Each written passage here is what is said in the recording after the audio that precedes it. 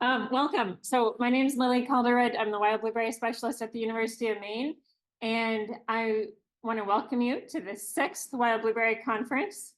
And today is the first time we have a virtual option for this event too. So there are a few fewer people here in person. We have like 70 people here in person and then about 35 on Zoom.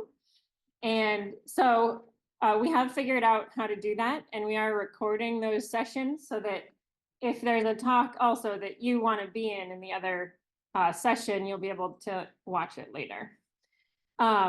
So first I want to thank the sponsors that are downstairs because they help pay for this event, and the Wild Blueberry Commission for organizing those sponsors. I also want to thank my team and UMaine Extension for helping to put together everything that we have done for this day, and all our speakers for coming, and all of you for coming also. Angie is the wonderful person from Machias who has brought us all this excellent food. And just so you know, she's from Machias and she came all this way and she made it all herself. She has no help making all these soups. Unbelievable. Yeah. We also have all these research posters, which are new this year. And so I encourage you to look at those when you have a moment. And to orient you, you're in the theater, you obviously found this space. There is an elevator to get up here if you need that. And downstairs, that central space we call the atrium. And then the room off to the side is the conference room if you are looking for the other meeting space.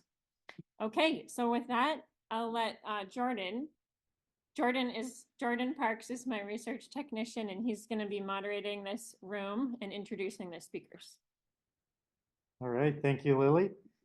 So first, we're going to be talking about WeCo Fresh Pack line and berry storage by Ron Howard, who is a grower for Brodis Blueberries in Hope, Maine, and also a part of the Wild Blueberry Commission of Maine. And we also have Dr. Phil Fanning, who is an assistant professor of agricultural entomology at the University of Maine. Good morning. As I said, I'm Ron Howard. I'm the farm manager of our family farm, owned still by my mother-in-law, Gwen Brodis. And just a little quick background on our farm. We're located down in Hope, Maine, which is just inland from Camden, Rockport area. We've got the total farm with woodland and everything is about 800 acres with about 170 acres of wild blueberries. Going back, the history is that one of my wife's family's ancestors got a land grant back in the 1750s for the land in Hope. And my grandkids are now the 9th generation to have been up on this land and worked. And obviously it's expanded and changed a lot over the years. But I bring that up mostly, and a lot of you are in the same situations where your property has been handed down through the generations. So you'll understand why we're so committed to trying to figure out how to make the wild blueberry business continue to work, because we want to get to the 10th generation. So this is not a picture of our brand new optical sorter I'm going to be talking about. But the history of the farm, going way back, it was 13 different homes on our farm, some pasture land, hayland, vegetable, wild blueberries intermixed all around, as is typical in the Maine landscape. And our family, I forget whether this is the 40s or 50s or whatever it was, when they had, they were selling direct back then a lot, and had this set up with a tarp over it out in the field. And if you can imagine how the food safety folks would look at that today. But that is part of our history. It's so important.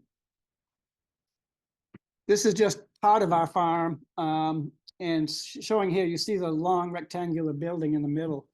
About, 7 years ago, my father-in-law passed away, and he and my mother-in-law had brought this farm so far, leveled land, and gotten to the point where they could just have harvesters come in, harvest it, sell to the processor, and they thought life was great. My father-in-law passed away, and we all know what the prices have been in the recent years since then. And we quickly realized that they did some amazing work, having some unbelievably good fields. But we had to come up with a way to make some money on it if we were going to get to the 10th generation. So we picked back up, again, the family had in the past, but we picked back up direct sales, selling fresh, frozen, jams, sauces, pies. And our son started up a distillery. We're producing some of the products from our wild blueberries.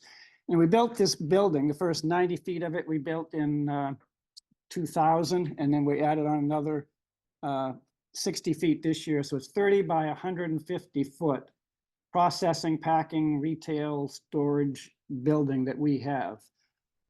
Heated by heat pumps, and very, very fortunate. Again, there was family money that went into this, but there were some wonderful grants that I'm sure you folks have heard about, and I encourage people to keep looking into, because there are opportunities out there. You need to take advantage of that if we're going to get there. This is the very front of the barn. We have a big lawn area out front. Just quickly show you, agritourism. We have bike tour groups that come and do lobster bakes and have a cocktail. We do happy hours and the good thing, get people up for a happy hour and then buy some blueberries too, which is okay.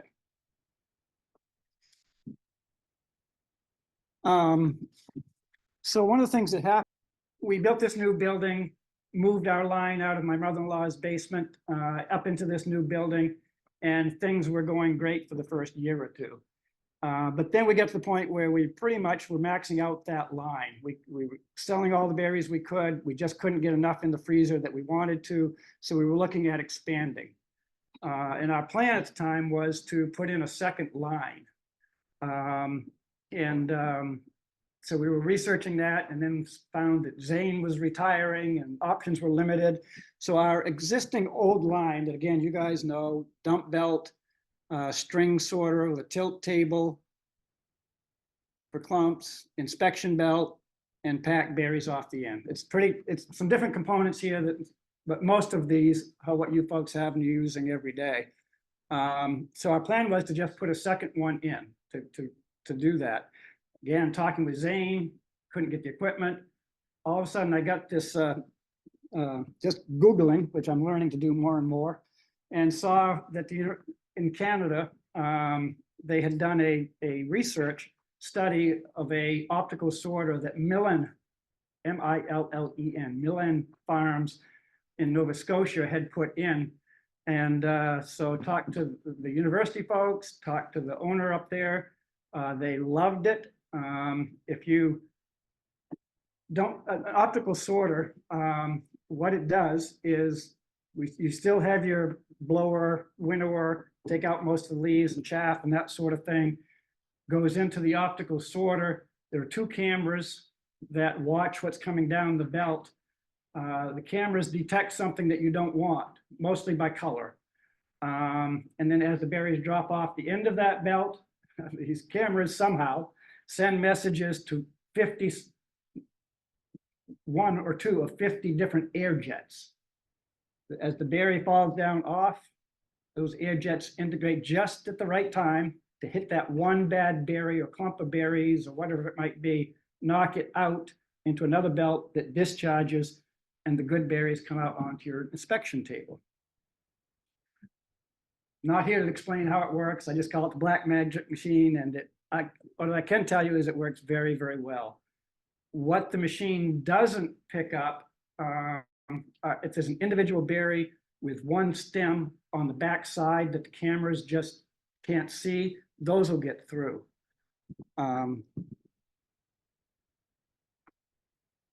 So talking with the farm up there in Nova Scotia, I reached out to the salespeople who were wonderful, but I was still scared, as the family was, about this equipment, the technology. You know, is it something that we really, if we got it, would we be able to keep it going? You know, how do you troubleshoot something like that? There were a lot of them in use in New Jersey for cultivated blueberries, but nothing closer. So talked to Lily and Phil and others about the concerns and what could we do or what could I do, and they suggested we talk to the advanced engineering group at the university, which we did. They agreed to a Zoom call, all of us with the sales folks at the WeCo optical sorting company. They could ask the technical questions that I wouldn't even think about. And we got through that. It still seemed like an unbelievably good option. And basically what convinced me to go ahead was talking to the advanced engineering group up here at Orono and saying, will you be there for me, to help integrate this machine into our line, troubleshoot if I have to, just make sure that we get going. And what we agreed on is that that they would, and that I would share anything and everything that we found by integrating this machinery with all of you whenever you want. We have people coming for tours, just so we can learn about it as an industry. I guess the first thing I can say is well, I'll get this slide up, sorry. Because our volumes are going to be so much higher, each of you with your fresh pack line, I know you've got somebody, most of you do, that has to walk up a couple of steps onto a platform, dump the boxes into the machine, which is not very safe sometimes. So one of the things we also bought was an incline belt for the bottom, so that our worker could load into that, and that would take it up to the blower winnower much more safely. So this is the WeCo machine. Couple of things that immediately we had to do is wild blueberry equipment for the most part is 16 to 20, 24 inches wide for the the belts and the discharges and inputs, etc. This machine was 32, and most cultivated blueberry equipment is a 32 or more wide. So the advanced engineering folks came down. We made some funneling devices. We made the decision to take out the incline belt because the WeCo was going to blow out the clumps. So we didn't need the incline belt anymore to take out the clumps. We made the decision to take out the string sorter, size sorter, mostly because we didn't have a quick, easy method to make that wide enough. And fortunately last year, as you know, it was so wet, we didn't have very many small berries anyway. The other advantage of the string sorter is it'll take out the small green ones and whatnot. But again, with the optical sorter, that took those out. So we didn't need the string sorter for that. Going forward, we still may see if we can engineer that sorter into a full 32 inches wide as we start looking at more and more retail options. And even though I know we all think the small ones taste just as good, if not better than the bigger wild blueberries, some retail folks just like to see the consistent size, and we know that. So we may integrate string sorter belt into that at some point. On this machine, the WeCo, it's separated right now, but it's usually right up tight to the blower. So the berries come down onto that blue belt, and that belt is going fast. One of the other things that we were very concerned about with this was, would there be rough handling of the blueberries, more so than what our other machinery would do. But as you can see from the blower, it's just a gentle, as it goes over the grates, comes right down onto those belts.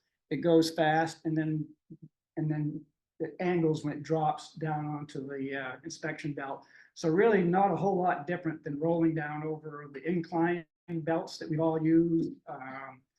As far as assessment, this machine is gentle on the berries. You don't have to worry about that at all. There's a little smaller belt. You can see the blue way down low. That's where the berries discharge that are blown out of the line, so that they can go right out into a tote box, whatever you might want to have down there on the floor. When the technician came to set this up, it's basically on color. So, and they use these machines for everything from nuts and berries and basically anything that can come down across it.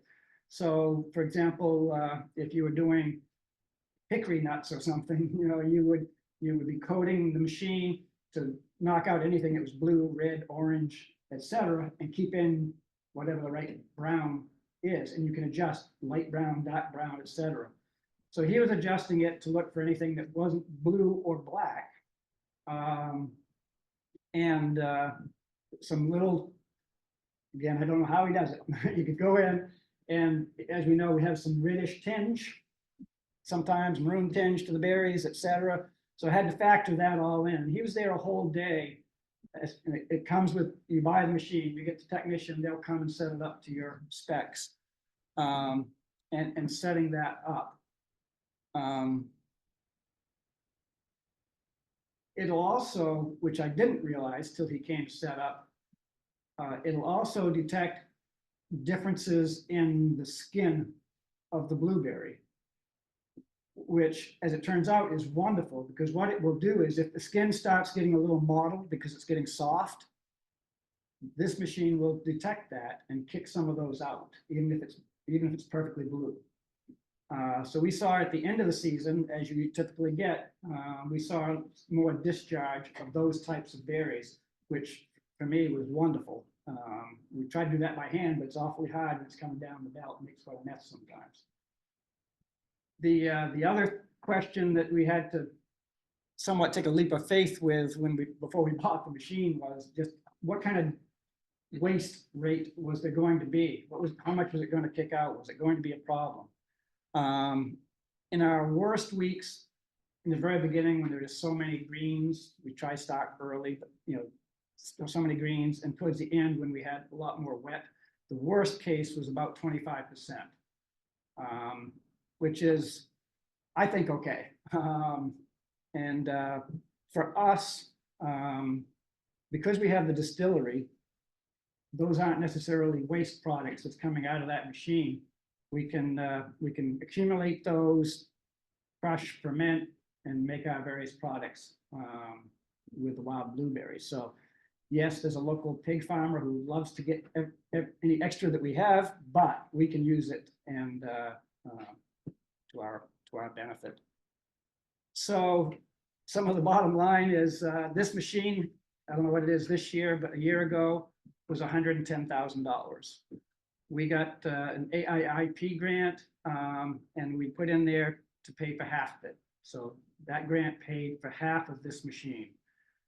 If I were to do the economics, if I had to buy this machine outright just for our sows and our volume, I'm not sure that it would make economic sense to do so.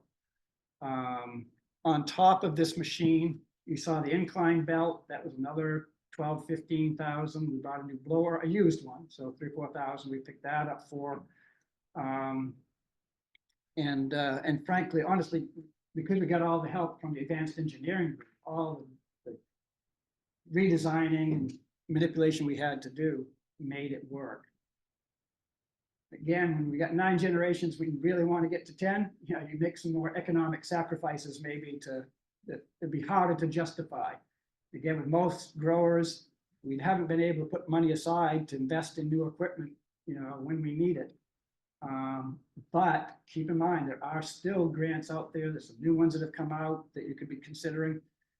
And I think what I've been also talking a lot with Lily and others about is that there's only going to be so many farms that this type of a setup, again, would be economically viable to do. But if there's 4 or 5 of you that are in a reasonably close geographic area, that could go in as a cooperative, make an investment into some equipment like this, and make it work. As far as the market, I honestly think that we've been limited by, in our fresh market, we've been limited by how much we can distribute, where we can distribute, how we can truck and whatnot. But I think there's definitely a market out there. Folks can get to the point where they can pack reasonably here. I completely left my notes, so I don't know what I left out. Let me check. Do you have any idea how many pounds per hour? Oh. The guy in Canada told me he was doing 1,400 pounds an hour. We ran the machine without hand inspection, picking, those individual stems, and we got just about that amount. We were having to dump in a lot to get it going. There's no way we could pack that on the end. So with our, shooting box at the end of the line method, and we were doing 200 and something pounds an hour last year, but the capacity is way above that. And we're looking at equipment for the end of the line to help speed up the actual packing. So, yeah, thanks, good question. Other How many questions? people are working your line? Before, we typically would have 5 or 6 people on both sides of the belt. For the most part, with this machine, 2 to 3, we would still have. And I think we can definitely get down to 2. Some of it was just out of learning for the first year, was to have faith in that this thing was working the way it's supposed to. It did mean, because we were putting more out on the end, some of those people that we had on the belt, we had to get on the end to help pack the boxes, make the pints, put the covers on, and stuff that we just didn't need. And one person could have done that before.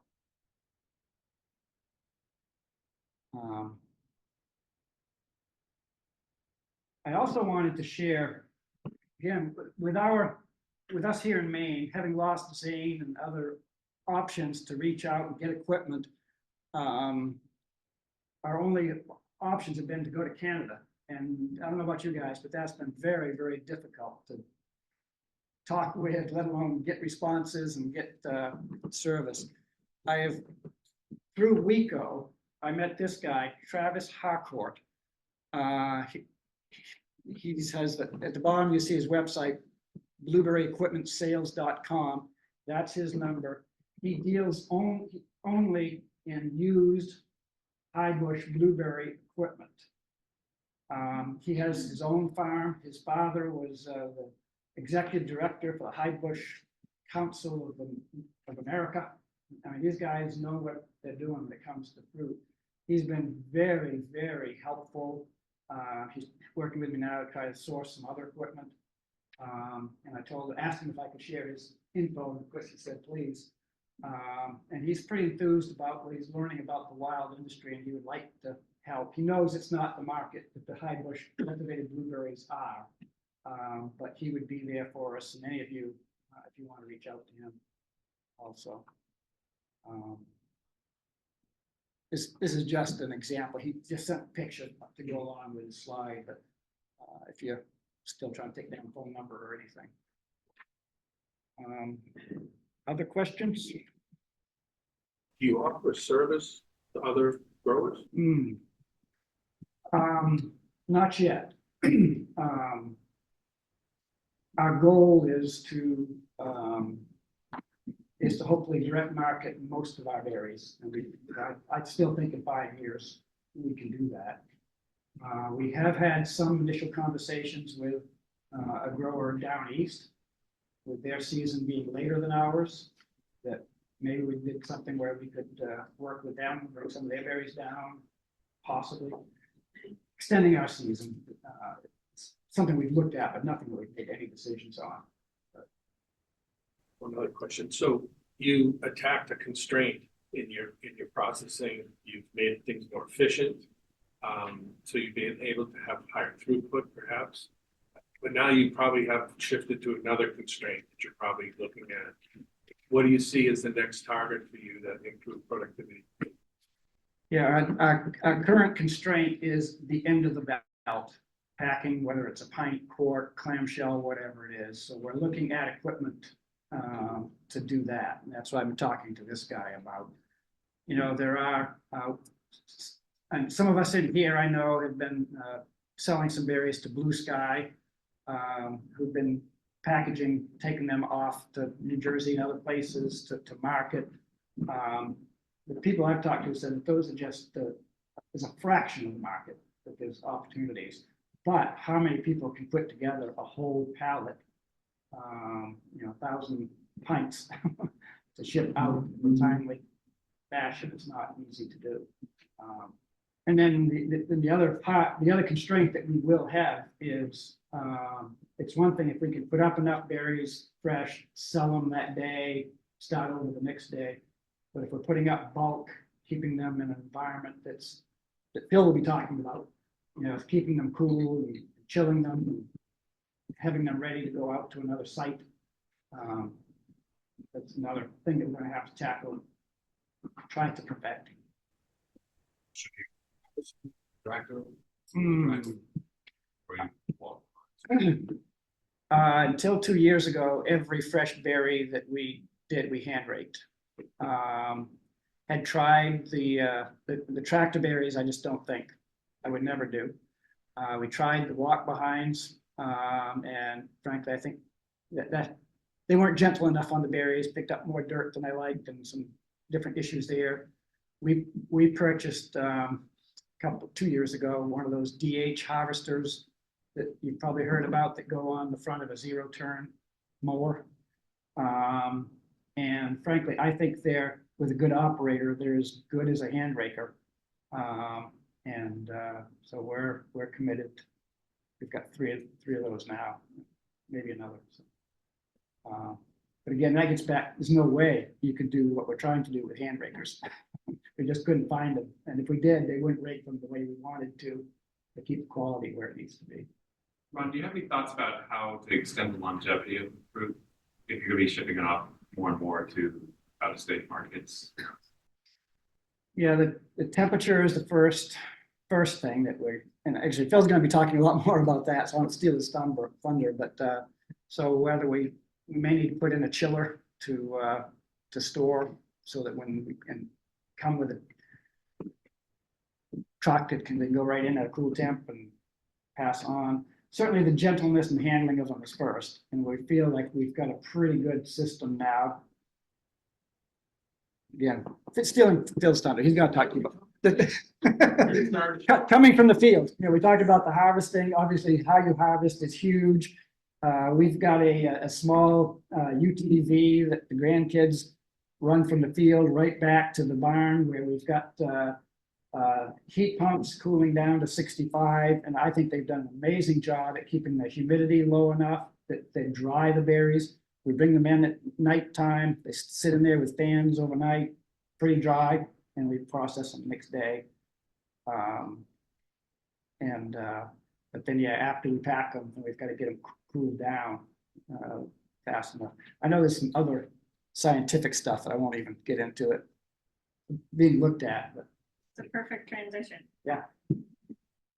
Okay, so perfect transition. I have just started to dabble in extending shelf life of fresh wild blueberries. So we did a small study 2 years ago. Oh, yeah, 1 and 2 years ago, with funding from SARE, Northeast SARE. And the project was to evaluate cold storage temperatures on fresh pack berry quality without a cold chain. But I will say that what is a cold chain? The cold chain is the ultimate goal, and that is what you should be striving for. The reality for a lot of you, all of you, is that you don't have a cold chain, and a cold chain requires a lot of infrastructure and money. And so the closer you can get to this, yes, the better. But as you know, when your berries come out of a cold temperature, they start to sweat, and therefore your quality goes down. And so, yes, we want to avoid sweating berries. But you do need to know that high bush industry berries across the world are cooled, and they're cooled for a reason, because it does extend shelf life. So a cold chain would be on the farm, you'd have a walk-in cooler, and then those berries get put on a refrigerated truck, and then they go to a cold storage warehouse, and then they go into the store, which may be warmer, but then they're in the store. You've bought 3 to 5 days at least of shelf life. And so once they're in the store, they're flying off the shelf. So it's okay for them to be warm there, or that's the store's mentality. And different stores, I'm sure, are different, have different temperatures in the store. So that's a good question to ask them. So this study we did, we built CoolBots, and CoolBot is the picture on the lower left is an air conditioning unit, and right below it, the guys at Blueberry Hill Farm are installing this. Right below it, there's a little device that overrides the air conditioner unit, and is basically the cheapest way to build a walk-in cooler without buying a walk-in cooler. you can definitely, and I would recommend buying a walk-in cooler. Um, But, you know, a lot of farms, vegetable and berry farms across the Northeast that are smaller farms are using cool bots to cool their produce. And so, you know, this was built out of plywood and insulation on the inside, and this air conditioner unit is there on the back side, and it has this CoolBot device that overrides the air conditioner so that it will stay at a specific temperature that you tell it to stay at. And we have more information on how to build one of those, just reach out. So we studied fresh packed berries from Welsh farm. We picked them up. They went through their line over there. We picked them up. We brought them to Blueberry Hill Farm in Jonesboro, and we monitored them for temperature, the amount of visible moisture that accumulated on the berries, and shriveling, the number of berries that had any shriveling per pint for 30 days.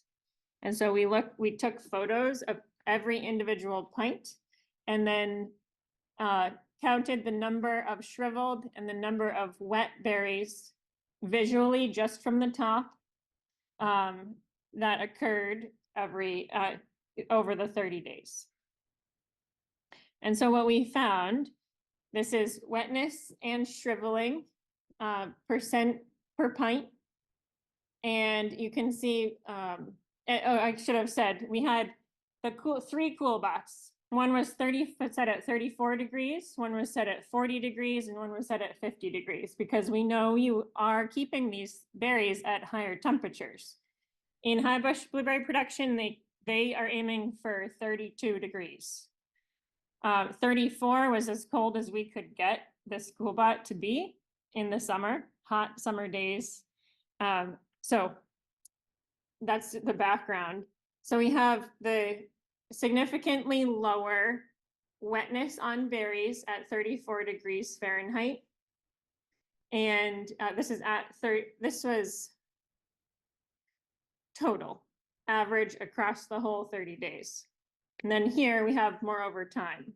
So berry wetness, you can see we received the berries on August 2nd, and these lines indicate the different temperatures. So the berries that were kept at 34 are in the darkest line down at the bottom. So there is a lower trend. There's a lower berry wetness in the 34 for 30 days.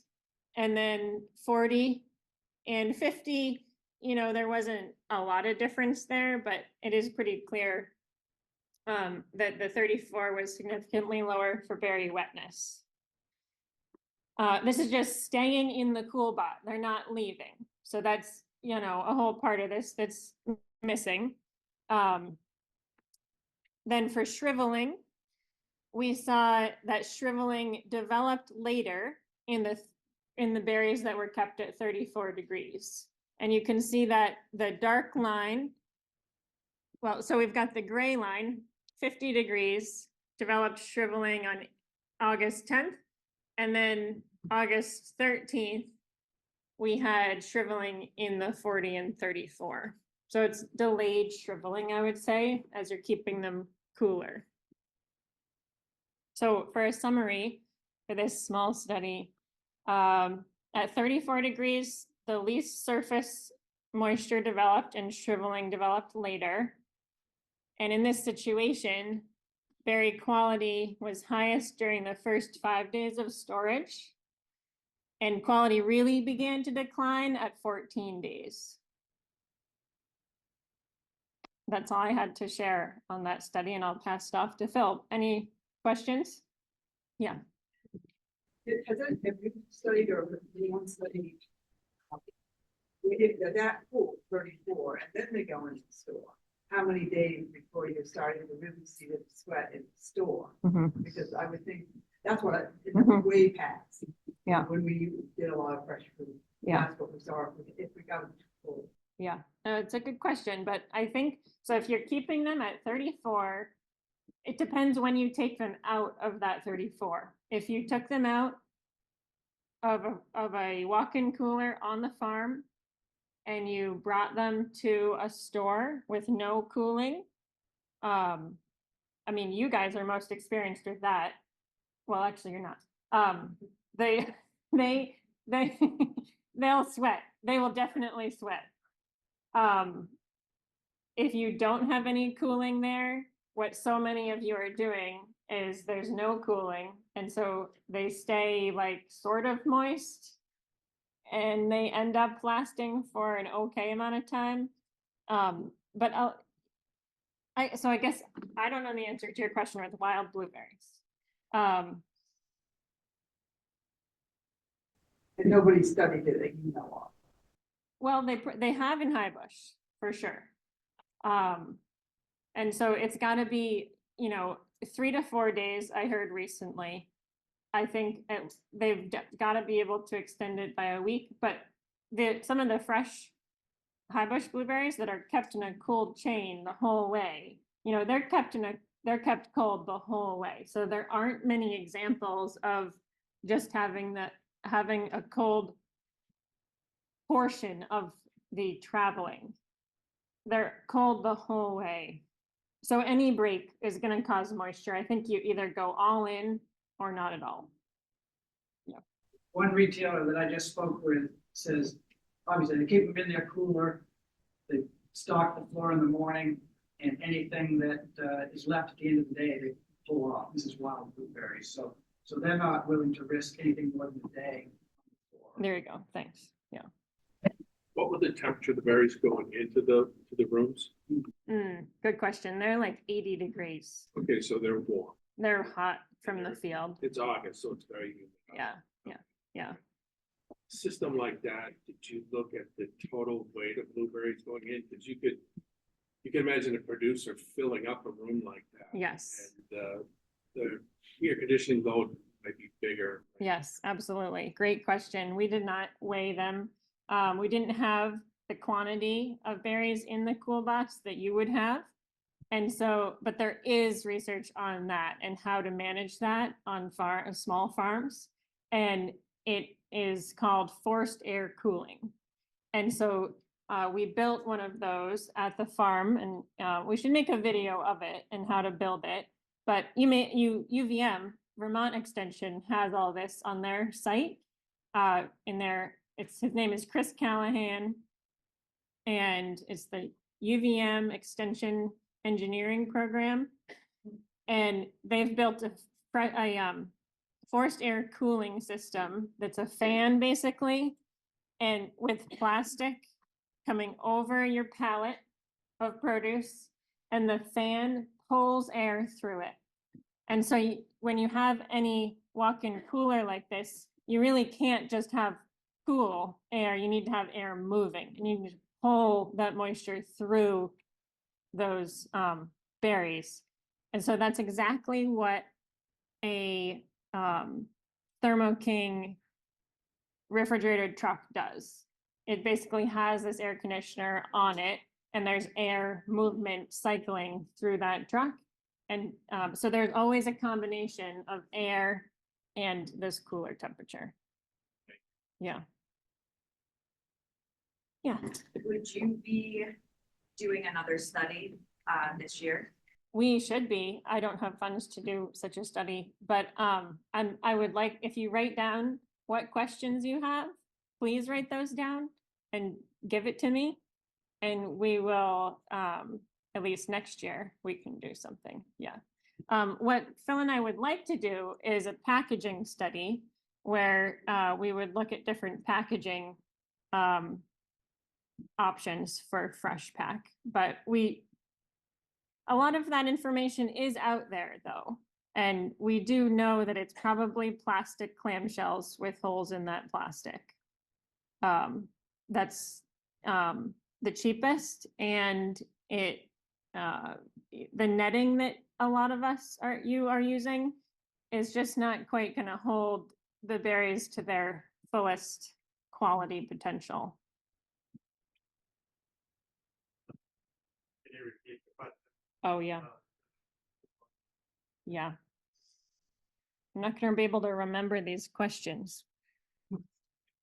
We will from now on. Okay, and now I want to pass it on to Phil. Hey folks, thank you for Lily for asking me to speak. So I guess what is an entomologist doing up here talking about fruit quality? It's always a good question. So when I worked in Michigan, I did a lot of work in high bush blueberries.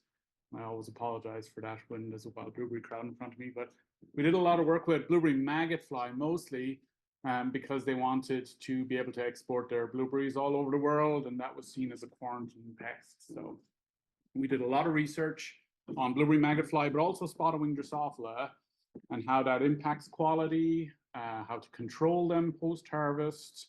And we learned a lot about basically all of the necessary requirements to basically do that. When it comes to high bush blueberries, I guess thinking about their process, they bring them into their packing shed where they run their packing line. That's kept at 50 degrees Fahrenheit. They might sit them in there, they'll do forced air cooling overnight, and then they'll run them the next day into their line. They've really doubled down on getting fruit cooled really fast after you've picked it. And that's primarily also because of this spotted-winged Drosophila, which my lab does a lot of work on. So, you know, even smaller growers have got very used to knowing that if you've got some of these spotted-winged Drosophila in your fruit, it can lead to bad things.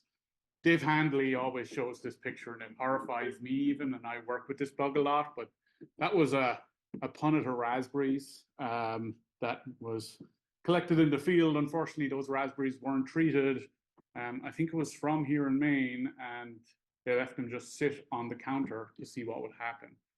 And what happened is, if you see up in the picture on the left-hand side, you had some spotted-winged Drosophila eggs in the fruit. This is the egg up here. Unfortunately, those eggs hatch and they grow, and then they get bigger. As they're getting bigger, they're breaking down the fruit. So this is a little critter that has kind of inspired a lot more research into, you know, how to control them post-harvest and ensure you've got good quality. Here's just a picture of a blueberry. I didn't want it to be about raspberries, but there's a 5-day difference between those photos. It was the exact same blueberry, and that was because of some infestation associated with that. He used to be a grape grower that I used to work with back in Michigan, and he had a sign. He was he was a U-pick grower, and he had a sign when you checked out, and it said, "Treat your fruit like you treat your milk. Put it in the fridge." So he was encouraging them just to cool your fruit when you get it home.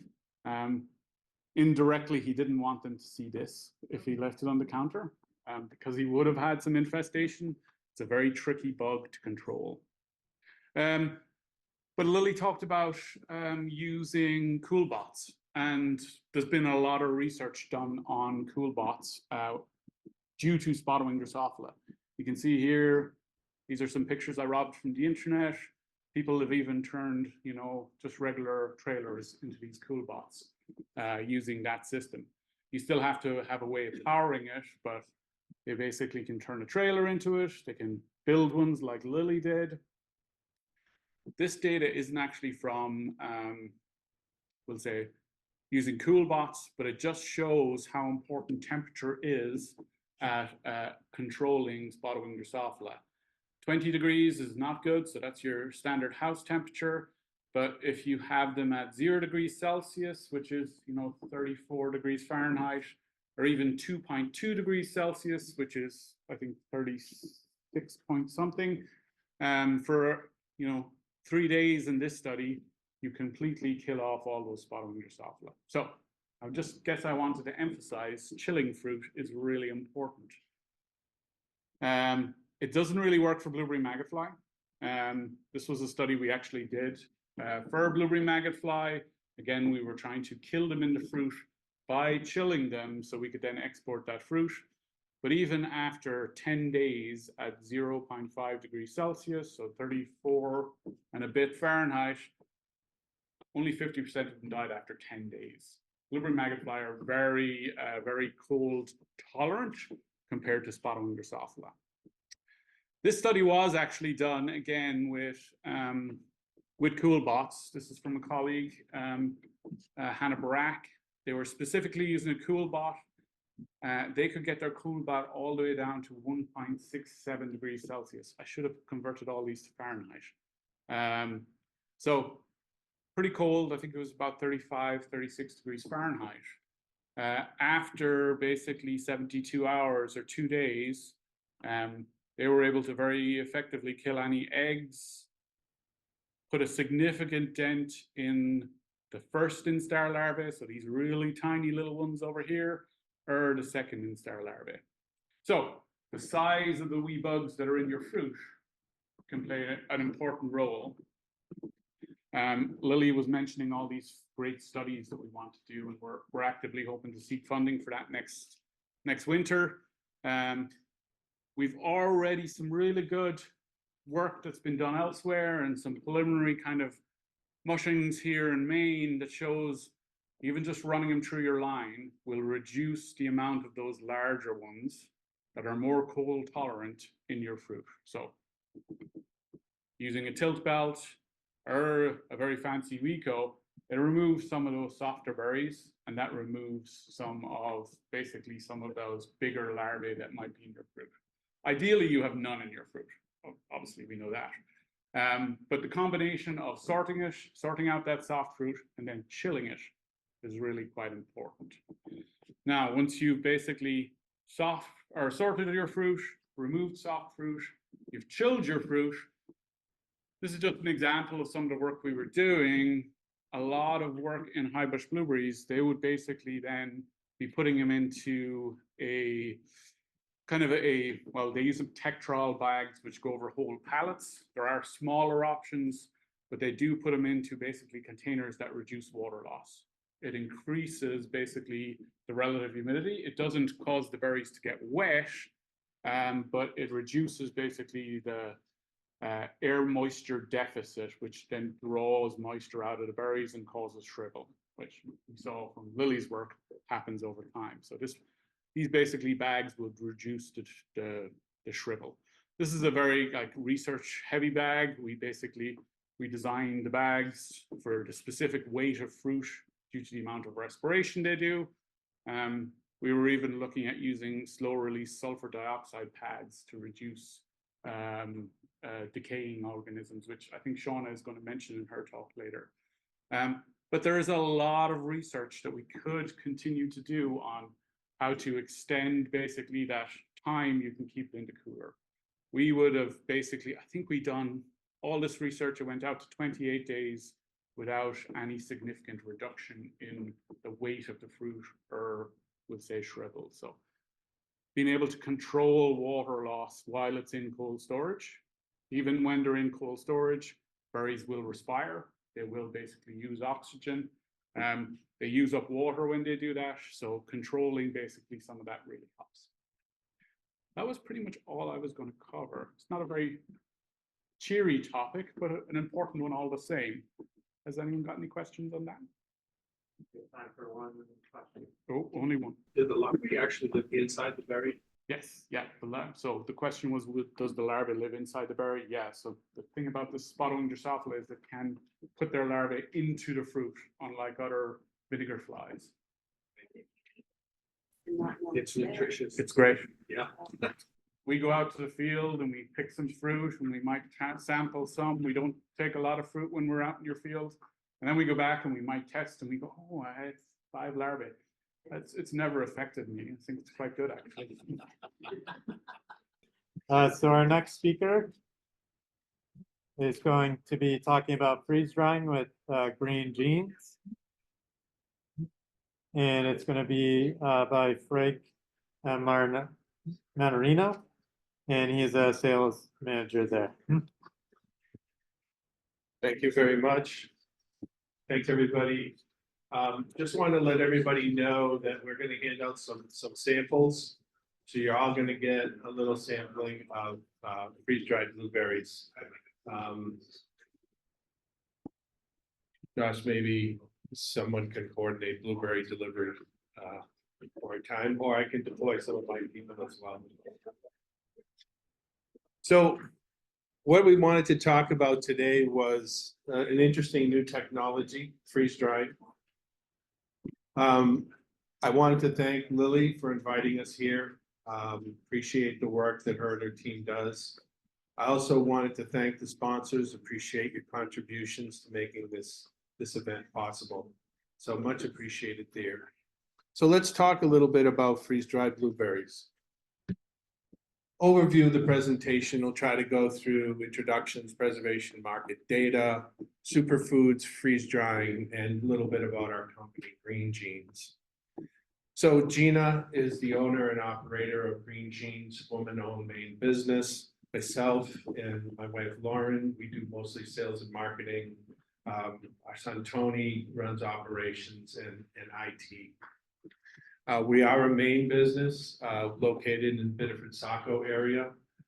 We offer freeze drying services, and that includes pre-processing, post-processing, storage, and packaging. So let's just describe preservation if we could, and ground ourselves in what that means to us. Certainly the talks before talked a lot about how to manage berries both in the field and as you're harvesting and getting to market. But we know that food is perishable. We've heard about some of the things this morning. Certainly bacteria, pests will cause a problem, but also UV light oxidation has a negative impact on fresh fruits.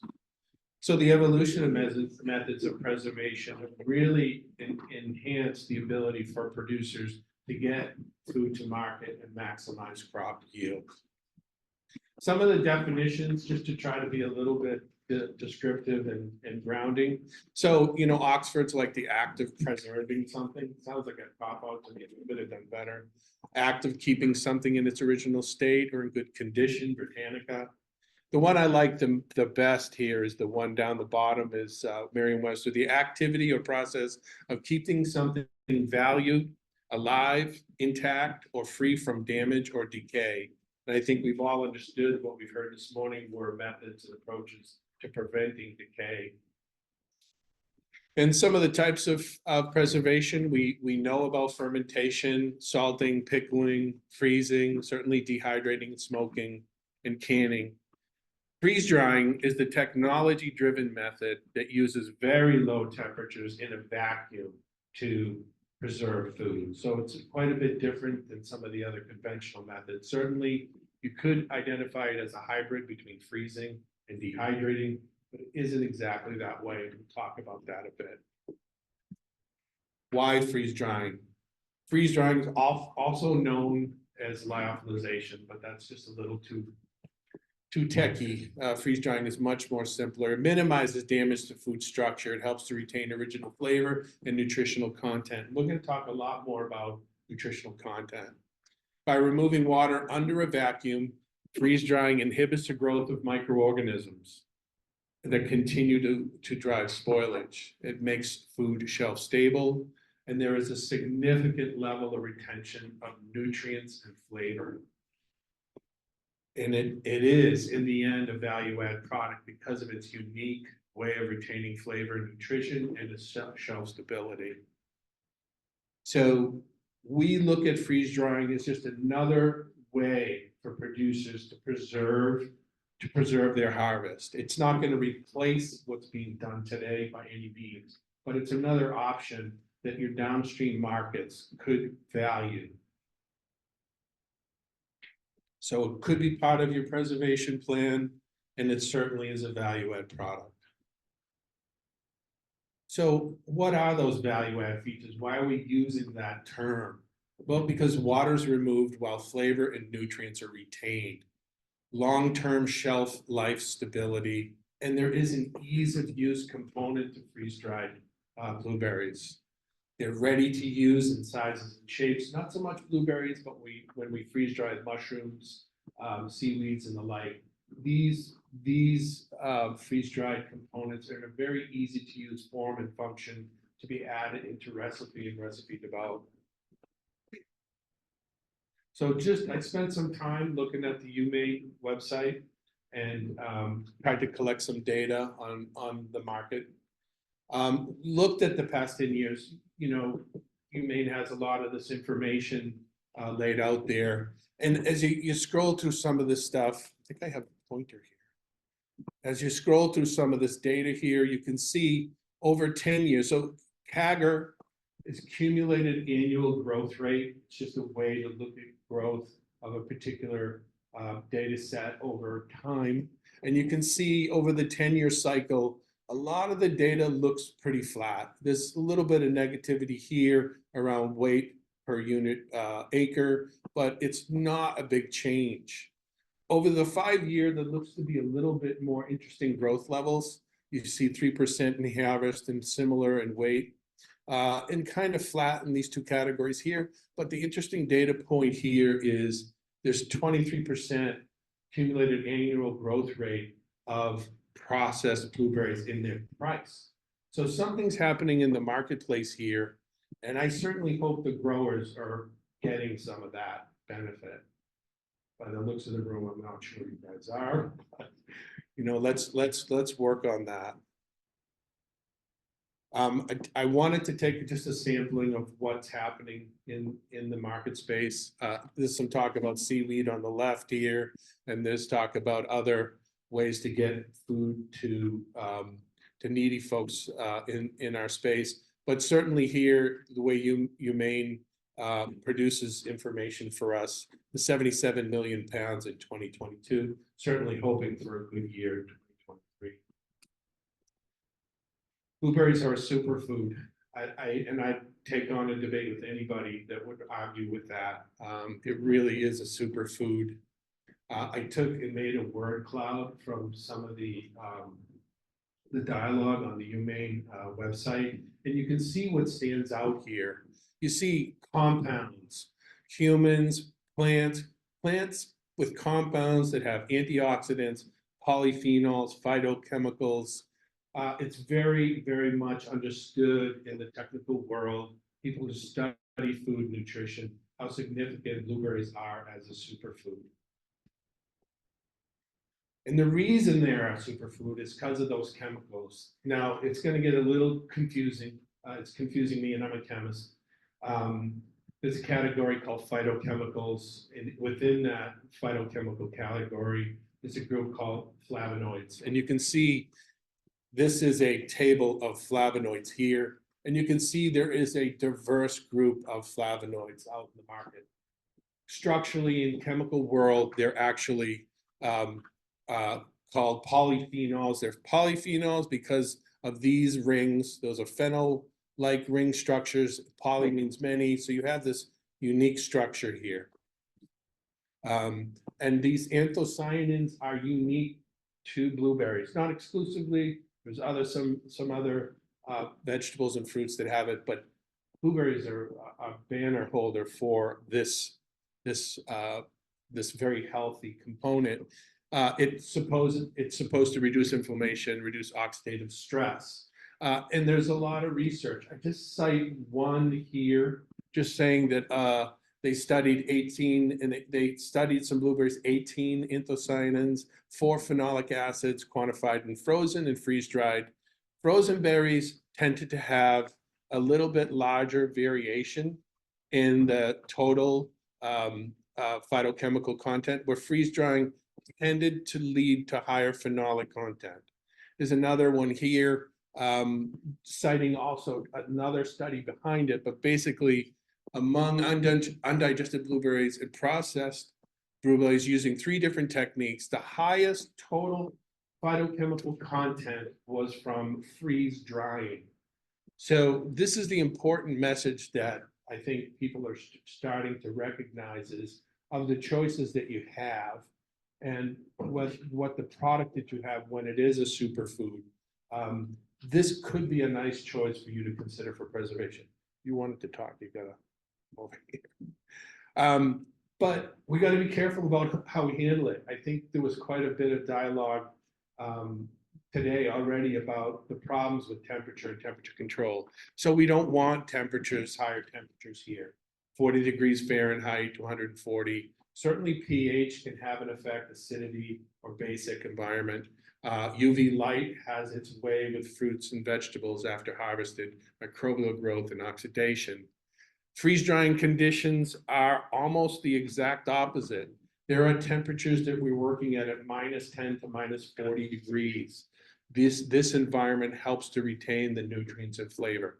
And the water doesn't evaporate in your normal sense, it sublimates. So it's going from ice to water vapor and being exhausted out of the system. So that water elimination helps to minimize microbial growth. It stabilizes the pH. And of course, after you do that, the simple thing to do to keep it shelf stable is to package it properly. So you can put it in pouches. There's a lot of pouches today that have a foil lining that prevents moisture ingress, as well as glass jars and metal tins. Very convenient. The benefit here is when you do freeze dry and put it in some of these containers without the water in it, the shipping, the weight is quite a bit less, but you still have all the nutrients and flavor. So this is the simple math that I can do. Superfood plus freeze drying yields a shelf-stable, nutrient-rich, flavor-rich product. That's the key. So you keep an alignment, you have a superfood, it has this beautiful content that's so healthy for us, right? So when you're growing that, you're targeting that benefit, that value of the blueberry. You want to keep it in that blueberry right to your customer so they're getting the maximum benefit. And there's a maximum value assigned to that product. We'll take over. Talk a little bit about freeze drying, Gina. This is a example of a typical process that goes within the machine.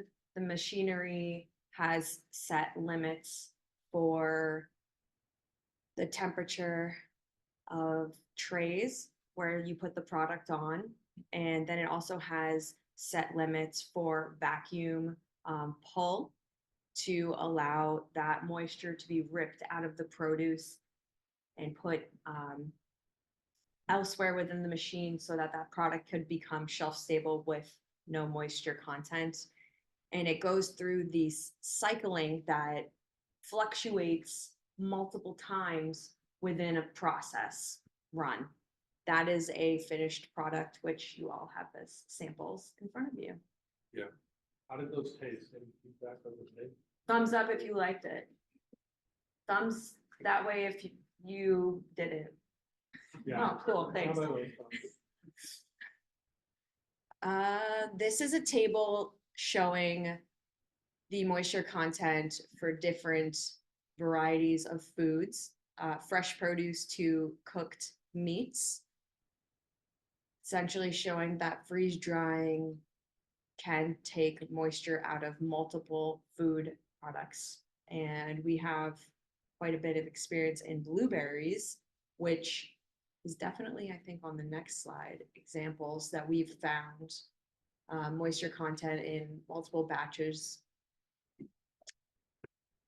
Yeah, so you can see the moisture content here is ranging from about 80% water to about 86% water. And in the last slide, you can see that it kind of lines up with some of the other fruits and vegetables here. Certainly celery, cucumber, very high water carriers, but then you dive down into like peas and things like that. Certainly avocados are low moisture content, but blueberries are in this space here with the other fruits. And these are some batches that we did from Maine low bush blueberries. Which is awesome to show examples. I should probably do this one. This is bulk pressure units talking about how that vacuum occurs. We on Earth, what is the current? Yeah, so the ambient pressure here, folks that work with pressure know typically you're seeing the term PSI, pounds per square inch. So normal atmospheric conditions, we're all under 15 PSI, right? That's also in another term because scientists love to measure things with all different units of measure. Thank you, scientists. And one other measure that's a little bit more, has a much smaller dimension to it is torr, and even smaller is millitorr. So at ambient conditions right now, we're at 760,000 millitorrs of pressure. When you're freeze drying, you're way down now at 500, or if you live in the PSI world, 0.0097 pounds per square inch. So that is the space that we're trying to sublimate the water out of the berries. Also too, here, I wanted to spend some time talking about energy consumption because freeze drying is a sustainable approach to preservation. It really is. So I crunched quite a bit of numbers here to get to this point, but basically it takes about 2,000 watts to freeze dry 1 kilo, 1 kilogram, which is about 2.2 pounds. Sorry about the metric. And it takes about 1,000 to 3,000 watts per month to keep berries frozen.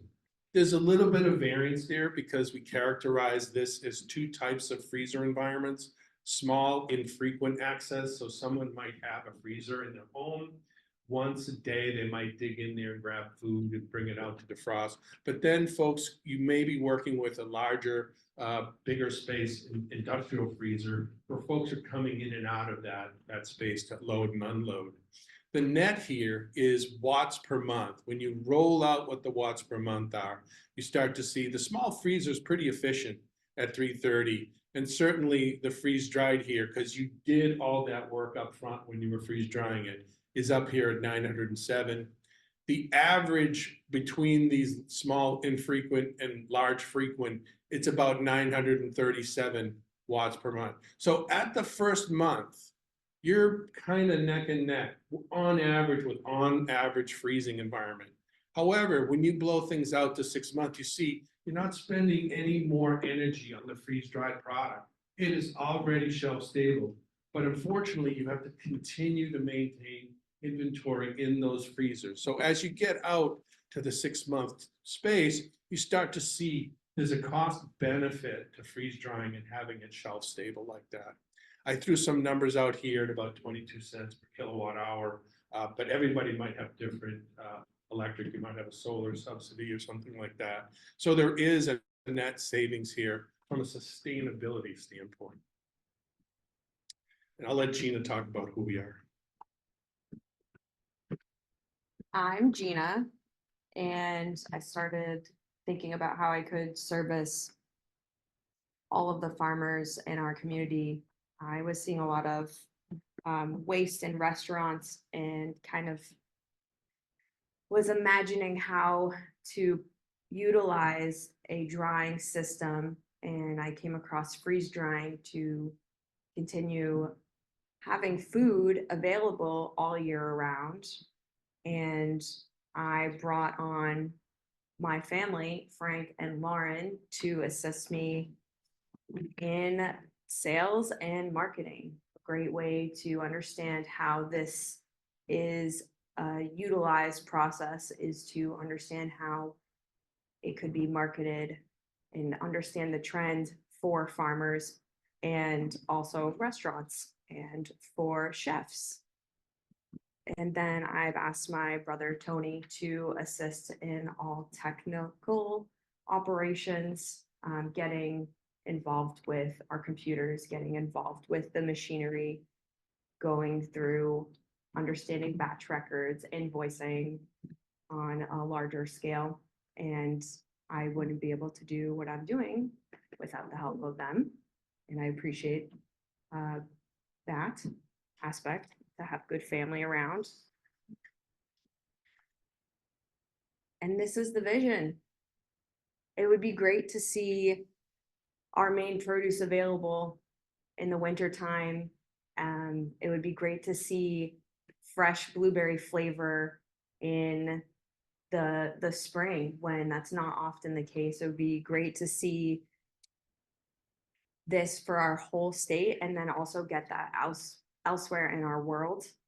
I say this example all the time, but Italy goes and sells artichokes all over the world preserved in one way or another. And I think it would be a phenomenal idea to have blueberries, our fruit, available towards the rest of the country and the world too, and showcase how amazingly delicious they are and the hard work that gets put in, and enjoy that forever. This is our projected hopes and desires within the blueberry market of Maine.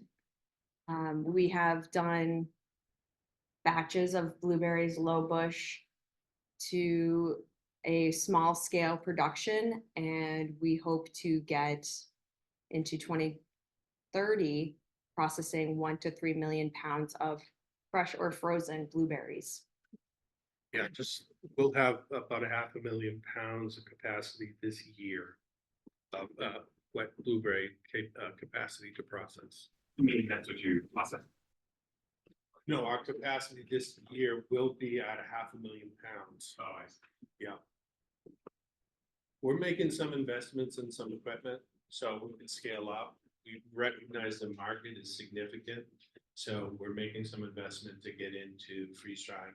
We won't be doing exclusively blueberries. We have quite a bit of mushrooms we do, quite a bit of seaweed that we do.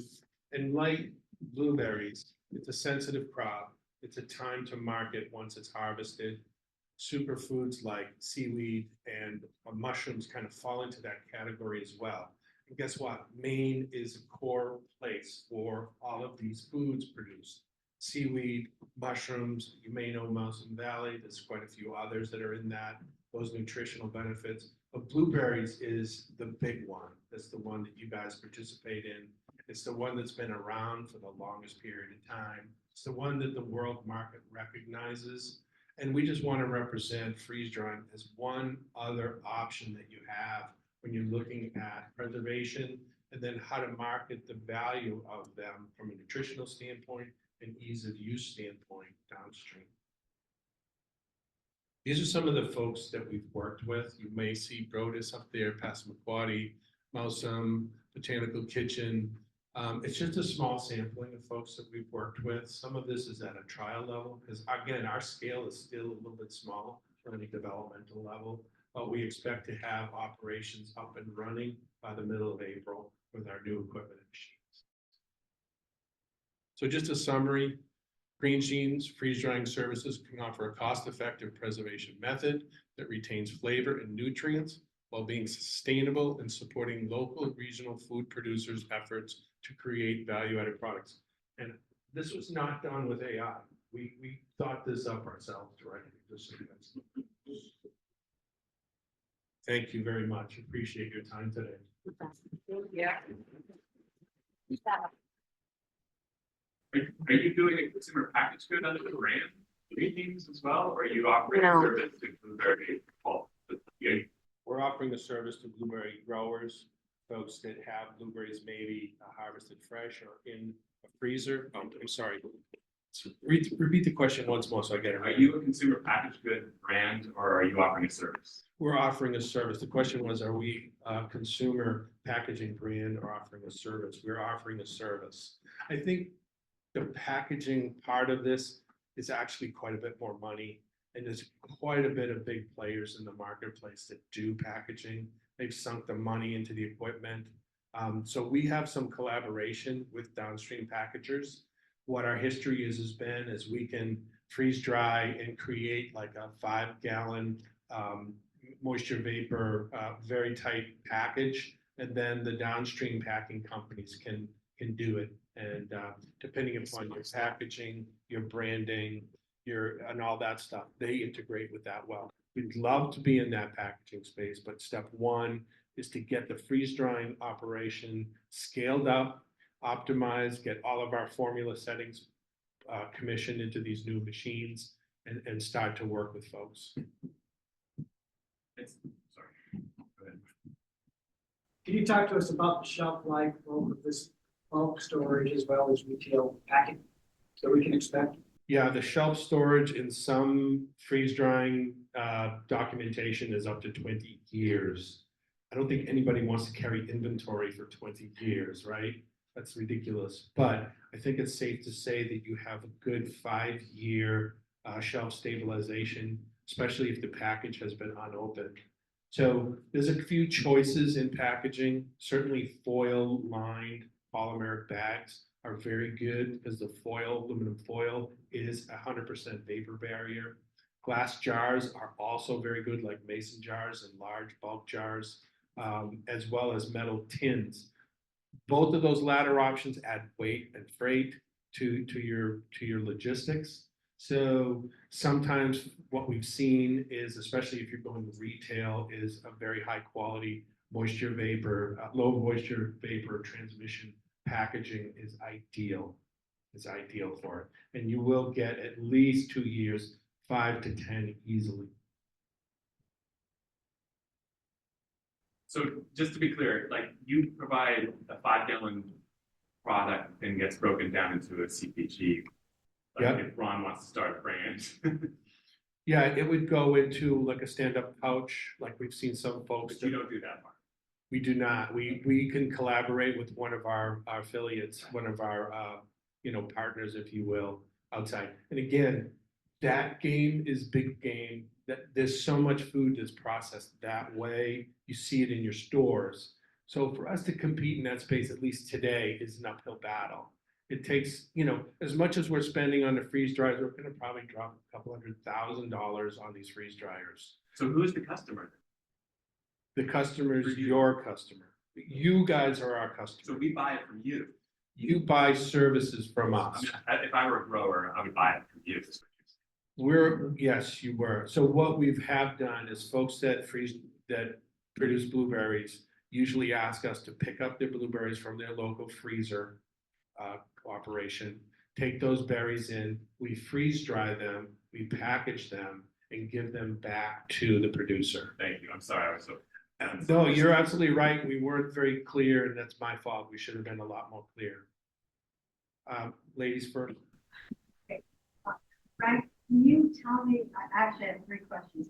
Can you tell me what the ratio is of loss from lightweight to other, what I end up with on 1, 2, kind of see some cost, and then number 3, would you just run through the actual process, your process line? Yeah. So number 1 is ratio of loss. So what's the ratio of loss? So we showed this table before, this data set before. So this is the amount of water in your blueberries. It ranges from 80% water to 86% water.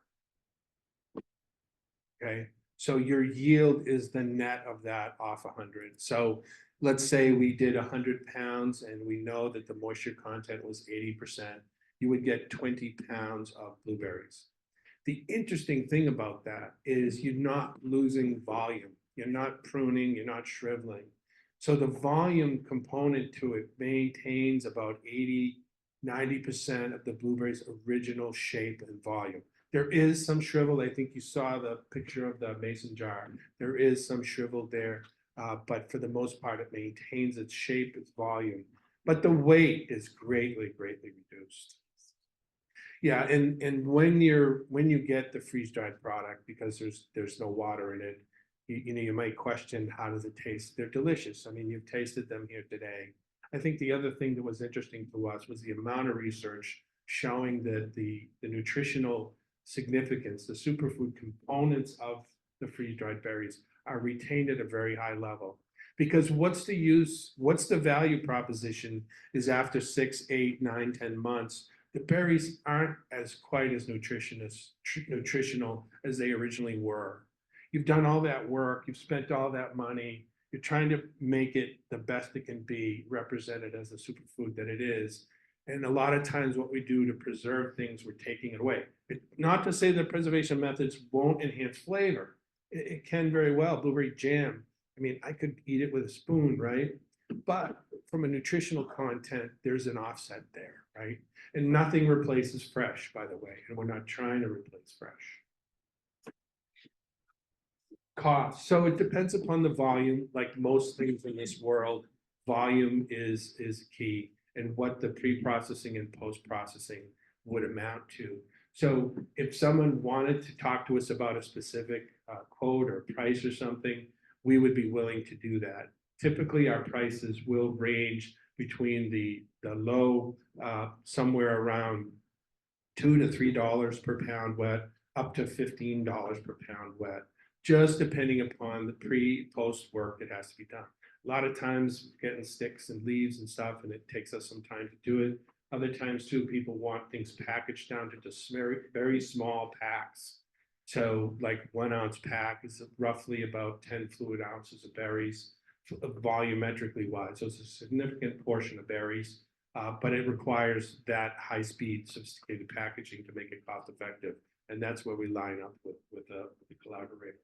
Third question, production line. The production line for us is pretty simple. We have a certified kitchen. We have freezers, pre-freezers ready to take in storage. So we collect in the frozen berries or the fresh berries, either refrigerate or freeze dry.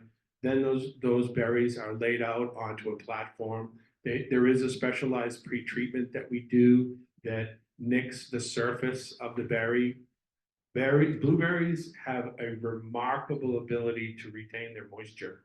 The skins are very different than almost every other fruit. Yeah, similar to tomato, just a real barrier. So those little berries, they want to keep their goodies inside. They do a good job of it. So we usually have to give them a little kiss, a little nick, and then we can freeze dry very effectively. After freeze drying, there is a post inspection and a packaging. We usually weigh and batch record every single package that we produce. I'm going to get this gentleman before you. He was up first. I'm sorry. You might have answered my question. I was wondering, frozen berry, something. Fresh or frozen, no problem at all. A bit of Sacco area. What's the demand in sales like for these guys? What is the demand in sales? Like, what do you guys notice with how much they're Well, we've seen about a 3x growth in our pilot operation, and we're expecting that downstream in the marketplace that people will start to recognize the same sustainability. So we expect probably somewhere around 5% of the blueberry harvest to go towards freeze drying in the coming five years. So 5% is how much? It's somewhere around maybe 3 million pounds. Usually 100 pounds of frozen berries will get processed in about 24 hours. Yeah, and the only other thing that I'll caution folks about that are looking at this type of process is to do it right, to do it appropriately, to retain nutrients and flavor, you cannot do it fast. The more aggressive you treat the berries, the more you're going to lose nutrient content. So we've spent a lot of time looking at the right process to do this, not overdoing it, not ripping the berry apart, and not underdoing it and having a lengthy process that's not cost effective. So we feel like we've perfected it quite a bit after processing quite a bit of berries here. And by the way, we've only processed Maine blueberries. We haven't touched anything out of state. Really good questions. Thank you very much for your attention today. Yeah, so about 10 years ago, started this project with my friend Eric Martin, a childhood friend, grew up here in Portland, near here in Portland, and we were curious about whether wild blueberries, this extraordinary fruit, could turn into a good wine and a wine that people would pay money for. And along the way, went from the barn that we began in Jefferson to an industrial facility down in Scarborough, where we are now, in order to scale up, as well as to explore the national market for this unique beverage. As we all know, it's an extraordinary fruit. And because I have this background of winemaking, I moved out to California and learned how to make wine from grapes. And we returned to Maine in the summer times with our families and started this project. So, you know, it's been an adventure of exploration, and now it's a business. And I think during this time, we've come to understand that the wild blueberry grower is not in a great position and may need an added value product more than ever to get out of this pinch. So that's what has been driving us more recently, rather than just simply that curiosity of whether we can make something that's good and that people want to buy. But as I said, I'm a winemaker in California, and so we don't come from we don't start from zero. We have a lot of experience in that area to be able to bring to this those technical skills in making a wine. So I'm going to get you through to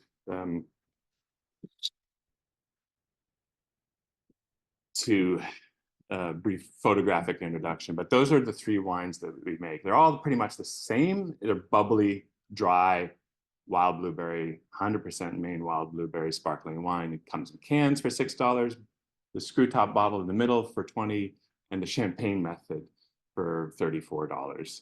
We have the good fortune of having another member of this category join us, RAS Wines. Joe, Dan, and Emily started making wines from the wild blueberry in the same non-interventionist style, pure, and Arcadia, you'll see that out in the market. So they got going a few years ago, and now we have a little category, beginning of a category. So we've created the Wild Blueberry Wine Alliance as a trade group to encourage others to get into this as well. 4 years ago when we presented, we were very much focused on telling other people that you can make wine from wild blueberries in your barn, low tech. And that's exactly what we did in Jefferson. This was my aunt and uncle's 200-year-old barn that was perfect environment because it was rent free and we could explore this. And it was with very much rudimentary equipment, home winemaking equipment. As you can see, we did it there in the back, and then graduated to bigger tanks. So when we moved into Scarborough, we brought in large tanks, 6,000 gallon tanks from California, and set those up in, as you can see, a less romantic but much more efficient space for making quality wine in a larger scale. And also take advantage of the milk industry here by using capacity and tanker trucks to move that juice in and out. So what is the problem here? You guys know more than anybody how challenging the market is. And you might have been optimistic a couple of years ago when we were at 70 cents a pound or close to it. But I thought I'd put together this chart showing the wild blueberry prices over the last 20 years. So going back to 2003, and then as inflation has been significant recently, applying that to see what the adjusted price is now. And then a trend line showing a decline of roughly 2 cents per year over 20 years. You've got a peak there in 2007. Was it $1.07, I think, that people were getting, growers were getting? In inflation adjusted terms, that was up close to $1.50. Can you imagine next year getting $1.50 for your fruit? It doesn't seem like that's possible. Wyman's cherry fields, maybe they have a year in which production is lower in Canada, and there's a moment where you can get a higher price here. I don't know. I just don't know. But I think that more than ever, a value-added solution is necessary. And if we don't have one on the horizon soon, there will be a loss of many fields back to forests, or worse yet, development. And of course, your way of life is deeply threatened. So it's clear to me that you have to have a value-added solution. I think it's possible that wine could be that solution. I say it a little bit more boldly in this slide, wine to the rescue, but I want to share with you why I absolutely convinced that this is the only solution possible. And I shouldn't say that so aggressively after the previous presentation from Green Geans showing that the value-added pathway with dehydration might be something. I just don't know enough about that marketplace. Hence my question about, like, who are you selling to? And it sounds like you're selling possibly to me to repackage and sell a consumer packaged good of dehydrated fruit, or to Ron, maybe you can sell some out of your spot there in the summertime when you've got agritourism flying. Maybe that works, but putting it together and getting out there on the shelves at Trader Joe's or Whole Foods, that's a big boy's game. And I don't think many people in this room, certainly not I, have that skill set or relationship set. That one's a challenge. But what I do know about is wine, because I've been doing this for some 25 years in California. I live in Napa with my family, and it might be an absurd comparison to say blueberry wine has any relationship with Napa Cabernet. But rather than saying a product comparison, I like to focus on the economic comparison. So fruit sells for $9,000, Cabernet in Napa sells to a winery for $9,000 a ton. That's like $4.50 a pound. $9,000 a ton is a rule of thumb that we use for determining whether it's a viable price point, MSRP, for a bottle. You take 2 zeros off the $9,000 a ton, you get to $90 a bottle. That is the average price of Napa Cabernet. You got some less expensive ones, and you got some that are far more expensive. But generally, that tells you whether it's viable, a sustainable, potentially sustainable business at scale. And so we're selling BLUET, that screw top bottle of BLUET, for $20, not just here in Maine, but in California and other states. But California is a great test market, proof of concept market, since there's some 40 million people in California. $20 a bottle in California, do the math backwards, add 2 zeros, and you've got $2,000 a ton, which of course works out for you as a grower. $1 a pound, that'll not just like, you know, in 2007, but every year, every pound, $1 a pound. That fundamental works. I know that. I've been in the wine industry for a few years. That fundamental works, and we're doing it out there in the market. The question really is it possible to sell $20 bottles of wine to more people than we are right now, fast enough to solve the problem for you guys, you growers? And I'd say $20 is not a high price for something as unique, as flavorful, delicious, beautiful, and unique as wild blueberry sparkling wine is. It has a great, great story. First of all, your eyes tell that story. It's beautiful. And bubbles, like who doesn't like bubbles? It's just a happy beverage. It's pure, it's single ingredient. And this is really important. A lot of questions come to me from folks who say like, you know, I want to like it, but I don't like it.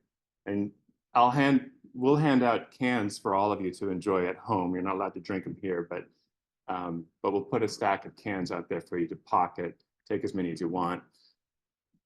And you'll see it's tart, it's pure, it's honest, it's real, it's unique, but it isn't necessarily delicious.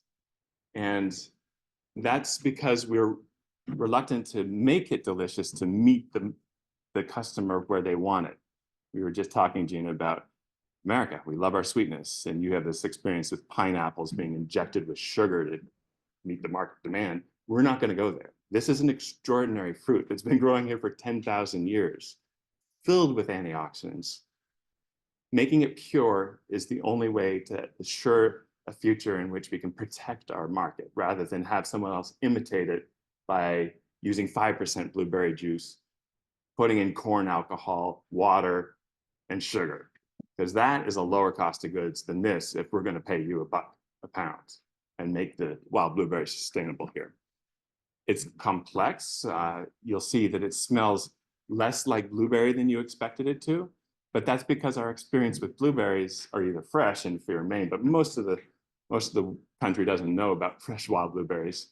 They know about jam, they know about pie, and that goes through the cooking process. The heating process results in a different set of compounds and flavors than fermentation does. And the fermentation results in this extraordinarily complex aroma that's more savory than it is fruity. So it's sort of surprising. Again, this is a challenge for us because people say, is it supposed to taste like this? It doesn't really taste like blueberries. But then again, Cabernet, how many people have had Cabernet jam or Pinot Noir jam or Chardonnay jam? You don't know that flavor. You know it from wine because that's been the tradition handed down to us from Europe over the course of centuries. So here we are for the first time making wild blueberry wine. Not to take away from Bartlett and his efforts for 50 years, pioneering wild blueberry wine here in Maine. But this is not an imitation of European wine. This is its own thing. Instead of chaptalizing the term for adding sugar to the juice to increase the alcohol. So Cabernet is 13% alcohol, 14% alcohol. The natural sugars in blueberries allow it to be about 6% alcohol. It's low. That is good because the market out there is more and more concerned with health, aside from the whole vaping and, I don't know, marijuana. But if you want to choose a healthier path to your vice, then this is an option versus Grey Goose, I suppose, or Allen's coffee brand, I don't know. Antioxidant rich, as we talked about. It grows wild here in Maine. It is indigenous to Maine, and it supports you guys, the growers here in Maine. It's all about Maine. Maine, Maine, Maine. So that's what we do as humans, is we talk about place, we think about place as, or terroir as the term is in French, as this way of understanding flavor. And I've gotten behind myself a couple of times here. So it's the really a way of appreciating and understanding flavor. And it's just something we do, and it's deeply cultural. So I found myself at a fancy dinner with a Frenchman who was in his 80s. One of the courses was a lobster course. This is in France. And so I certainly brought up, I'm from Maine, Maine lobsters, and he proceeded to school me on the flavor of Maine lobsters is worse than the French lobster. And it's the Gulf of Maine is a muddy bottom, whereas the coast of Brittany is rocky. And he said, your lobsters taste like mud, and our lobsters taste good. So needless to say, I only eat French lobster now, no more Maine lobster. The thing is, that's fair. He was raised in France. He knows what his version of good is. And he's telling me, you know, a young guy from Maine, younger than he by half, that his lobsters are better. And that's fair. I mean, we all do that with everything. We don't, not just foods and flavors, but with your brands. Like my mom loves her Hoka sneakers because her knees are giving out. And like, those things are ugly. Sorry if anybody expressed those. But we have this association and pride for what we like. And we then decide whether we like a brand or a flavor based on who we like or we don't like. It is social. Taste is social. And I'm telling you this because I don't mind somebody not liking BLUET, because I know it's not their fault. It's the fact that they haven't been presented in the right way socially yet. So we need to speed that along. And it's only going to happen over time. So we got to change taste, but to change taste, which is to change buying behavior, in you know, be able to do this fast enough, is going to require getting out to the market. And the question is, who out there wants to buy this? And you know, it's a big country. It's 330 million people, I think. And you look at it in that context, you break it down, and you say, like, all right, if we were to take half of the crop of wild blueberries, call it 20,000 tons. So it'll leave some for the IQF. That would only be 3 million gallons at 150 gallons per ton. It actually, as we just heard, it has a higher moisture content than most fruits and vegetables. In fact, it's so high that you can get something like 180, 200 gallons a ton. But calling it this right now, 3 million gallons sounds like a lot when you think about, okay, BLUET, we're selling a few thousand gallons at this point. But wine in American consumption is 1 billion gallons. So 3 million gallons versus 1 billion gallons, not such a big problem. However, we're not really a wine. We say wine on the label because that's the way the government requires us to promote ourselves as wine. We wish we could get all beer because that's 6 billion. That's more than 6 billion gallons drunk each year in America. People say BLUET is a little bit like a sour ale or a Sison. Like, that'd be lovely if we were beer, but we're not beer. We taste more like a cider. Cider, much smaller than both, but not so small compared to half the crop turning into wine, half the wild blueberry crop turning into wine. 50 million gallons, and that's a low estimate. There's not really a whole lot of good statistics on cider. But 50 million gallons of cider is drunk each year, or drunk in 2024. And that growth has happened rather fast since 1990, when it was 300,000 gallons. 1990, 300,000 gallons. These are relative sizes. Obviously, we're half the crop at 3 million gallons fits in somewhere only a few years after 1990. So I like this slide because it tells me, like, this is possible. It's possible. Whether it happens fast enough is kind of the question. And the folks out there that are buying it right now in Maine include a couple hundred accounts. I've put up the brand ones that we all know. Hannaford Sells has been terrific with their local support, with about 40 of their stores. I think there's more like 60 total in Maine, but there's 40 of their stores that are selling BLUET, and they sell it throughout the winter too. Bar Harbor, they sell maybe $6,000 of BLUET in 1 month in August, but it's going throughout the year. 1 million people, 1.2 million, is that what it is in Maine? That's great, and we need to be a Maine brand. We are a Maine brand. We need to be strong here. We need to promote ourselves better here to let everybody know about this. Is a point of pride for Maine is this beverage, and yet it's not going to be enough to do anything for the grower. We need to be national. And so to go back to that California example, this is where I'm very confident about the future of wild blueberry wine. Total Wine, there's some 266 superstores. It's like the Costco of wine. They're one of the largest wine retailers in the country. 30 stores in California. We're in 26 of them. And it's selling there. So that's an indication that people beyond Maine, not just the 10 million tourists who come to Maine, but people who don't even know what Maine is are buying it for reasons probably related to how beautiful it is, the low alcohol, the health benefits of the antioxidants, all those good things. That's very meaningful to me. It's not exactly like I can go out there and get investors based on that, but it tells me that there's a world out there, and it's just a matter of how to get that story spread. Erewhon markets, you might not know of it. Those of you go back to the 60s, and it started in Cambridge, Massachusetts as a health food store, and now is in the Los Angeles area. There are 10 of them. They all carry BLUET, and they have done so for more than a year. This is a fancy grocery store. They have valet parking. And it's selling in Beverly Hills, a Maine wild blueberry wine that tastes tart and frankly honest, but weird, is selling really well in Beverly Hills, California. It's not a large volume, but it is very meaningful.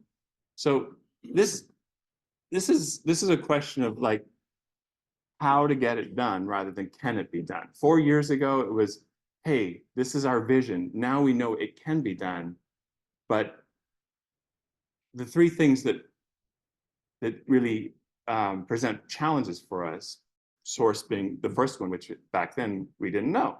Turns out we have no problem with source. Anybody, look, we've been paying 85 cents a pound for our fruit for the duration, and that's what works for our cost of goods at this small scale at a few thousand cases. Tripled our production, we can pay you $1. And we can do it every single year, year in, year out, and it works. So source is no problem. I think that the great partnerships that we've had with Ron and Brodis and Ridgeberry Farm and Homewood, it's been a terrific development of trust and partnership in that. But there's one thing, and that's, in order to get this to really happen, we're going to have to capitalize this properly. So,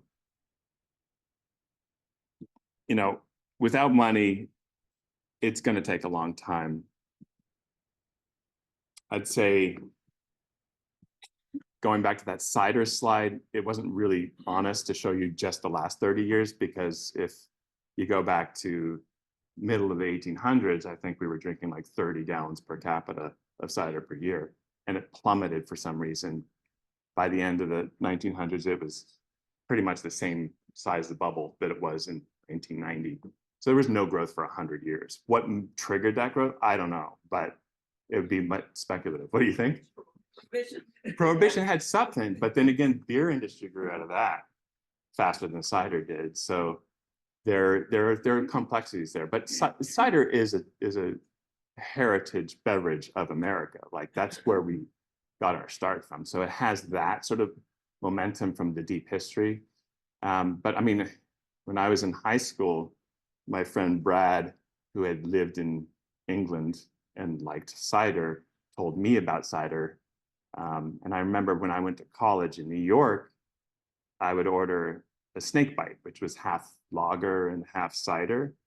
And this was at a time when not a whole lot of people knew what that was, but I thought I was really cool. I didn't like it. I learned to like it, going back to that point, which is taste is social. And so I had my reason for wanting to drink this because I thought I was cool, but I learned to love it. And I do like cider. So that's kind of maybe an anecdote that might be kind of relevant to like how this sort of thing happens. Really though, money is going to be key to it. Capital investment is going to be key to this happening faster. We are, Hannah and I and Eric and Meredith, and all of our kids who have participated, sometimes voluntarily, sometimes not in this effort. That's where our capital base is so far. And then we have the good fortune of having parents and aunts and uncles and friends who have been trusting enough with some of their money to help us get started. And then really where it kicks in is where, Maine has this extraordinary ag development ecosystem. And so the benefit of the relationships that we've developed with DACF to be able to avail ourselves of USDA monies, especially crop block grant being the most significant, but then the AIIP money that Ron mentioned and also RAS benefited from. So our little industry has been supported by public funds in a very significant way. I don't think this could happen in many other states, certainly not in California.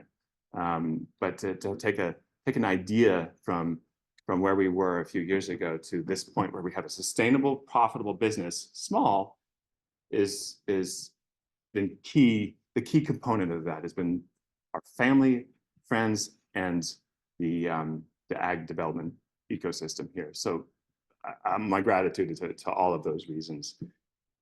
But boy, to grow from here based on our margins, our profit margins, that's going to be a slow, long haul.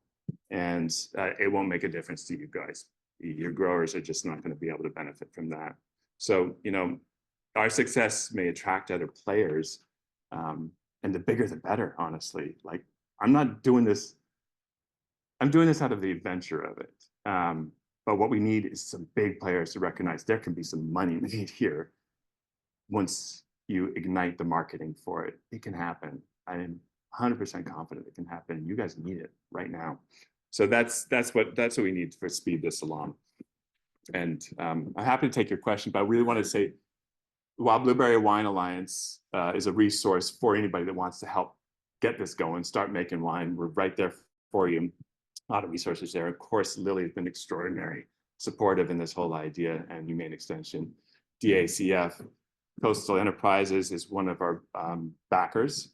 That's been terrific. MTI has given us grants, Maine Technology Institute, Mitzi, and Abby is here. Abby came to, Abby right there. You got to talk to her if you have any ideas about, particularly the domestic trade marketing. Like that support has been really important to us. Mitzi means international trade, Maine international trade, but they have the domestic trade, which is really key to helping us get out there. And then of course, our relationships with our growers, that's been the key to it all working. This incredible fruit needs to have its story told. Happy to take any questions. Yeah. There was a question on Zoom. It says, do you think market demand affected by category label of wine and resulting expectation of wine-like flavor profile? Agreed that lighter flavor profile, more like cider, can be marketed as such or under another category, so consumer isn't. What category would that be? And there's a question that we ask ourselves. We almost think of like, let's create our own new category of beverage, because wine is misleading. You know what Chardonnay tastes like, or Pinot Noir, or Cabernet. You take a sip of this expecting something similar, and it's half the alcohol. So we have a lot of improvements to make as far as quality goes. And I really didn't talk about that in the infrastructure aspect of it. But we're getting better at making the wine with less acetic acid, less vinegar character, which of course is a spoilage character, unless you're making sour ale, which is the identity of that kind of beverage. So we're still wending our way as far as quality and style, but we don't really have the option, unless we really want to make a mountain for ourselves to climb, by creating a new category. I don't know, what would you call it? But money is the solution to that. You just tell people what it is. I mean, if we could compel the Maine Office of Tourism to see this as a way to get people's attention, trying to bring tourism to Maine, trying to have people settled in Maine for the economic base to improve. Like, how many lighthouses and lobsters have you seen? It's not new. It doesn't catch attention, but a glass of wild blueberry sparkling wine, that's attractive. That can immediately catch attention. So I feel like some partnership like that might work. But yes, you gotta create a category. I don't think that was really answering the question, because I don't have an answer to it. We wish we had a category, but then again, we're also grateful that we're not Cabernet or Chardonnay. Like, there are tens of thousands of brands. How do you cut through that? You got to spend an enormous amount of money to take market share from another brand. Here, the story is key. You just got to tell the story, and people listen. That's why we've had so much earned media from the New York Times, Yankee, Down East. Earned media meaning we didn't pay for it.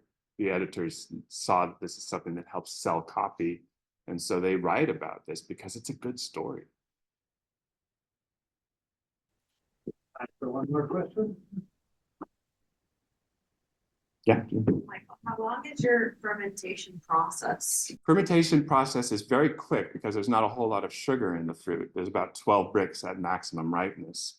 And so fermentation can proceed through at most a week if you want to slow it down. It goes quickly. Cabernet has 24, 26 bricks, and that can take several weeks or a month. Great question. Does the fermentation process remove any of the health benefits that the wild blueberry has? So antioxidants, all that. And I don't have the answer to that. I mean, we do know that alcohol is a toxin, a neurotoxin. And we do know that there are flavonoids in the wine. You can see it, it's dark. So there's a counterbalance to that.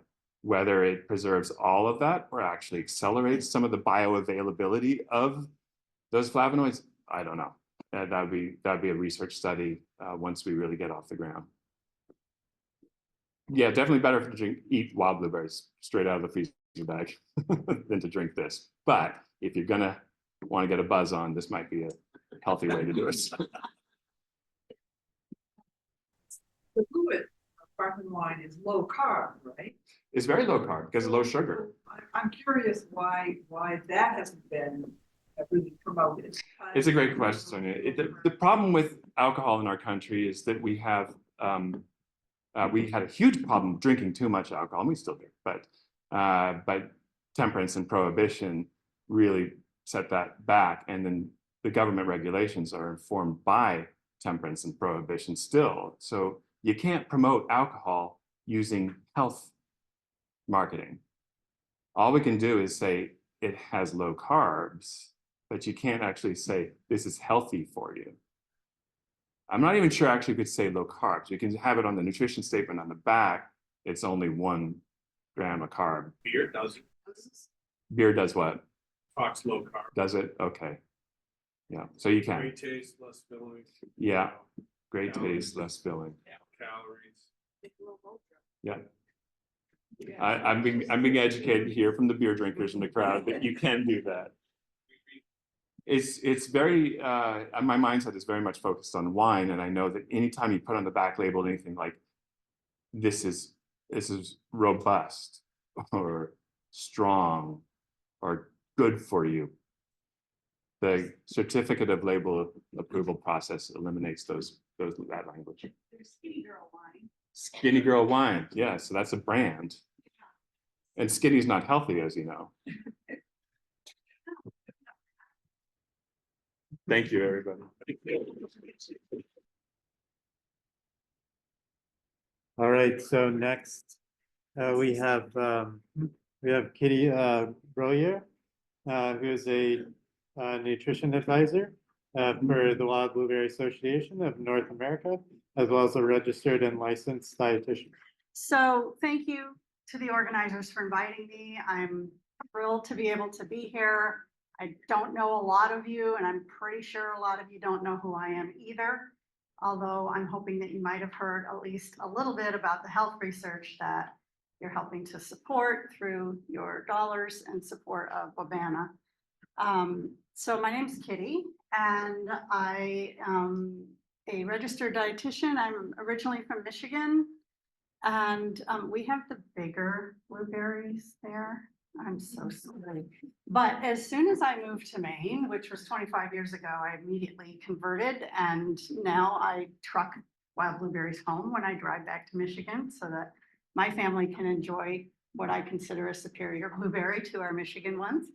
Anyway, I did my schooling in Michigan and also my master's at Boston University, and then worked in the communications industry. And anyway, I ended up here, and I'm thrilled to have Wild Blueberries as a client of mine. I am a consultant and the nutrition advisor. I am not a full-time employee of WBANA, but I love it. Wild Blueberries are a dream client, and lots of my colleagues are jealous. So let's get started. So I'm going to give kind of a high level look at what the Health Research Committee does, because I think it's important to realize the work that goes into finding the health research and then getting those findings distilled into messaging that we can actually use to sell wild blueberries. So this is our basically our mission statement, our goal statement. We're here to support and leverage research on the health benefits of wild blueberries to drive market demand, right? That's the whole reason for us to be a committee. And this committee is made up of, grower representatives and some people from commission. They provide administrative support, and we are chaired by Colin Craig currently from Lyman's. And I am also on the committee as an advisor only. And so with our help from commission administration, we've really been able to streamline our processes in the last couple of years so that we can be more effective in focusing our efforts on things that are going to move the needle regarding the health research and the subsequent communications points. So I'm very thankful to the commission for that help. And is part of what we do to leverage and support research. These are the things that I could just quickly think of a couple days ago that really make up the bulk of what we do. So we identify and fund research in strategic priority areas. We spend time, and we have spent time in the last year, really looking at our strategy, trying to figure out what would be the most effective way to broaden our scope of research, broaden our family of researchers, but also do it in a way that will appeal to consumers and give us messages we can use with consumers. There's a lot of things we could do that would be pretty esoteric and cool, but if they're not going to sell more wild blueberries, that's not the thing that we're doing. All right, so we develop and maintain relationships with researchers. We have meetings, we have meetings of researchers, industry members, and PR people so that we can talk among ourselves and share science and move our work forward. We provide research-based materials for the industry to use. You might be familiar with some of those.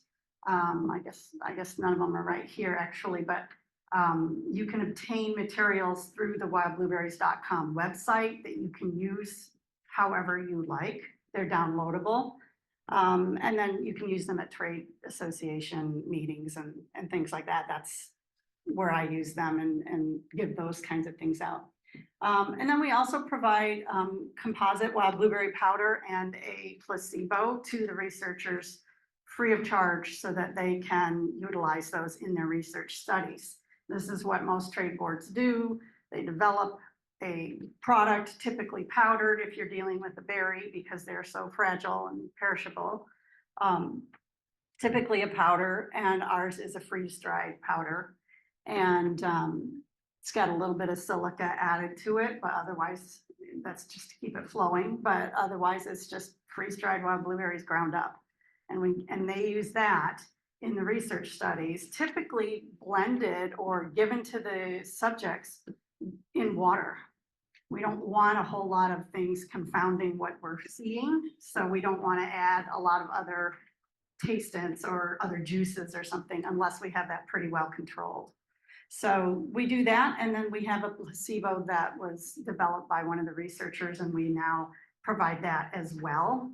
It's pretty costly, but it's neat because it's matched.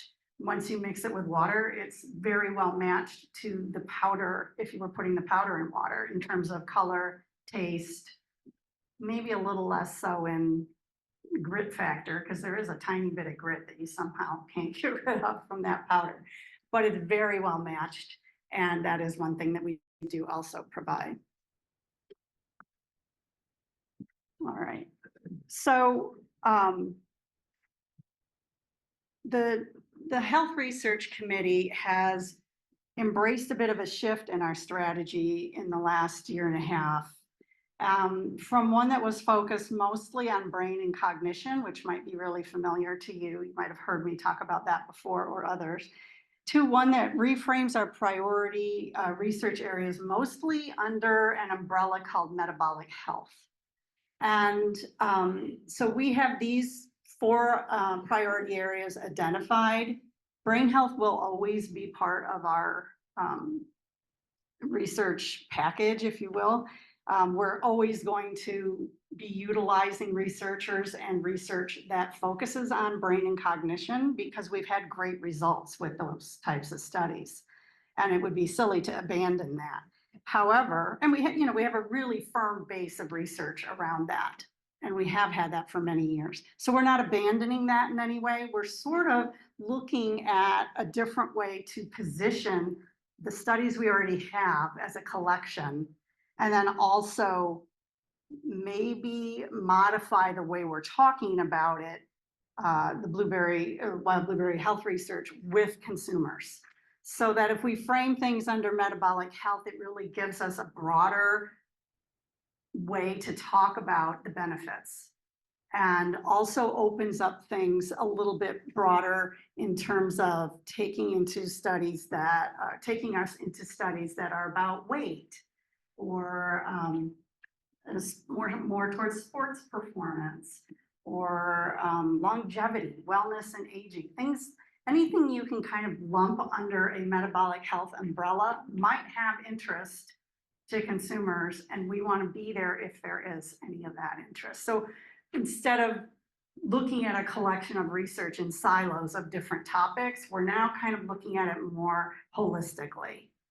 We're still going to talk about the individual differences in the individual studies, but it comes a little different direction. So if this term of metabolic health is new to you, I put a little bit of information up there. These are some statements we've worked on and that I'm using as basis for some writing that will show up in some of these consumer materials. But being metabolically healthy really just refers to how efficient our bodies are at breaking down, absorbing, and converting our food into energy so that we can be healthy and get stuff done. That's metabolic health. And it's a spectrum of metabolic health. You aren't totally metabolically unhealthy. If you were, you'd probably be dead. And then you aren't completely metabolically healthy. You're somewhere along that spectrum. And we are starting to use the phrase whole body health to describe how wild blueberries can impact metabolic health because we have whole body benefits. And so this to us, it tracks right along with increasing consumer interest in this actual phrase of whole body health. I've seen it more and more in the last 6 months than I've ever seen that phrase before in any consumer writing and blogging and PR. So we're not the only ones talking about whole body health. In fact, I saw Longlet's just did it last week in something I was reading from them. So I thought, okay, we're in good company here. Foods don't want to just be known as the one single benefit.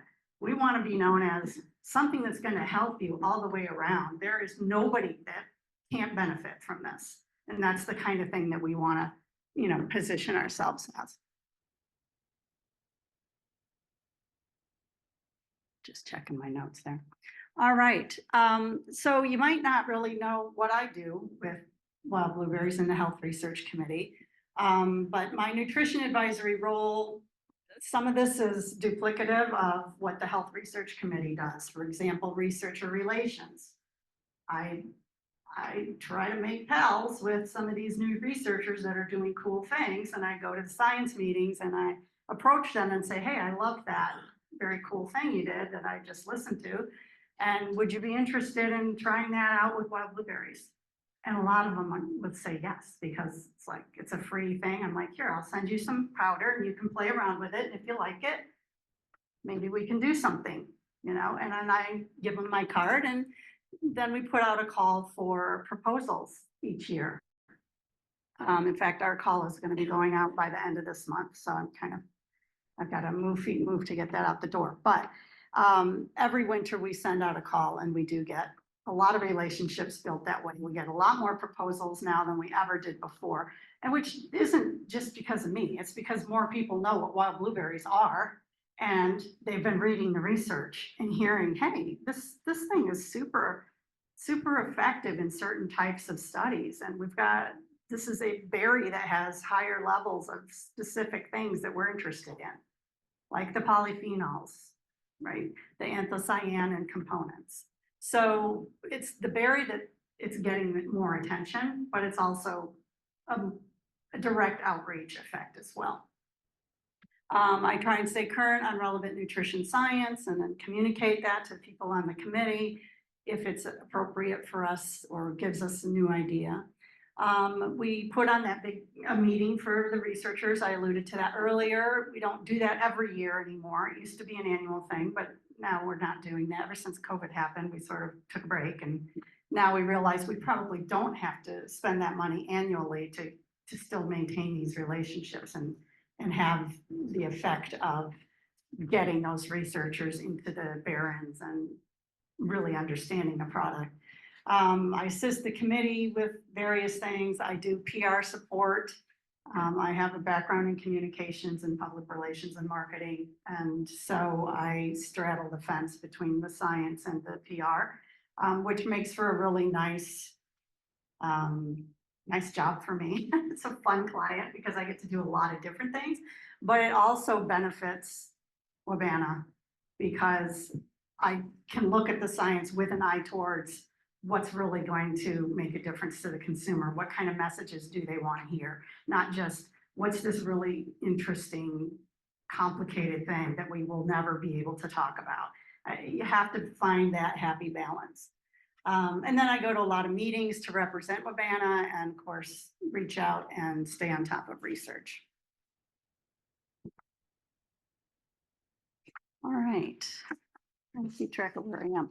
So our research, grows much more sophisticated. It has grown from early antioxidant identification and measurement studies, then into animal work, into preclinical work, and now we're doing a lot more clinical work. And clinical study is always a study done with humans. Okay, so our work is getting much more complicated, and so is everyone else's. So to stay competitive, we have to be in these types of studies where we're doing really interesting and novel interventions with humans. And they all, you know, will lead us to demonstrate specific benefits, the health potential of the wild blueberries. But now we're really doing these cutting edge things that have the potential to really impact the lives of virtually everyone, not just people with cancer or heart disease or, you know, a metabolic health issue, but everybody. We're doing work on a much broader scale, and it has a bigger impact because it is not just related to disease states. It's related to promoting health. And that's a different beast than preventing a disease. There's a different way to talk about it, and it's different types of studies, different subjects. Some of it is much harder to do because to show a beneficial effect in someone who's already relatively healthy is a lot harder than showing a beneficial effect in someone who's kind of sick already. So it depends on who you've got in the group. That's why studies with children, often, if it's something that's sort of health related, it's tricky. They're all pretty healthy. You get people, you know, my age and up, it's a lot easier to show that, you know, something is helping them because they're already compromised. That's an important thing to keep in mind. But we are always evolving and trying to find new ways to do these kinds of studies to show our effects. Yeah, I already covered that other thing, so let's move along. So last year, we had a good number of WBANA supported studies published. And when I say supported, I mean funded, but I also mean where we have supported just through the provision of the powder, the test powder and the placebo. We do that sometimes. Sometimes we just give the money and the powder. Sometimes it's just the powder. There's a lot that can actually be accomplished by having someone start out with just getting the powder and trying it out. That's how pilot studies are born in a lot of cases. At least it's worked out that way for us. So it's a pretty economical way to find a new researcher and maybe get a pilot study under their belt. And in fact, in a minute, I'm going to talk about one of those that had some really amazing public relations value for us. And all we did was send her, I remember, send her a tiny little box of powder. So you never know where that next big break's going to come from, but we do support things in a multitude of ways. So we had 9 studies published. We've had presentations at scientific meetings. These are typically meetings where a bunch of scientists are talking to each other. So there's not necessarily a lot of PR value in those, but there's usually a small amount of press, and sometimes things get picked up, you know, once in a blue moon. But that is a way that people learn about the product.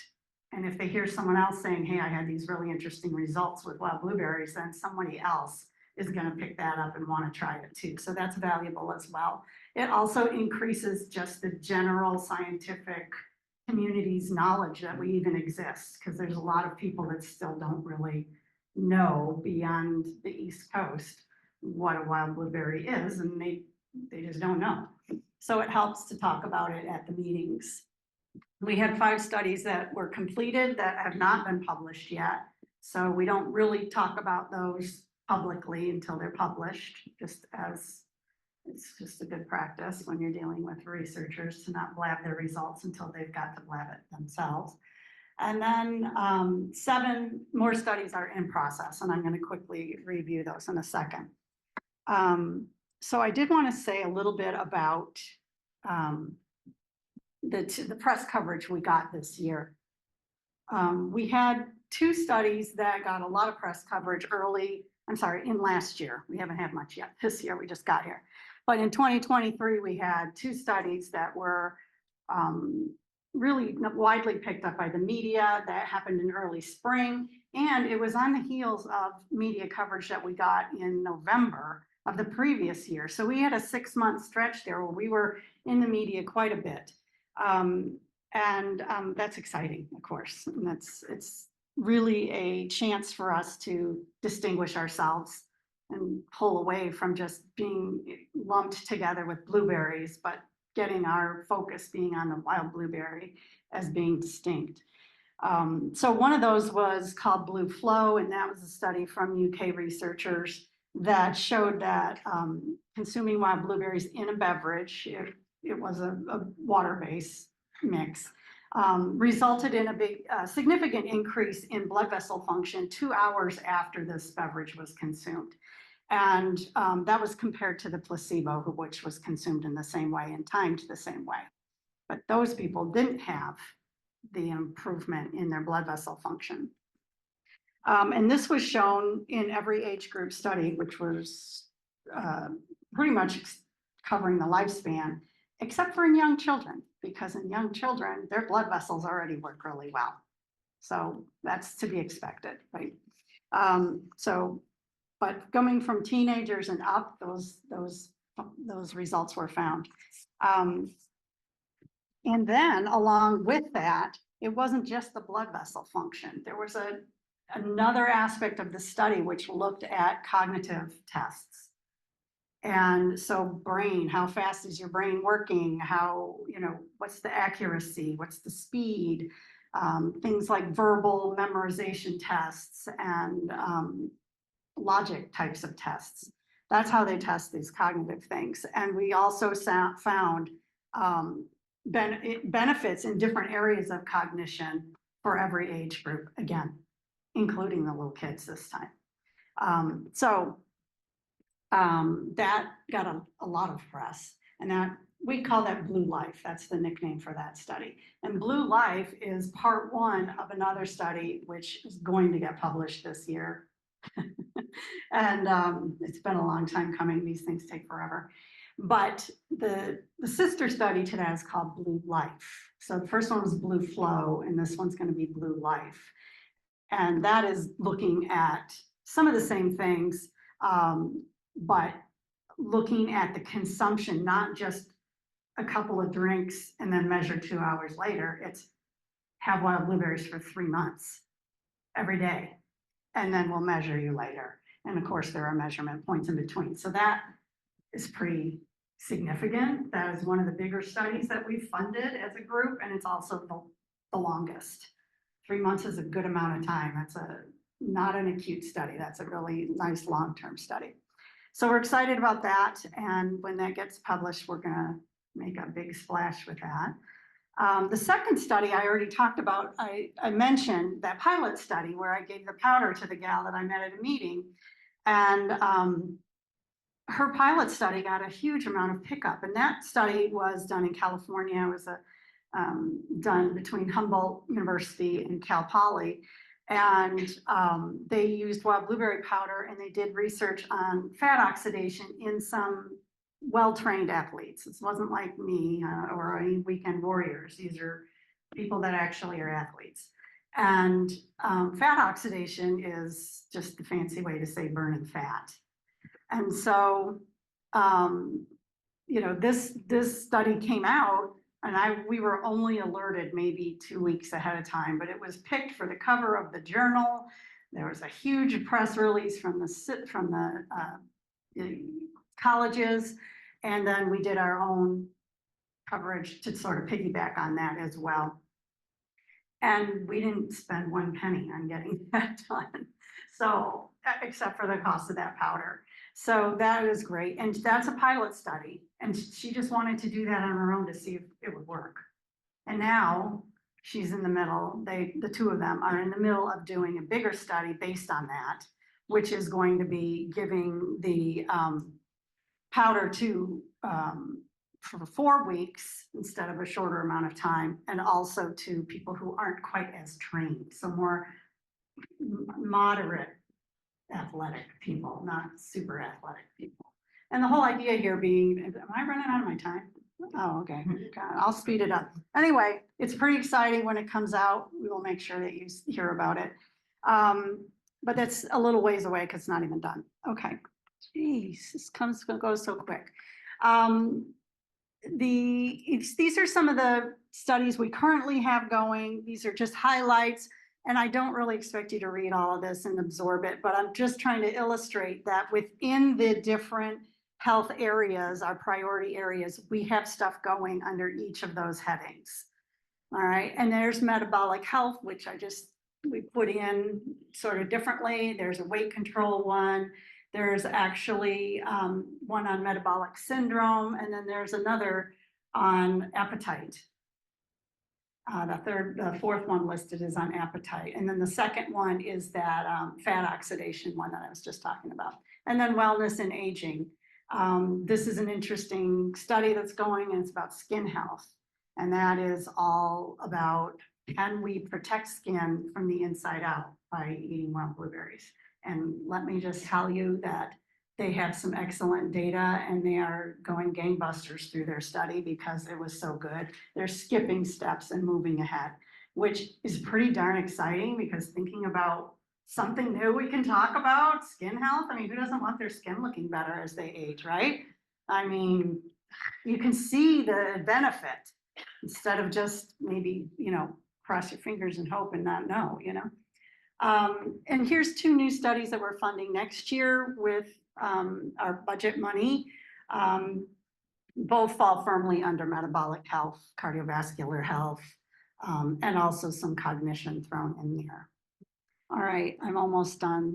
I apologize. So what do we do with the results? We've already talked about this. We share them through social media, through press releases, through blog posts that I write. I'd love to do more with podcasts. I've only been on a couple, but trade shows, nutrition meetings, influencer events, all those kinds of things. That's how we spread the word. Here's an example from, gosh, many moons ago. Look how young we were, Dave. No. This was, gosh, I think 2017 maybe. But this is an example of, we invite researchers and we take them out into the barrens, and then we talk about research and try to figure out what we're going to do next as a group. And we'll be doing that again in August. So thank you for the opportunity. If you have, sorry, it was long. If you have particular questions, I'll be here for a little bit.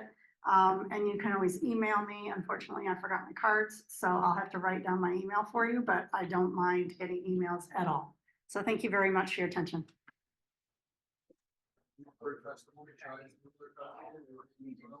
All right, everyone, we're going to get started with our next talk. So we have Eric Venturini, who is the Executive Director of the Wild Blueberry Commission. Thank you, Jordan. Good afternoon, everybody. Thanks for coming up. I'm going to talk about a couple things here, but before I really dive into things, first off, I'd like to say that Commissioner Amanda Beal of the Department of Ag, Conservation, Forestry is currently accepting applications from folks interested in being a commissioner. Commissioners, of course, are the folks that get to decide what exactly we do with your tax dollars. If you're interested, be sure to send a resume and a letter of intent to Shannon. The email address is there.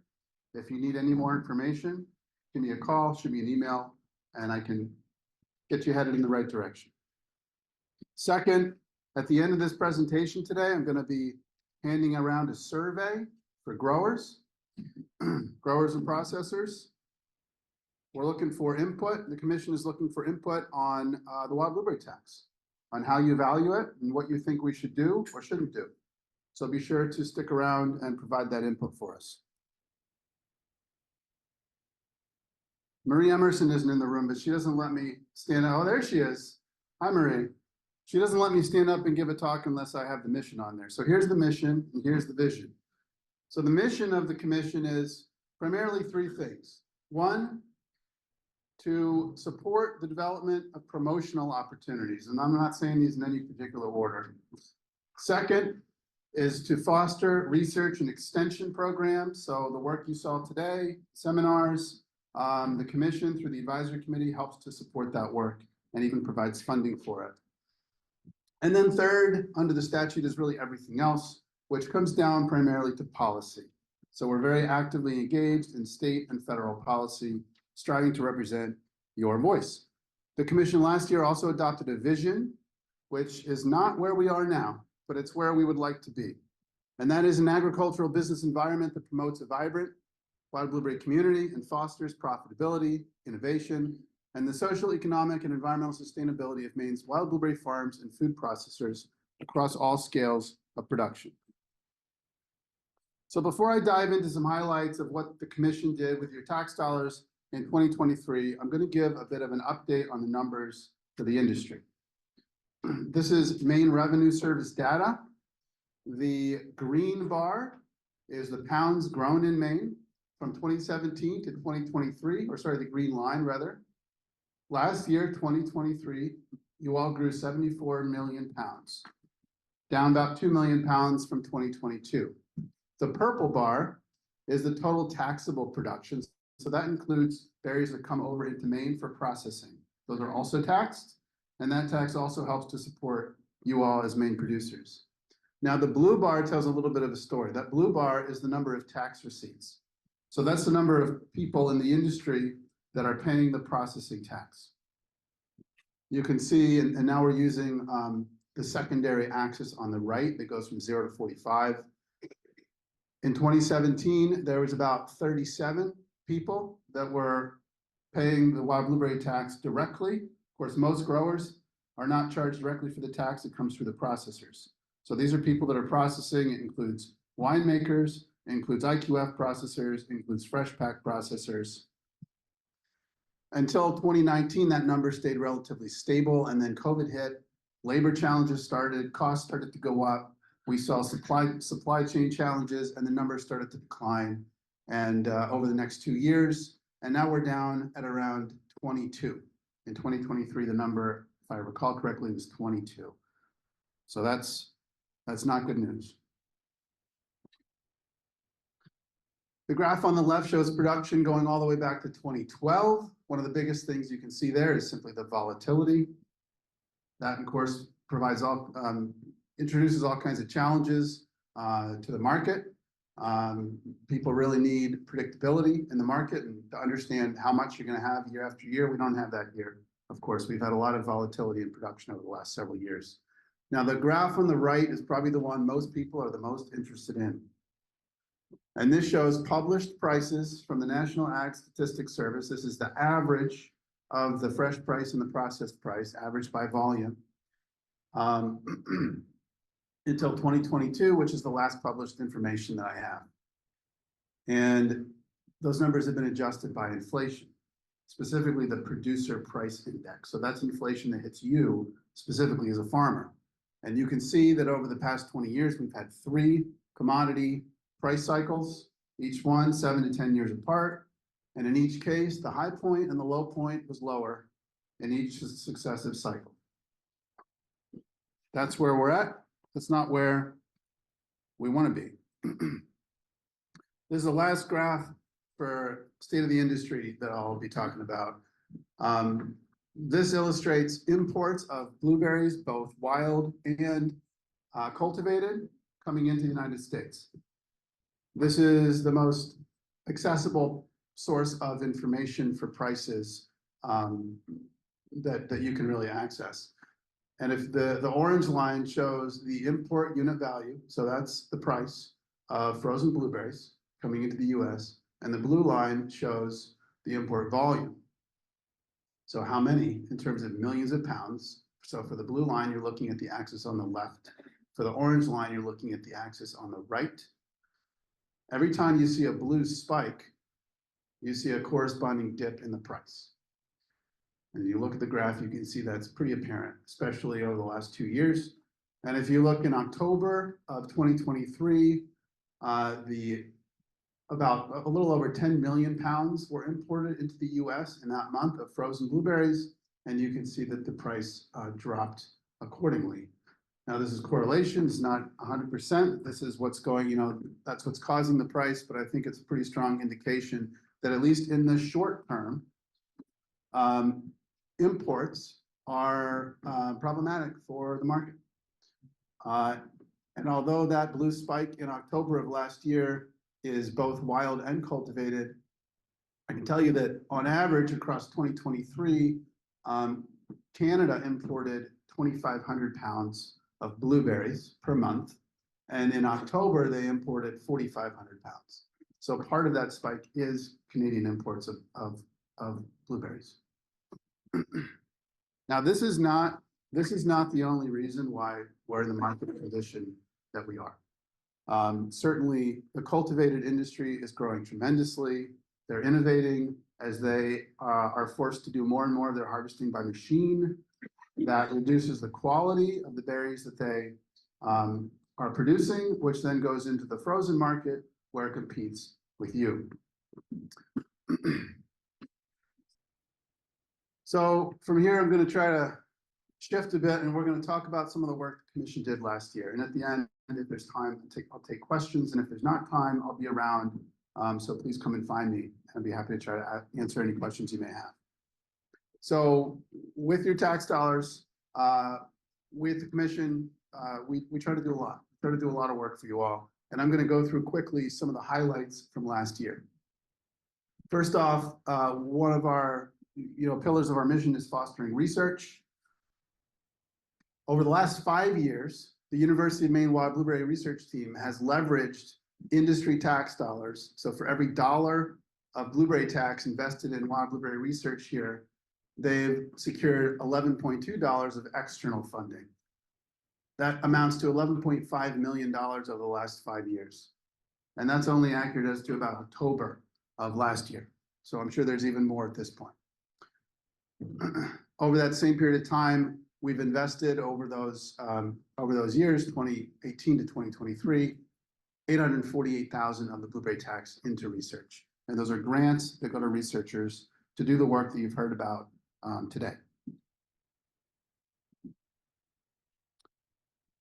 As an example, just one example of some of the impact of this work, Dr. Calderwood, some of you were in that room with I also saw that presentation. Thank you, Dr. Calderwood, great presentation. And Peter Jordan earlier today. She's been doing a lot of research on whole field mulching, and in large part because of the research and what her conclusions have been so far, the NRCS has really increased their mulching contracts and is aggressively offering those opportunities. And that amounts to 47 contracts with 29 growers over the last 4 years, 138 acres, $1.9 million worth of mulch and labor that have gone to growers to do that work. That's an opportunity that would be available to all of you. If you're interested, I encourage you to go and talk to your local county NRCS field office to learn more. I'd also encourage you to make sure you check with your buyer that they don't have any issues with mulch, because it could end up in the line, and if it does, you wouldn't want to mess up that relationship. So you want to talk to both your field office and your buyer. Second, last year we secured a grant in coordination with the University of Maine, developed the idea, again in coordination with the university partners, wrote the grant and received $500,000 supporting a $1 million project that's trying to reduce the proportion of berries left in the field after harvest. And that's an engineering project. And they're trying to accomplish that goal through engineering innovations. Now, this is a 4-year project. Over the first year, they've developed 3 ideas that they're in pursuit of. Some of the graduate students have some posters on the wall. I encourage you to have a look at to illustrate some of these ideas. That's Nirav there pictured on the right. That's Nirav sitting over there next to his poster, and Fatine sitting next to him. 2 great folks to have on our team trying to solve problems for this industry. One of these innovations is a new tooth design. I don't know if it'll work, but it's going to be out in the field getting tested this year with the goal of improved quality and reduced loss in the field. Another innovation is a new operator system. This is actually an undergraduate project under the guidance of Dr. Koda to provide a feedback system to operators during harvesting that would tell the operator, oh, you better slow down, you're missing a lot. You better raise your head, you're getting some mulch.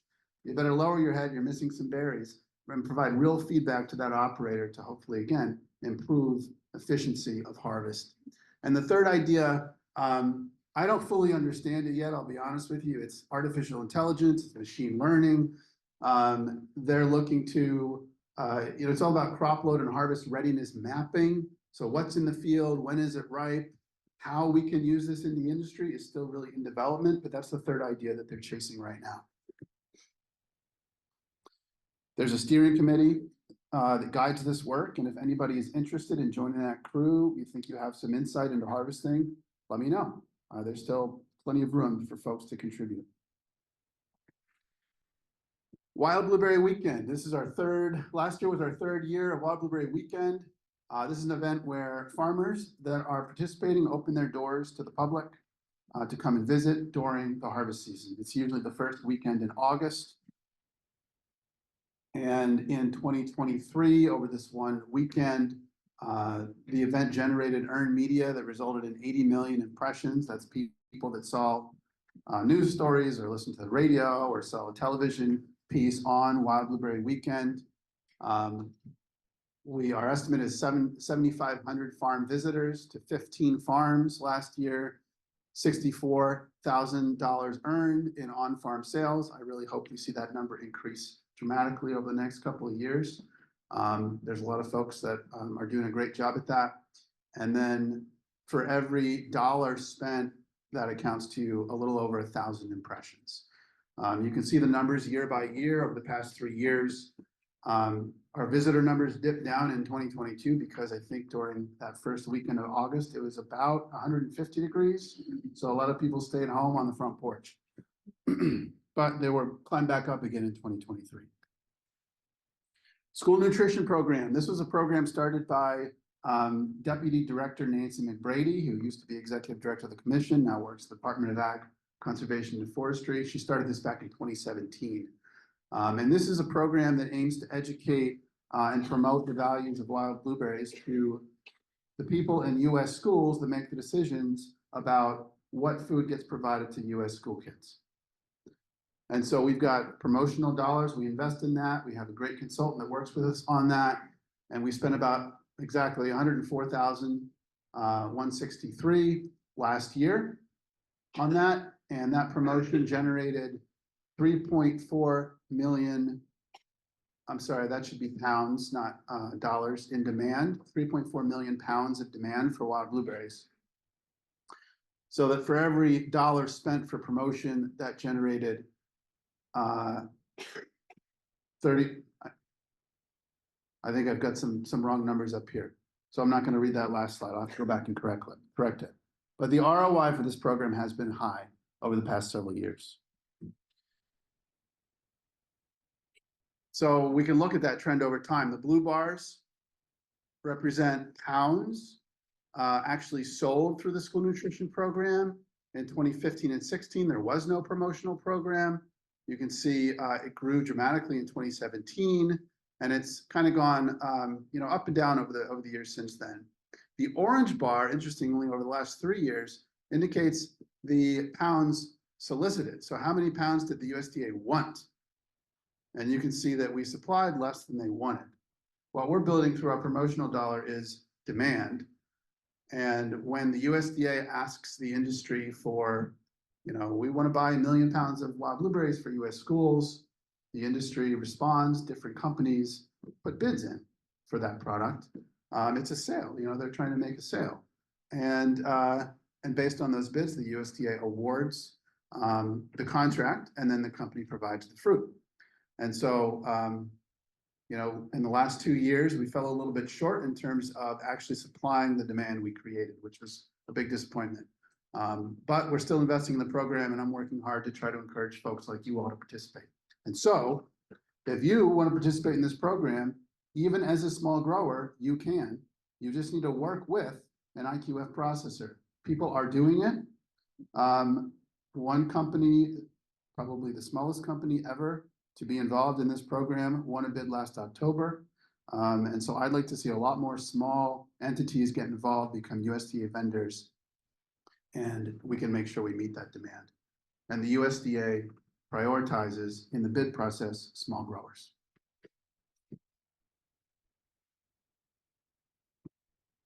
Now, last year, there was a lot of wild blueberries sold through the USDA that were not sold through the school nutrition program. In fact, over the fiscal year, which isn't quite the same as the calendar year for the USDA, and that's, of course, the United States Department of Agriculture, we moved 10.99 million pounds of fruit, which amounts to 16.4 million in sales. Now, those are not promotional dollars. We need to invest to do that. That's just our regular and ongoing conversations and building relationships with the commodity procurement people at the USDA, keep them updated on the crop, and they do the same thing. They put out solicitations and the industry responds. So all in all, depending on whether you look at fiscal year or calendar year, last year, 15 to 18% of the industry's fruit went into one of these two programs. So it's a huge chunk of the market.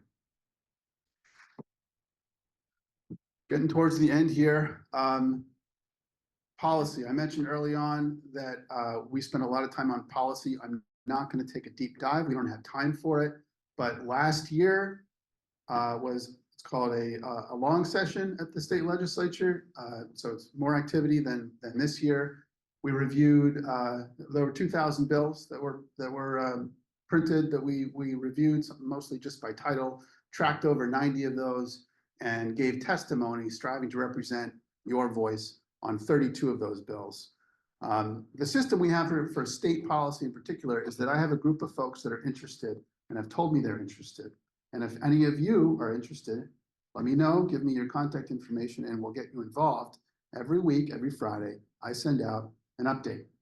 Actually, I didn't send it out last Friday because I was doing this presentation, but it'll go out tomorrow. So every Friday, I try to send out an update. And then the industry, the folks on that listserv, they provide input. They say, well, you know, I think your recommendation on this maybe should be adjusted, or I really like this idea.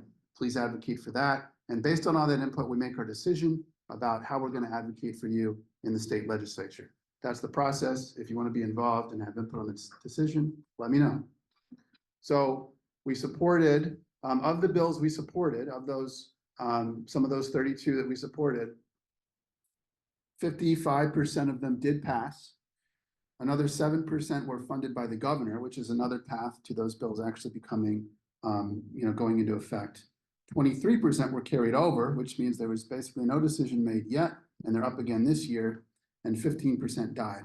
Of the bills we opposed, 45% died, 11% passed, and 44% were carried over, and we're opposing those again with industry input this year as needed. Now, certainly, the outcome of those bills is not even close to 100% in our hands, but we do get involved, and we work very hard to try to unify the voice of agriculture on these issues where we can, and I think we do a pretty good job of that. So I made it through this. We still have almost 10 minutes for questions, which is great. Some things I didn't touch on is WBANA US promotional activity. Many of you saw the health research presentation earlier today, and that can give you a peek at some of that work. We also are active in the Farm Bill with our congressional delegation, so federal policy. And of course, as I said, we didn't have a time for a deep dive of state policy, advocacy and positions taken. But at this point, I want to hear some of your ideas, your thoughts, concerns. And there's a lot of ways that you could share those. One is in the next 10 minutes. Another is I'm going to hand out, as soon as I stop talking, a survey. And this survey asks you a lot of questions about the blueberry tax. If you're a grower, I'd love for you, or processor, I'd love for you to fill out the survey, and I'll collect them at the door as you head out, or maybe you want to pass them up. I ask that only one person from each business fill out the survey. And I ask that during the grower listening sessions that I'm gonna do in April and in the June field day, where I'll have a similar presentation and survey, that you don't fill it out again if you filled it out today. I want one survey response per person. So other ways you can become engaged: become a commissioner, have a direct say in how your money is used. And finally, downstairs, we've got a table. So stop by and visit our administrative specialist, Shivani, down there, doing a great job staffing the table. You can sign up to receive our Wild Blue newsletter or all kinds of other opportunities. So be sure to stop by the table. And that's it, and I'll take any questions. The blueberry tax. So under state law, for every pound of wild blueberries grown or processed in the state, there's a tax of 1.5 cents. And that tax, half paid by growers and half paid by processors, goes into the budget that supports all this work. If you're not paying if you're selling directly to a buyer, they are probably paying the tax for you. If you're processing your own berries, then you're responsible for paying that tax. And so you'd contact the Maine Revenue Service about that. Buyers paying half. If you're both the grower and the processor, then you pay the full tax. Right. But yes, To who? To who do I pay? you pay the tax to the state of Maine, yeah.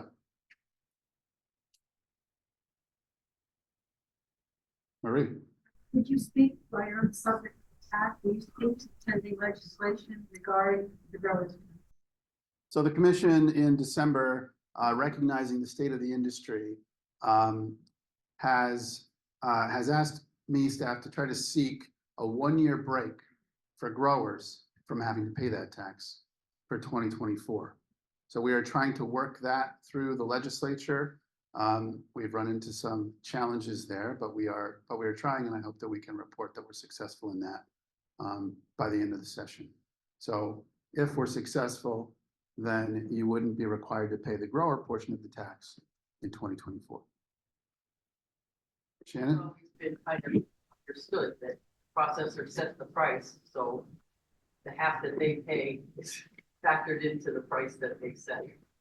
So we are paying for half of it, but the fact that we've got absolutely no control over what the price we're going to be paid is, always was kind of just an understanding in the industry that, you know, we're paying the whole thing because they're setting the price.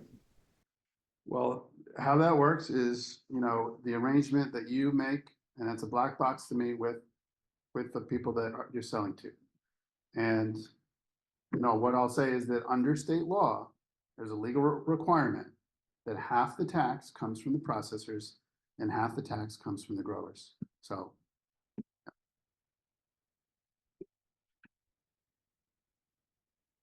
Nicholas. Just say a little bit about what this tax survey is you're passing out. So this survey has been in process for probably 1.5 years. And I guess,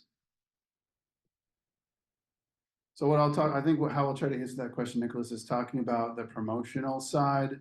About 50% to 66% of the tax money in any given year funds, we invest in the Wild Blueberry Association of North America, US. And with that, they do promotion and health research.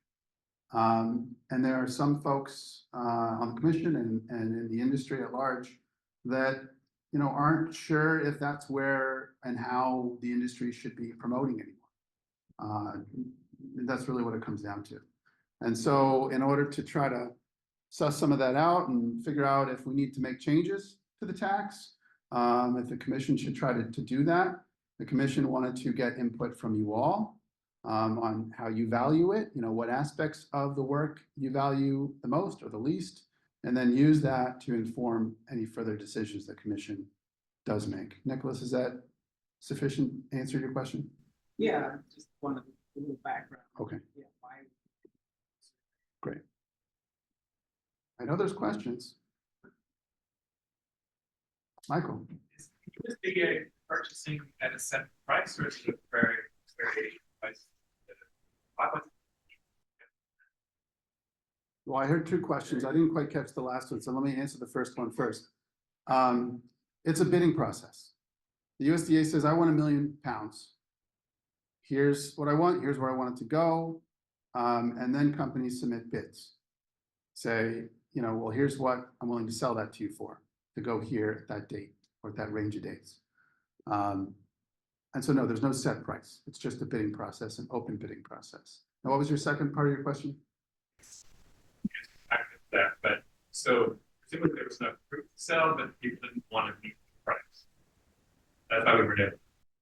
So again, it's not, you know, if there's no bids received, then there's no price to meet. Right? It's just a volume of fruit. Saying that suppliers didn't even bid on the offer. In a couple of instances, yes. As that price offering. There's no price that comes with a solicitation. It's just the USDA saying, I want this much fruit. So it could be the price was too high that There was no Right. price. well, no, the process put a bid in for $2.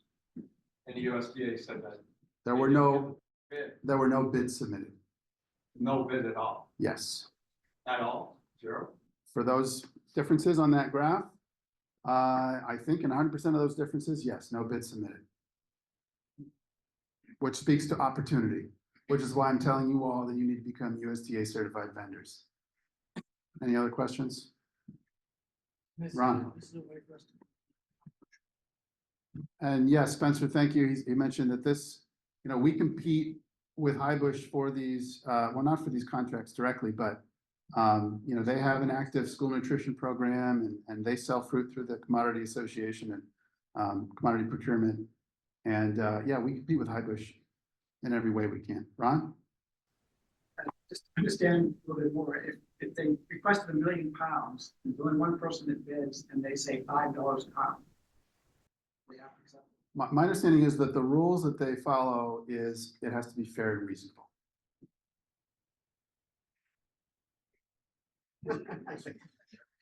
Buy or sell it. Anything else that they have to guide that is a policy manual and not a law. So.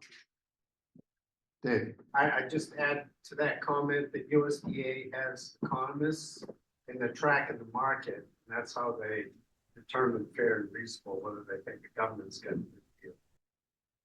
Thanks, Dave. Maybe one last question? All right, well, thanks, everybody.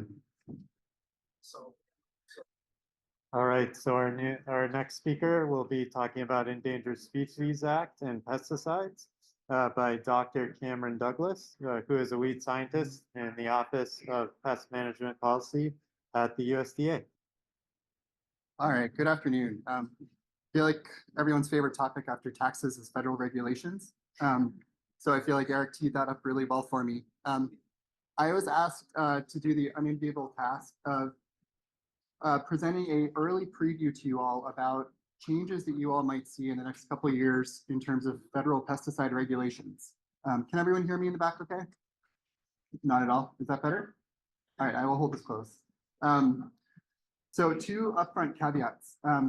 This talk, the immediate impacts of this are likely to be for conventional pesticides, but ultimately we will see these changes for everything that EPA thinks is a pesticide. So that means non-invertebrate biocontrol agents, that means organic products. So for those of you that don't think this applies to you, it will eventually. Thank you, Aaron. The other caveat, so these are changes that are coming down the road. These are not happening tomorrow. These are not happening in 6 months, but within the next few years, you will see these changes applied to labels for products that you all rely on. As I was introduced, Cameron Douglas, I'm a weed scientist with a small part of the USDA called the Office of Pest Management Policy. We were formed as an act of Congress in the late 80s after the passing of the Food Quality Protection Act. And our mission, the mission of our office, is to represent minor and specialty crop producers like you all, especially to EPA as part of the pesticide registration process. But we also do a lot of policy coordination across USDA agencies on anything related to pest management, including integrated pest management. Our stakeholders primarily are you, the growers, but any other part of agriculture, including pesticide registrants, agricultural retailers, applicators, international agencies that work in agriculture. Our office of 10 people is meant to represent all of those different stakeholders or do the best job that we can. We now, after the pandemic, have several staff, including myself, who work remotely. So I actually work and live and work in Southern Maine. I have a colleague who works out of Michigan and another who works in North Carolina. And not a lot of people are aware of this, but USDA does have a role when it comes to the Endangered Species Act and pesticide regulations. Not only through our agencies like the Forest Service or the Animal Plant Health Inspection Service, who actually do pesticide applications and have to go through the whole NEPA and ESA consultation process. But we also serve on something called the FIFRA ESA Interagency Working Group. So we work with our colleagues at EPA, Fish and Wildlife Service, National Marine Fisheries Service, to try to inform their consultations on pesticides. And I'll explain a little bit more of what I mean by consultation on the next slide. But our job as part of this process, which is I think why my talk here today is important, is to translate what you do in the field with pesticides and make sure that the agencies who are doing the regulations and the consultations regarding what you can do with those pesticides know how growers are really using those products. So we like to think our job is important, and we like to think it has real impacts for you all.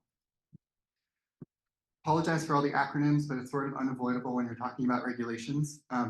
So a little bit of background for folks who've done pesticide applicator training, especially the FIFRA, the Federal Insecticide, Fungicide and Rodenticide Act. Part of this should be background, but not a lot of people are aware that the act of registering a pesticide, which is EPA's authority given to it by Congress, is an action which triggers the National Environmental Policy Act or consultation for Endangered Species Act implications. The Endangered Species Act was passed over 50 years ago now. And for most of that time, EPA avoided its obligations under the Endangered Species Act for doing consultation every time it registered a pesticide. If you think about it, there are a lot of good reasons why that happened. There are over 1,600 registered conventional pesticides on the market, but those all have to go through re-registration every 15 years. So folks at EPA are constantly working on pesticide registrations, and it's an enormous amount of extra work on top of what they already do to do additional risk assessments and consultations for pesticides. But that was the law, and they didn't do it for a long time. So historically, over that 50-year period, EPA has met their obligations for less than 5% of the registered conventional pesticides on the market. And understandably, they were sued over and over and over again by groups for failing to comply with ESA. And they rightly lost all those lawsuits because they weren't complying with federal law. So what we see now is an effort by EPA and the other action agencies, Fish and Wildlife, and the National Marine Fisheries Service, to very quickly catch up to what they haven't been doing for 50 years. So we've seen a lot of changes, especially in the last 2 years in this space in terms of the interaction between FIFRA and the Endangered Species Act. And that's what I'm going to provide some updates on today. I'm going to really quickly gloss over the slide. If you're really interested in how EPA does its pesticide consultations, happy to talk with you more about it later. But essentially, in order to, the initial step of those pesticide consultations is a comprehensive risk assessment that goes above and beyond what EPA normally does to register any pesticide.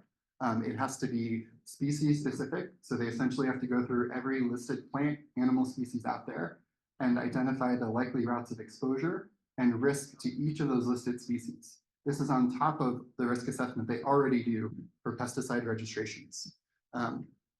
If EPA determines that there's likely adverse effects, then that triggers consultation with Fish and Wildlife Service. If it's a terrestrial species or a freshwater species, and the National Marine Fisheries Service if it's a saltwater aquatic species. This whole process historically has taken 6 to 8 years for each chemical. And that's part of the reason why EPA has not been able to come into compliance with this, is that the existing process was too slow. So because of that, we only have a few chemicals where this whole consultation process has actually been completed, hence the low rate of compliance. So we've seen an effort recently by EPA and Fish and Wildlife and the other services to make things more efficient. This started in 2021 when EPA committed to Congress that it was going to comply with EPA ESA for over-the-top registrations. So these are for products like dicamba or 2,4-D that are used on crops that are bred to be tolerant to those herbicides. That snowballed a little bit in next year. EPA released something called the ESA Work Plan, which was essentially a very high-level strategy for how it was going to come into compliance. So it touched on a few things. It said we're going to start doing ESA consultations for new active ingredients. So now every new active ingredient that EPA registered includes a ESA component, which is slowing down the process, but it is making those decisions more durable. And what EPA has also started doing is essentially trying to do part of the services job up front. The consultation process historically, EPA did a risk assessment, and then the services took that risk assessment, determined whether there were population of effects likely and try to come up with mitigations to address those population effects. To make this process more efficient, EPA now essentially is trying to do those population level effects analyses and propose mitigations ahead of time, so that when the services get that consultation document, they already have some of the work done ahead of them. So more recently, we saw an update to this, and this is something called the interim ecological mitigations, which was the first time that we saw how EPA thought it would implement some of these more efficient consultation steps. They included use of something called the Bulletins Live 2 website, which I'll refer to often as BLT. This is a website that EPA has that has a map of the United States. You as a grower can go to your address on that map and see if there are any listed species related pesticide restrictions for your use. Currently, there are none that I'm aware of in Maine, but there likely will be. It's good to be aware of this website. And they introduced the concept of new runoff and erosion mitigations and new spray drift mitigations, which form the basis for the two sort of examples that I'm going to talk about. Last year, EPA started releasing several major strategies. The first was something called the Vulnerable Species Pilot Project. The second was the herbicide strategy. And I'm going to go into a little bit of detail on these two today, because they're sort of the first steps in this process, first indications that we've seen from EPA. And they represent two very different approaches. So the Vulnerable Species Pilot approach essentially represents EPA taking a species-specific approach for all pesticides. So essentially saying, for these vulnerable species, and rusty patch bumblebee is one of them that I'm going to use as an example, how can we mitigate risks from all pesticides to that specific species? The other approach, which is represented in the herbicide strategy, is a chemical-specific approach. So it essentially says, using 2,4-D as an example, or diuron, how can we mitigate risk to all listed species from this product? So there are two very different approaches conceptually, and you'll see how EPA has proposed that they be implemented. And I just wanted to emphasize that these are drafts right now. They've gone out for public comment. We, a number of other people, including the Wild Blueberry Commission, submitted public comments, and EPA is changing these. We have several other things going on also. There's a rodenticide strategy coming out very soon, which I know that Phil is very excited about. It's an insecticide strategy, which does the same thing the herbicide strategy is proposed doing, but for all insecticides. And then down the road, we have the fungicide strategy. So when I say that this is going to touch every pesticide on the market, it will, sooner or later. So a little bit of background on what I mean by the Vulnerable Species Pilot Project. So the goal here is EPA is trying to identify early mitigations for specific listed species that Fish and Wildlife and EPA determined were especially vulnerable to pesticides. And for those vulnerable species, EPA has proposed a single set of mitigations for all conventional outdoor use pesticides. So just to highlight that, that doesn't include non-agricultural uses. It doesn't include greenhouse uses. It has a relatively narrow scope for now. And so EPA and Fish and Wildlife started by identifying specific species. This work was primarily done by Fish and Wildlife species experts who essentially looked at all of the listed species and said, these are the ones for which we think pesticides are the major driver of risk. They tried to pick ones with relatively limited ranges, though the degree to which they were successful is up for debate. And these were diverse taxa, so plants, invertebrates, all sorts of things. And so these are the species that Fish and Wildlife Service told EPA to use for the Vulnerable Species Pilot Project. The rusty patch bumblebee is underlined here because it's only one of these species that has a reported range in Maine. All of these other species are not relevant for Maine. I will say though that ultimately, if EPA moves forward with this approach, it's going to expand the species that this applies to. So other species like Atlantic salmon, Canada lynx, which do have ranges in Maine, could ultimately have these types of mitigations proposed for them. So these are the ranges of all of those species. And when EPA released this, there was enormous outcry from agricultural stakeholders, largely for two species. One, Taylor checker spot butterfly up in the Pacific Northwest. The range of that specific listed species overlaps which with a hugely important agriculture production region in Washington and Oregon. So all of the seed producers, all of the vineyards, think about all of the agriculture production that happens in that region. All of that was potentially impacted by this decision. Not to mention the Midwest. We have the American burying beetle, which is sort of that sand color. And as I'll get into, some of the mitigations that EPA was proposing with this were very impactful, essentially saying you cannot use pesticides if you are in a county or on a field where we are reporting the species as occurring. So all of these mitigations were going to be implemented using this Bulletins Live 2 website.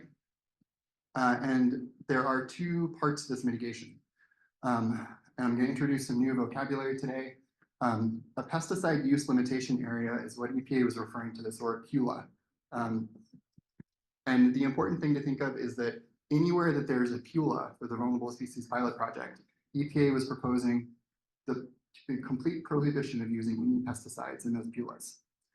The second part of this, which were buffers on the edges of those PULAs, would require additional mitigation.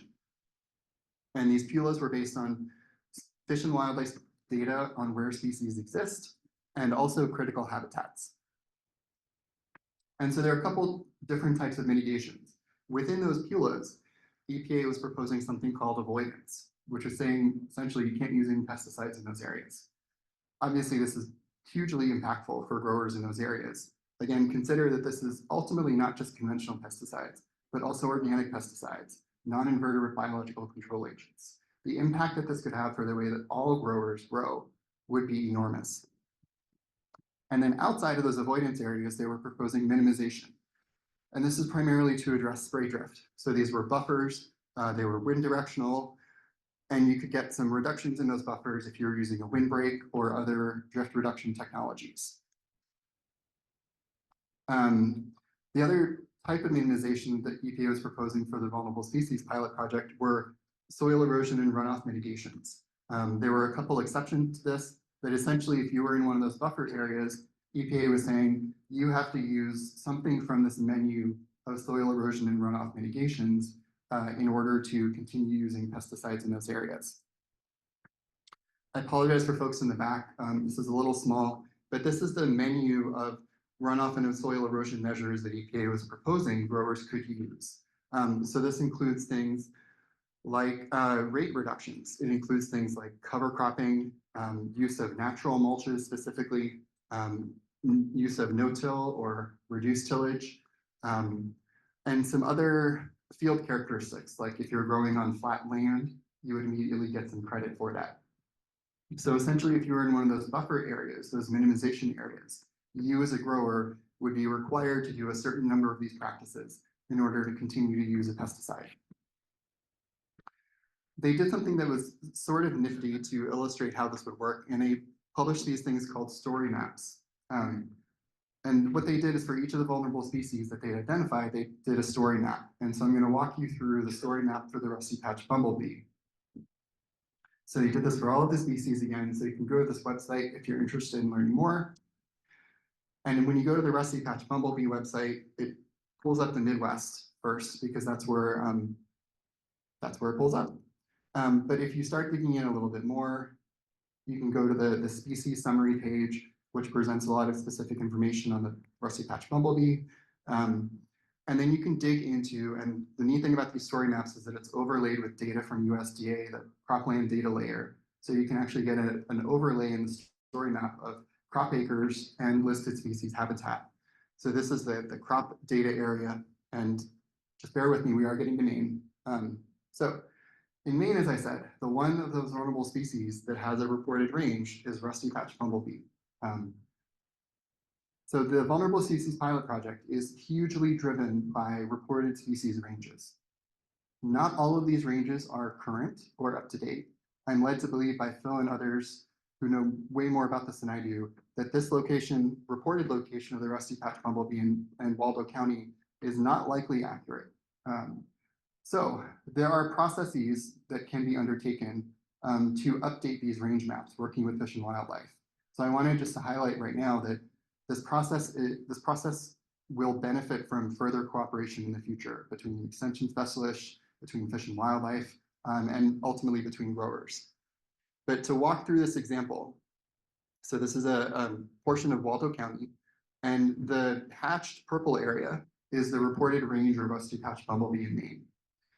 There are two crops overlaid on this map. The blue is wild blueberries, and the yellow color is hay production.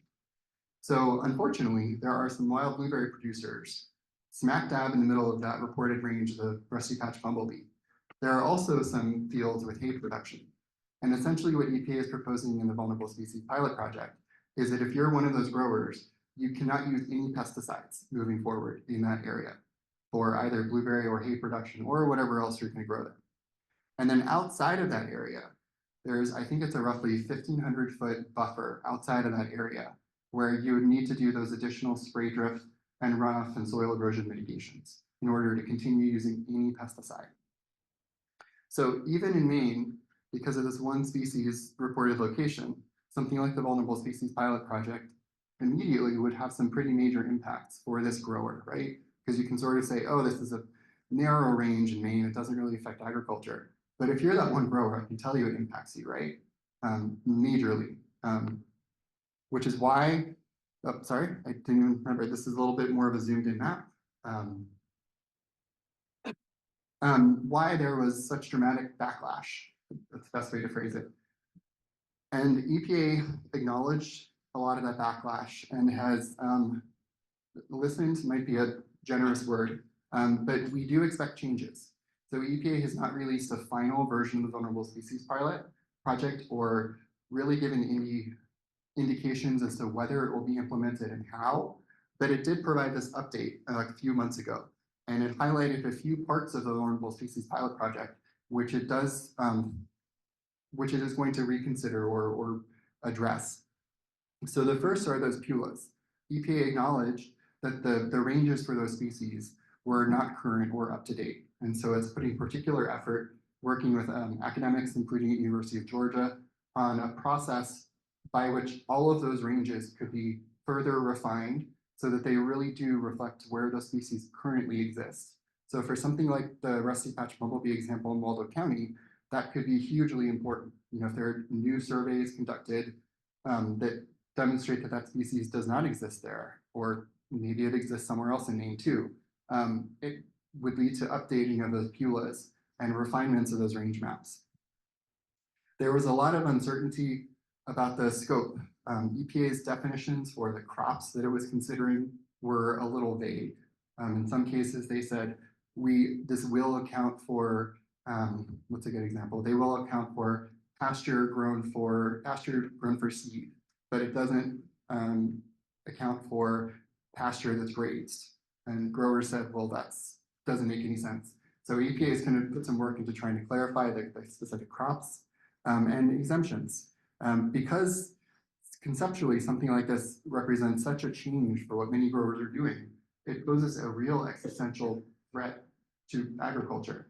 And so EPA is looking much more seriously at exemptions that represent meaningful reductions in exposure to listed species. So things like conservation program enrollment, working with local fish and wildlife staff to ensure that your pesticide applications do account for and as much as possible reduce risk to those listed species.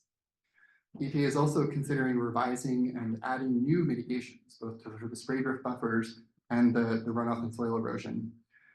And it's going to revisit and maybe refine the species selections for the pilots and try to be a little bit more risk-based. The biggest overall criticism of the Vulnerable Species Pilot Project is that it doesn't account for the differential toxicity and use rates of specific pesticides to these species.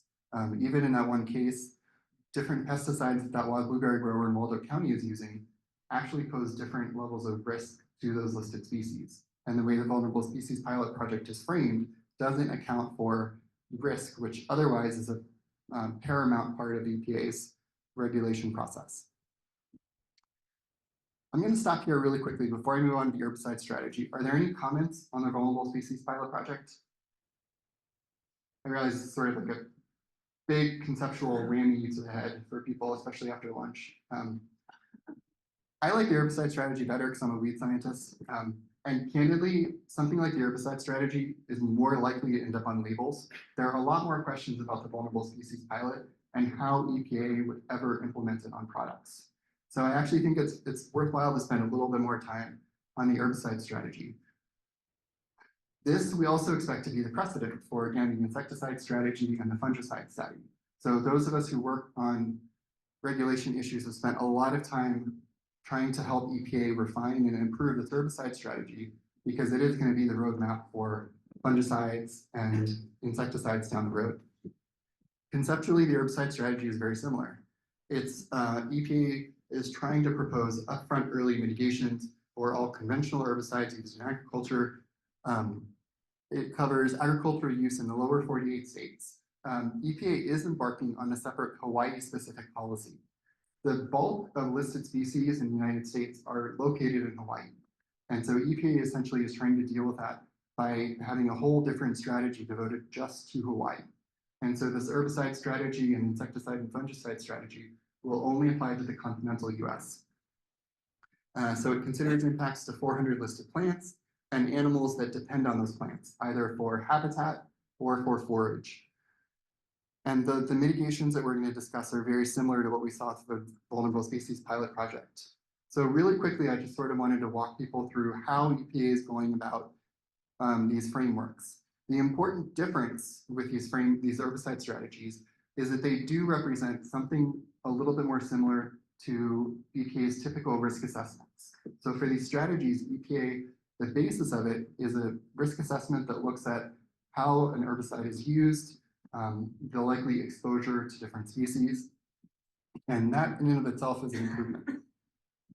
So the first step involves deliberation with fish and wildlife species experts, and it builds the database of information that EPA builds is identifying potential population impacts to all of the listed species in the continental United States. And then EPA also considers, as part of this process, an herbicide's chemical properties, the toxicity data that it has for plants, and actual exposure modeling that it uses. The next step is mitigation. So EPA essentially determines, yes, there's likely to be risk to listed species, so we need to mitigate that somehow. Part of this risk for many herbicides is driven by spray drift.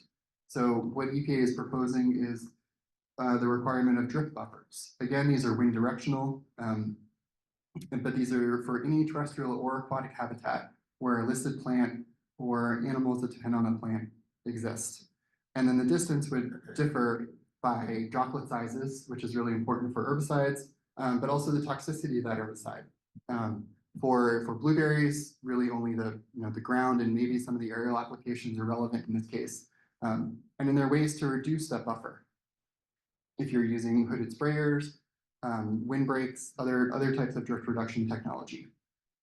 And then on the runoff side, there's a similar menu of runoff and soil erosion mitigations that growers can use. The big difference with the herbicide strategy, which has been highly controversial, is that what EPA has tried to do is for each of those potential mitigations, so cover cropping is an example, EPA has tried to mine all of the available literature and said essentially, given us an efficacy score. So EPA has said that for cover cropping, we think that cover cropping gets 1 point, which represents its practical benefit in reducing pesticide loading in runoff or soil eroding from a field.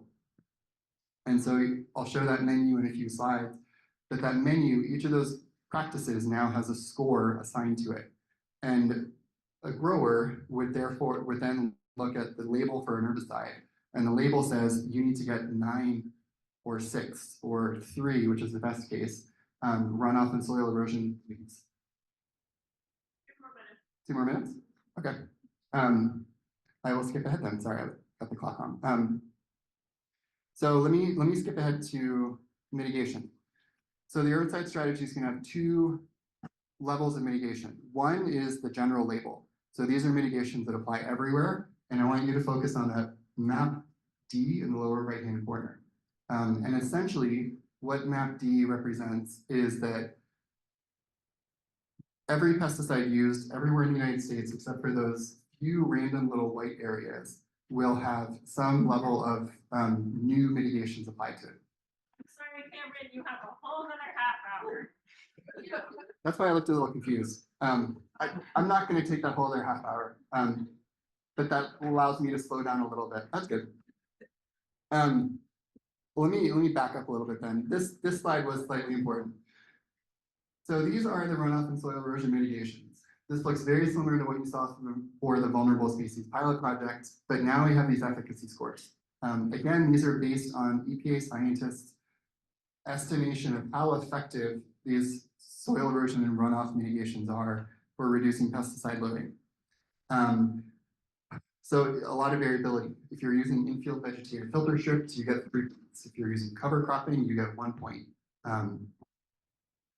Really quickly, if I could see a show of hands, how many of the practices on this field are things that any of you as growers are doing currently? Cover cropping, not even cover cropping, right? Mulch maybe? Yep. So Cameron, I just point out, when you look at those lists of practices, you know, things like grass waterways, vegetation field strip, mulching. So when we mow, all the materials go back, we're mulching the whole field, we're not tilling. A wild blueberry grower that's mowing should get about 10 points. 9 should be easy, but that's not the way that system is set up. Because we're permanent culture. There's very little threat. Yep. Yeah, and you raise a really good point, which is that the ease with which growers can comply with this depends a lot on how these practices are defined, right? And so there has been recent improvement in that. When EPA first came out with this 6 months ago now, they proposed a list of generic definitions for these practices, which a lot of people had trouble with because your example of mowing, for example, would not specifically qualify for any of these credits. But last week, there was a memorandum of understanding signed between EPA and USDA, which allowed EPA to directly cite and for these practices rely on NRCS conservation practice standards. So as a grower, I think that is progress because essentially that means that if you're working with your local NRCS staff and following their guidelines for implementation of one of these practices or something that's titled one of these, you will get credit for this. And I think it offers a lot more certainty for growers. The EPA's generic definitions were generic. They were kind of worthless when it came to a grower actually determining if what they were doing aligned with that practice standard that EPA was using. So I think that step forward, the MOU will be really beneficial for a lot of growers in helping them understand how what they're doing gives them points and allows them to comply with this. It doesn't necessarily mean, we've heard a lot of complaints from specialty crop growers in various parts of the country that this pick list is formulated using Midwest commodity crops essentially as the basis for it.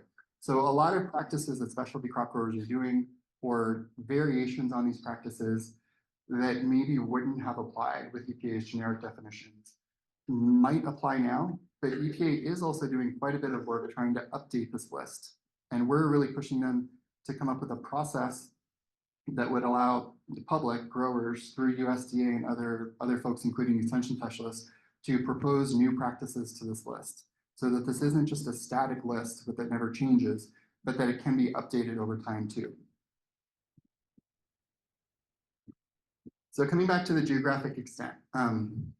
So essentially the herbicide strategy proposes 2 scales of implementation. One is for general label. And essentially what all these maps boil down to is this map D in the lower right-hand corner. And these colors represent all of the roughly 500 animals or invertebrates that indirectly rely on listed plant species for forage or habitat. And so what EPA is proposing is that for all of those species, those generalists, there needs to be some type of basic mitigation for all of the herbicides, the pilot herbicides. And so they're referring to these as general label requirements that would go on the product label you see on the product packaging. So essentially what this means is that on any herbicide that you buy in 2 to 3, 5 to 10 years, you will very soon see new spray drift and runoff and soil erosion mitigations on those product labels. that are to mitigate risk to these generalists. If you are in a PULA, again, going back to the vulnerable species pilot, like the pesticide use limitation area, there's going to be a portion of that label that says you have to go to BLTE2 within 6 months of making an herbicide application to look and see if there's a bulletin in your area for listed species. And the important thing to consider here is that this is all listed species. And so there are 3 listed plant species with ranges in Maine. And so again, just to try to drill down to how this is relevant to you, the 3 listed species, 2 of them have relatively limited ranges. One, and these were all new to me, is Furbish Sport, has a reported range of 1 stream in Aroostook County. So pretty limited range, unlikely to have too major of an impact unless there's farms right on the stream. There's another species, the small world begonia, which has a pretty large distribution in southern Maine. So Cumberland, York counties is where this species exists. The one I really wanted to highlight though is eastern prairie fern orchid, which covers a lot of northern Maine, Aroostook, Washington, Somerset counties. So in all of these counties, if the herbicide strategy is proposed, you as a grower would not only have those general label requirements, you would also potentially have additional spray drift and runoff and soil erosion mitigations you would have to do because your farm is within those counties where the eastern prairie fern orchid is located. I will highlight again that species range becomes really important. The reported range of eastern prairie fern orchid is according to the U.S. Fish and Wildlife Service. But to prepare this, I double checked with Maine Department of Agriculture, Conservation and Forestry, the Natural Heritage Program, which according to what I could find in Maine is the state expert on listed species habitats. The eastern prairie fern orchid in Maine actually has a much more narrow location. I'll read the text. The important part of this is that according to the state, eastern prairie fern orchid has been documented from a total of 1 town in Aroostook County. So that potentially represents a much smaller range than what Fish and Wildlife has reported. And if you're a grower in Aroostook County or any of those other counties, making sure that that range map is updated and current could be hugely impactful. And so I know a lot of state agencies are aware of this and are working on this. The updating of these range maps is really a key part of this whole effort moving forward. What EPA did, I'm sorry. Just on the whole range thing, Cameron, will the federal services look at historical range versus current active range? So if we're trying to recover a species, they know 200 years ago that was part of the range, would they include that? I think that was some of the uncertainty that led to these really big ranges to begin with. For these strategies moving forward, there is a push to only reflect current species ranges as part of these PULAs. And so that's part of the change we've seen. If you spend a lot of time like I do looking at Fish and Wildlife's listed species data, some of the ranges for these listed species are a decade or more older. And essentially that comes down to funding. It's very intensive to do the surveys that are required under law to update the ranges for listed species, and Fish and Wildlife simply hasn't had the resources to update them. So there's been a huge push sort of within the federal family to understand how we and private entities could help Fish and Wildlife update more of these species ranges. And for something like eastern prairie fern orchid, I really think that collaboration with state authorities is going to be really key, both scientists with the University of Maine, but also the State Department of Agriculture. There's a lot of coordination and collaboration that will need to happen to implement any of this that I'll sort of speak to a little bit at the end. So with the herbicide strategy, EPA tried to provide some examples of how this would work. And so they picked these example herbicides. These happen to be herbicides that EPA has been sued on. So they're ones that EPA needed to sort of get out the door and figure this out for most quickly. The only one on this map that I could find that really applied to you all as wild blueberry growers, and correct me if I'm wrong, is Diaron. Does anyone in the room use Diaron? Does anyone use anything else on this, on your blueberries? That's good. What we want to hear. So these tables are small and you don't have to look at the numbers, but I just wanted to illustrate what this would look like if you're using Diaron in 3 to 5 years. So your new product label will have a general label requirement. And I looked at the application rate for Diuron, and from what I could tell, it was about 1.6, well, pounds AI is how EPA refers to everything. And so basically, if you're using Diuron, wow, this is so small I can't even see it. You would need to, depending on your spray droplet size. So as an example, could somebody who's using Diuron tell me what droplet size you normally use? You know offhand? I know that can be a tough extrapolation. You're probably using a coarse, a medium to coarse, or coarse to very coarse, based on most spray equipment. So you would then be required to have anywhere from a 75 to 50-foot spray drift buffer around any field you apply Diuron to. That can include roads, it can include buildings, it can include other impervious surfaces, structures. There are some sort of exceptions that you can include in that buffer calculation. But you will likely, you could have to take some land out of production in theory to comply with this. If you are in one of those PULAs for the Eastern Prairie French Orchid, you would then have larger buffers. Specifically for Diuron, it could be anywhere from 75 to 100 feet. So essentially, if you're in one of those PULAs, you need to have a wider buffer in order to account for potential risk because you're near where listed species purportedly exists.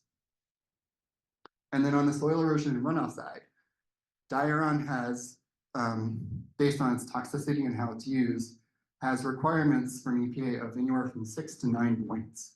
So in the berry use category, which is based largely on its application rate, you as a grower using it anywhere would be required to have 6 runoff or soil erosion points. So you'd need to be doing enough of those practices to get 6 points. If you're in Aroostook County, you would be required to have 9 points. So again, if you're in one of those PULAs, you have to do more mitigation to try to mitigate the likely exposure to that species. The other thing I wanted to note is that there are exceptions to this. So far, unfortunately, from what EPA has proposed, a lot of these exceptions are based on commodity agriculture in the Midwest. So if you're doing tile drains, you get an exception. I know that doesn't apply to many of you, but there are a couple other ones. If your field is more than 1,000 feet away from terrestrial or aquatic habitat, so if you're in that PULA in Aroostook County, but your field where you're making the application is more than 1,000 feet away from the listed species existence, then you don't have to do this. That begs the question as to how you as a grower know where that listed species occurs, down to the foot potentially, and how you're going to measure that 1,000 feet. These are things EPA has not thought through yet. They've been kind of candid with us. But these are really important questions because as a grower using pesticide, you want to comply with the label. So trying to work some of these nuances out as to how you're measuring 1,000 feet. Can you just do it on your phone on Google Maps? Do you actually have to be out there with a tape measure?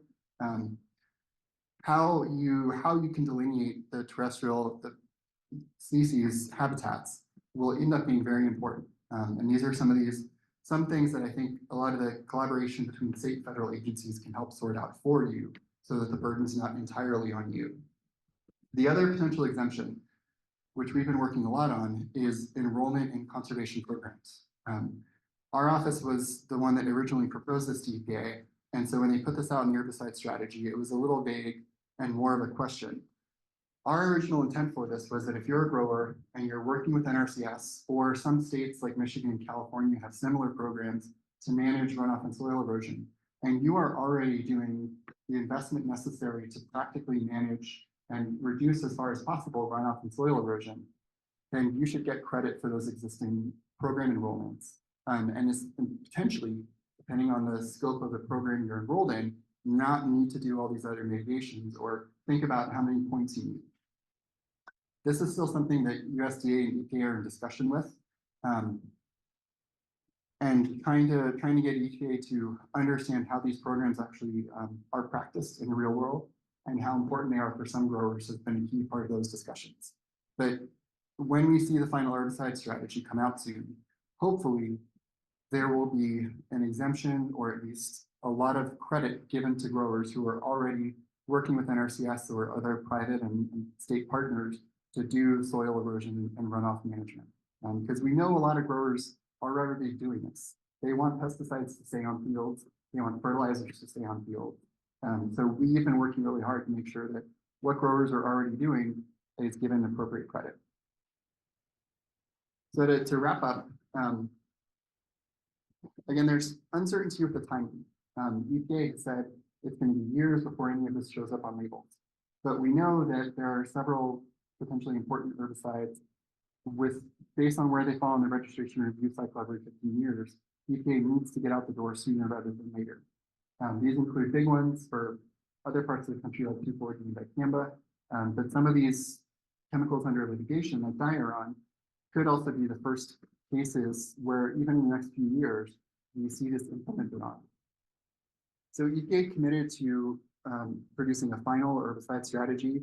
This is late-breaking news as of two days ago. EPA got agreement from the courts to push back the deadline. It used to be May 31st, and now EPA has another 3 months to work on the herbicide strategy. So now they're committed to putting out a final herbicide strategy by August 31st.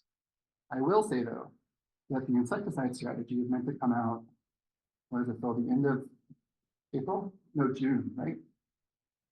June. So the draft insecticide strategy is coming out in June, so before the herbicide strategy comes out. And a component of that insecticide strategy will also apply to the final herbicide strategy. So we are anxiously awaiting the issuance of the insecticide strategy to see what the updated mitigation will look like. That's one of the big things that we know will come out in June. But there are also other things going on, which I just wanted to highlight for folks. There are two herbicides, glyphosate and atrazine, which EPA was outside, separate from all of this, was using as pilots for ESA consultations with Fish and Wildlife and National Marine Fisheries Service. So both glyphosate and atrazine are about halfway through that process. EPA has done what's called a biological evaluation, and now these are with the Fish and Wildlife and NIMS to complete what are called biological opinions. So how many folks in the room use glyphosate somewhere on your farm? Probably more people, yeah. So glyphosate this is something that I'm paying a lot of attention to because EPA's biological evaluation for glyphosate predicted that there could be impacts to essentially every listed plant and animal species in the United States in use of glyphosate, which in theory, based on how this ESA consultation process has worked historically, means that Fish and Wildlife now has to come up with ways to mitigate risk to all of those listed plant and animal species. So on top of everything going on with the herbicide strategy and vulnerable species pilot, there are other things going on which could also impact what your herbicide product labels look like sooner rather than later. There are other insecticides like carbaryl and methanol and fungicides going through this broader ESA consultation process too. So there's a lot going on. I think we will likely see on product labels some version of this herbicide strategy framework within 3 years. So again, these changes are coming soon. And the reason why I'm trying to do talks like this and my colleagues are trying to do talks like this is because if as a grower you need to start implementing some of these runoff and soil erosion programs, you're not going to do them overnight. You need to work with someone to find the funding to support your ability to do those. Some of these mitigations take a year or more to plant and grow to maturity and actually become effective. So we're trying to get the word out early that there are likely to be these conceptual changes to requirements for pesticide use in the US. Because your ability as a user of these pesticides to comply with this, it's not going to happen overnight. If you need to do these new runoff and soil erosion mitigations, it's going to take months, if not years, for you to come to compliance. And we're not sure if EPA can build that compliance window into their registration process. Not to be totally doom and gloomy, I wanted to end with sort of a positive note. There are a lot of people working on this. The federal level, I know people at the state level are aware of this and tracking this. You as a grower are not going to do this on your own. There are a lot of people who have your back and are trying to advocate for you as part of all of these negotiations, trying to make sure that your ability to use these products is retained in some way, because we all understand that these are important to agriculture. I will say that I just wanted to highlight the Fish and Wildlife Service and agriculture. I think that because of all of this, there will need to be more collaboration and coordination between agriculture and conservation. In a state like Maine, a lot of that has been occurring for a long time. So in some ways, I think Maine is better positioned to not be impacted severely from this.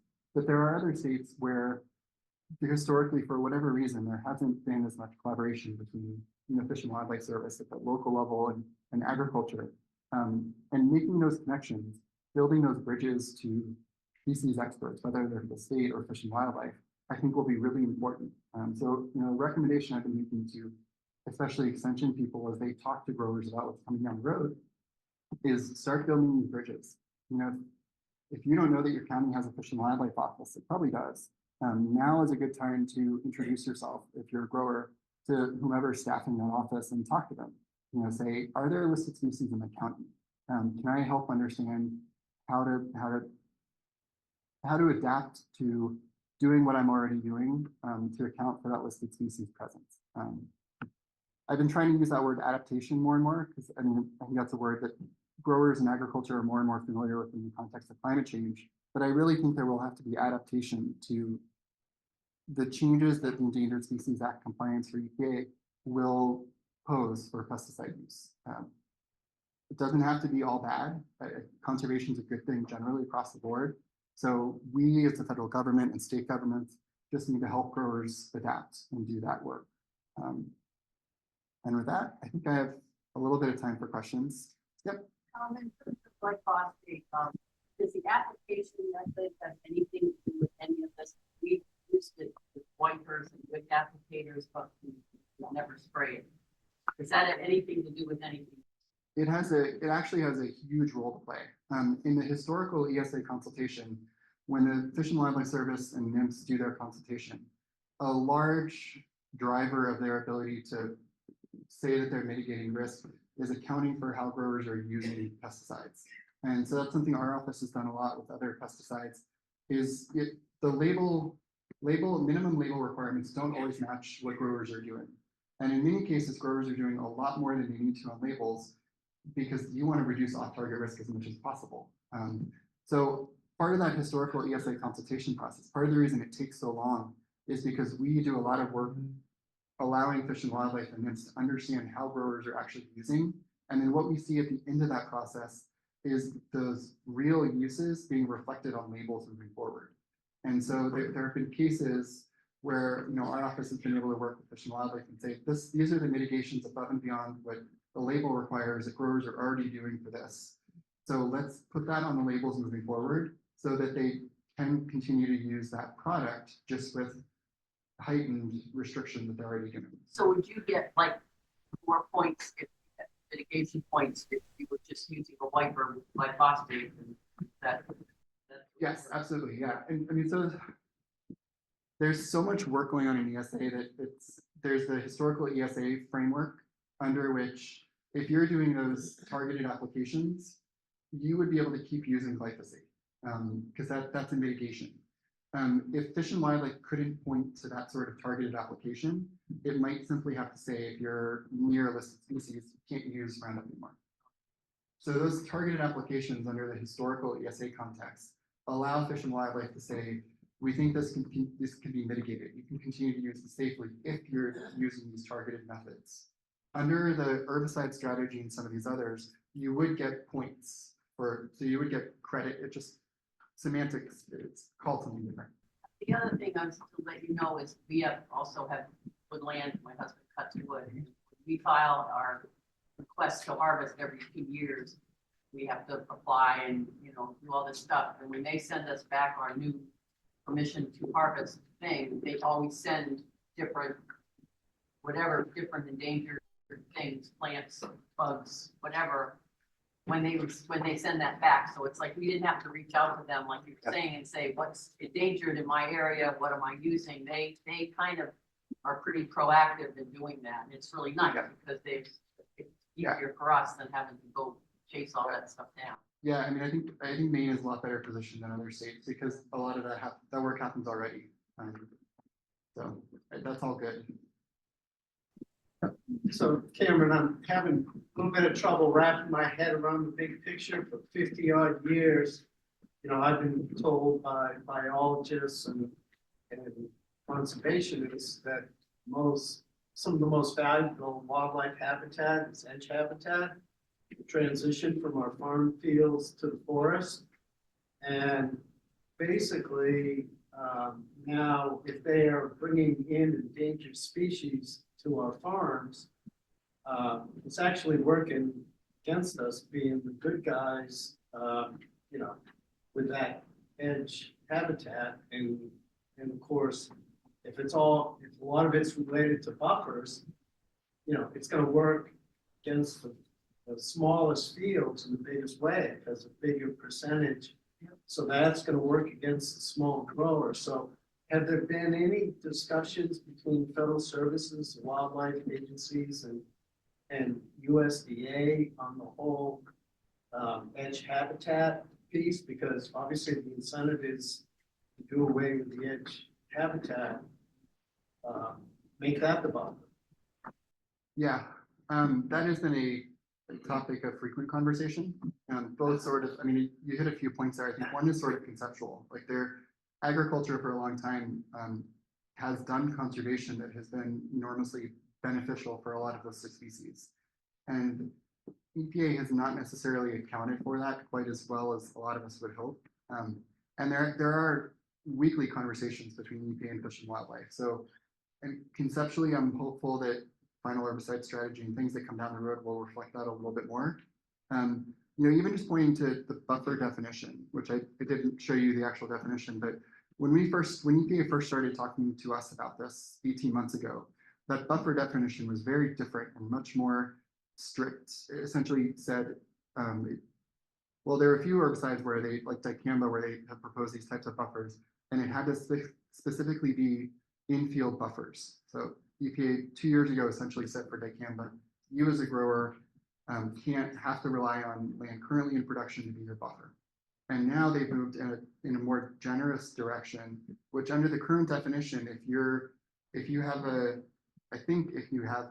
you know, the type of edge habitat that you're managing for conservation purposes, as long as you're not applying a pesticide in that buffer area, in that edge habitat, that would count as part of your buffer. And so it does pose a problem if you're using pesticides that manage that conservation habitat, which a lot of people are. And then that is sort of a conceptual conflict that I hope will get worked out, but we'll see. Yep. How would this impede like inspiration products? Like we're a small industry, struggle to register. This problem is getting bigger. This is getting too, especially for communities. Understanding exact, I know the responsibilities of that not going to slow things down? It already is. I mean, to be honest, I mean, EPA has been, the policy to do ESA for new active ingredients has been on the books for over a year. And we hear a lot from pesticide registrants that, you know, they had products in that pipeline that they thought would get out by now. And now EPA is saying it's going to take us another 2 years. So the front side to that is that it's going to delay things. But from EPA's perspective, it's going to make those registrations more durable. So we've seen recently for several, you know, there's even an herbicide that EPA registered 3 years ago that immediately was challenged in court, and the registration was vacated.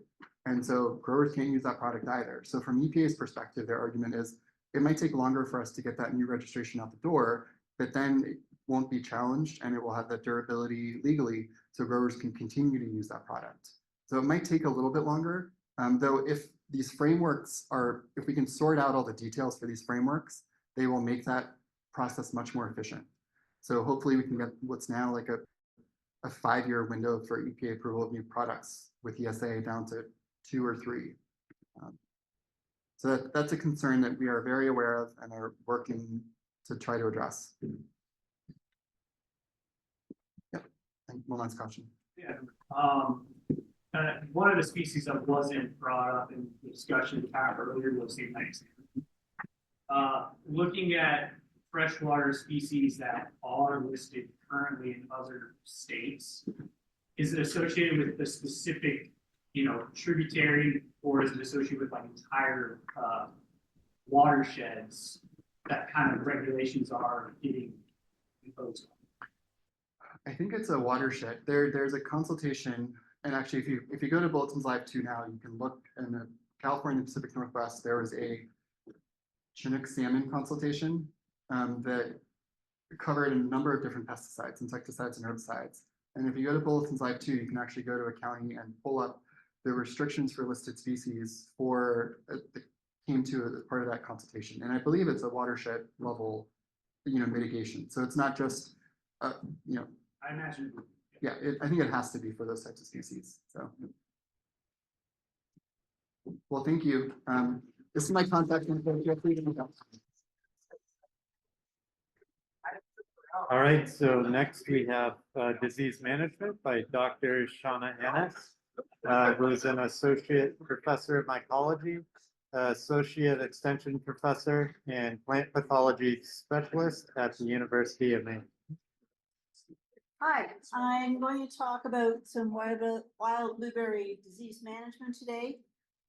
First of all, I just want to mention that the people who have been doing this work in this last year, Margot Roberts, and some graduate students, Zoe Colwell and Aldous Hoffman, and then and Ian Leonard who finished, and then Kashav Bagil and Nahida Kabir are two new students that I am co-advising with John Zhang, and they started in August and September. So I'll mention their work briefly. So most low-bush blueberry diseases are caused by fungi. There are probably viruses out there, but they seem to be they're not things that actually will kill off large amounts of blueberries. They seem to be very much clonal. So really have never been able to find anything that we're convinced is a big problem for viruses. Same with bacteria. So most of the things are all different types of fungi. So on the left is our list of diseases, and the right are the organisms. There will be a quiz, of course. Now, the big thing is to think about when you're planning disease or controlling disease is you actually have to think of multiple things at the same time. I know growers are already thinking of way too many things at the same time, but it's you have to think about the host and whether or not the host is susceptible at that stage. You have to think about the pathogen. Is it present? Is it sending out the spores that will be infective to infect the host? Are the weather conditions good? So is the environment good for infection to occur? And then the other thing is all of these things, as I've just mentioned, have to be at the same time.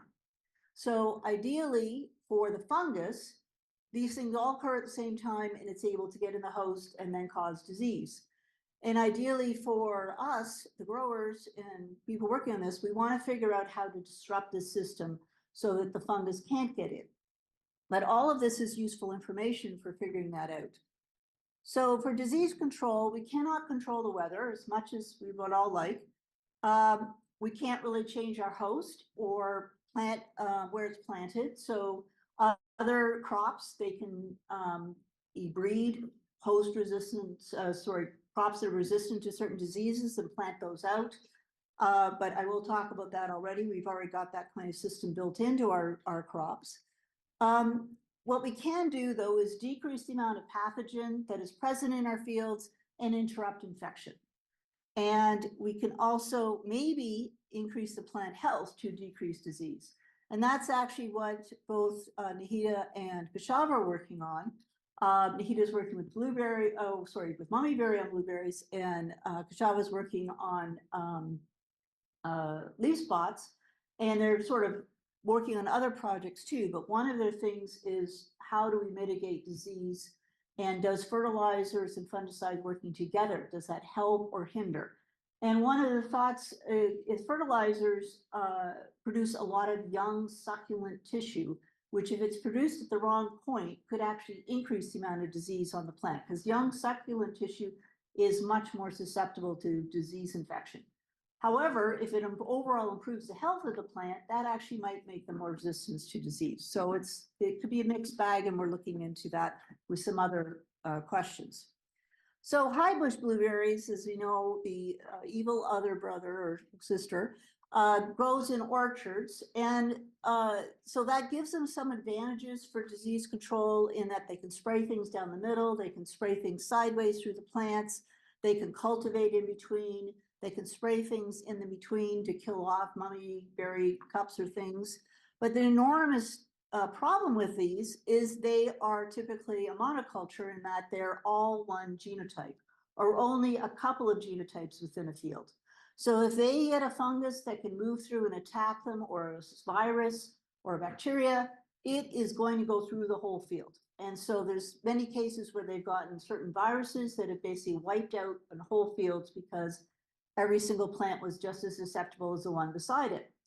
And of course, with us, we have all this genetic diversity in our wild blueberries, and this is an enormous advantage for us for disease. So each of these different clones or genets are different genotypes. As you can see, of course, you all know about that. And so some of the disadvantages we already know is that there's no exact timing of plant life stages. So you can't say, okay, your entire crop right now is in stage 1 or stage 2 like you can with the corn, but you can say this percentage of the field is at this stage or that. It does have variable yield, as we all know, so different clones are going to have variable yields and all kinds of other characteristics such as height and photosynthesis rate and everything else.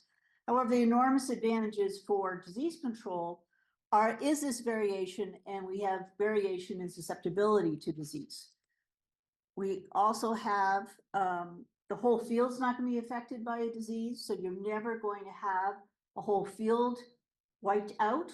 You may have a whole field that's not worth harvesting, unfortunately, such as with mummyberry disease, but you're also never going to have a disease that kills off all the plants, which other crops do have that problem. And so this is really an advantage in what you might have a really bad year if mummyberry comes through or something like that, but the plants will survive, and there's the next year you will hopefully get something, or 2 years. So a lot of these fungi overwinter in the field. The ones in this box do. And so mummyberry, exobasidium, powdery mildews, fairyline leaf spot, Valentina leaf spot, red leaf and witch's broom also overwinter in the field, but they're actually inside of the plants, inside of the rhizome. So they are more difficult to get at and to try to control. So here is our overwintering structures of mummyberries. You can see the little kind of black dots scattered amongst the leaves, and you can see the little cup structures. Those are the cups that are producing spores.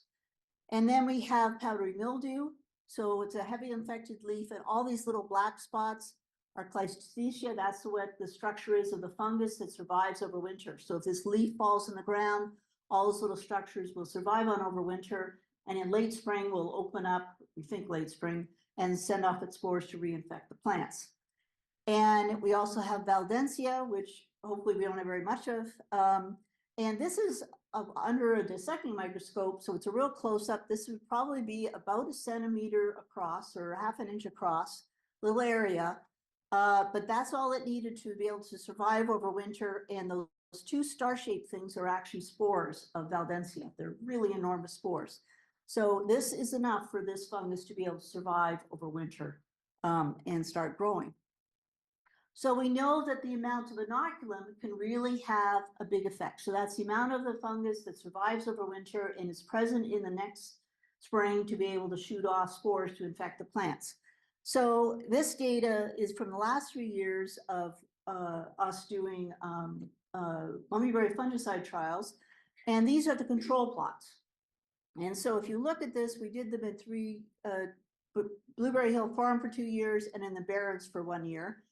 And you notice that when the cups, the mummyberry cups producing spores are present, are really very similar around these areas. The number of infection periods varied a great deal, 5, 8, 4. However, when you look at the amount of disease we got in the control plots, we had this really big difference. So in the first place, in a field in the Barrens, near the Blois, we had 3.75% disease in the control.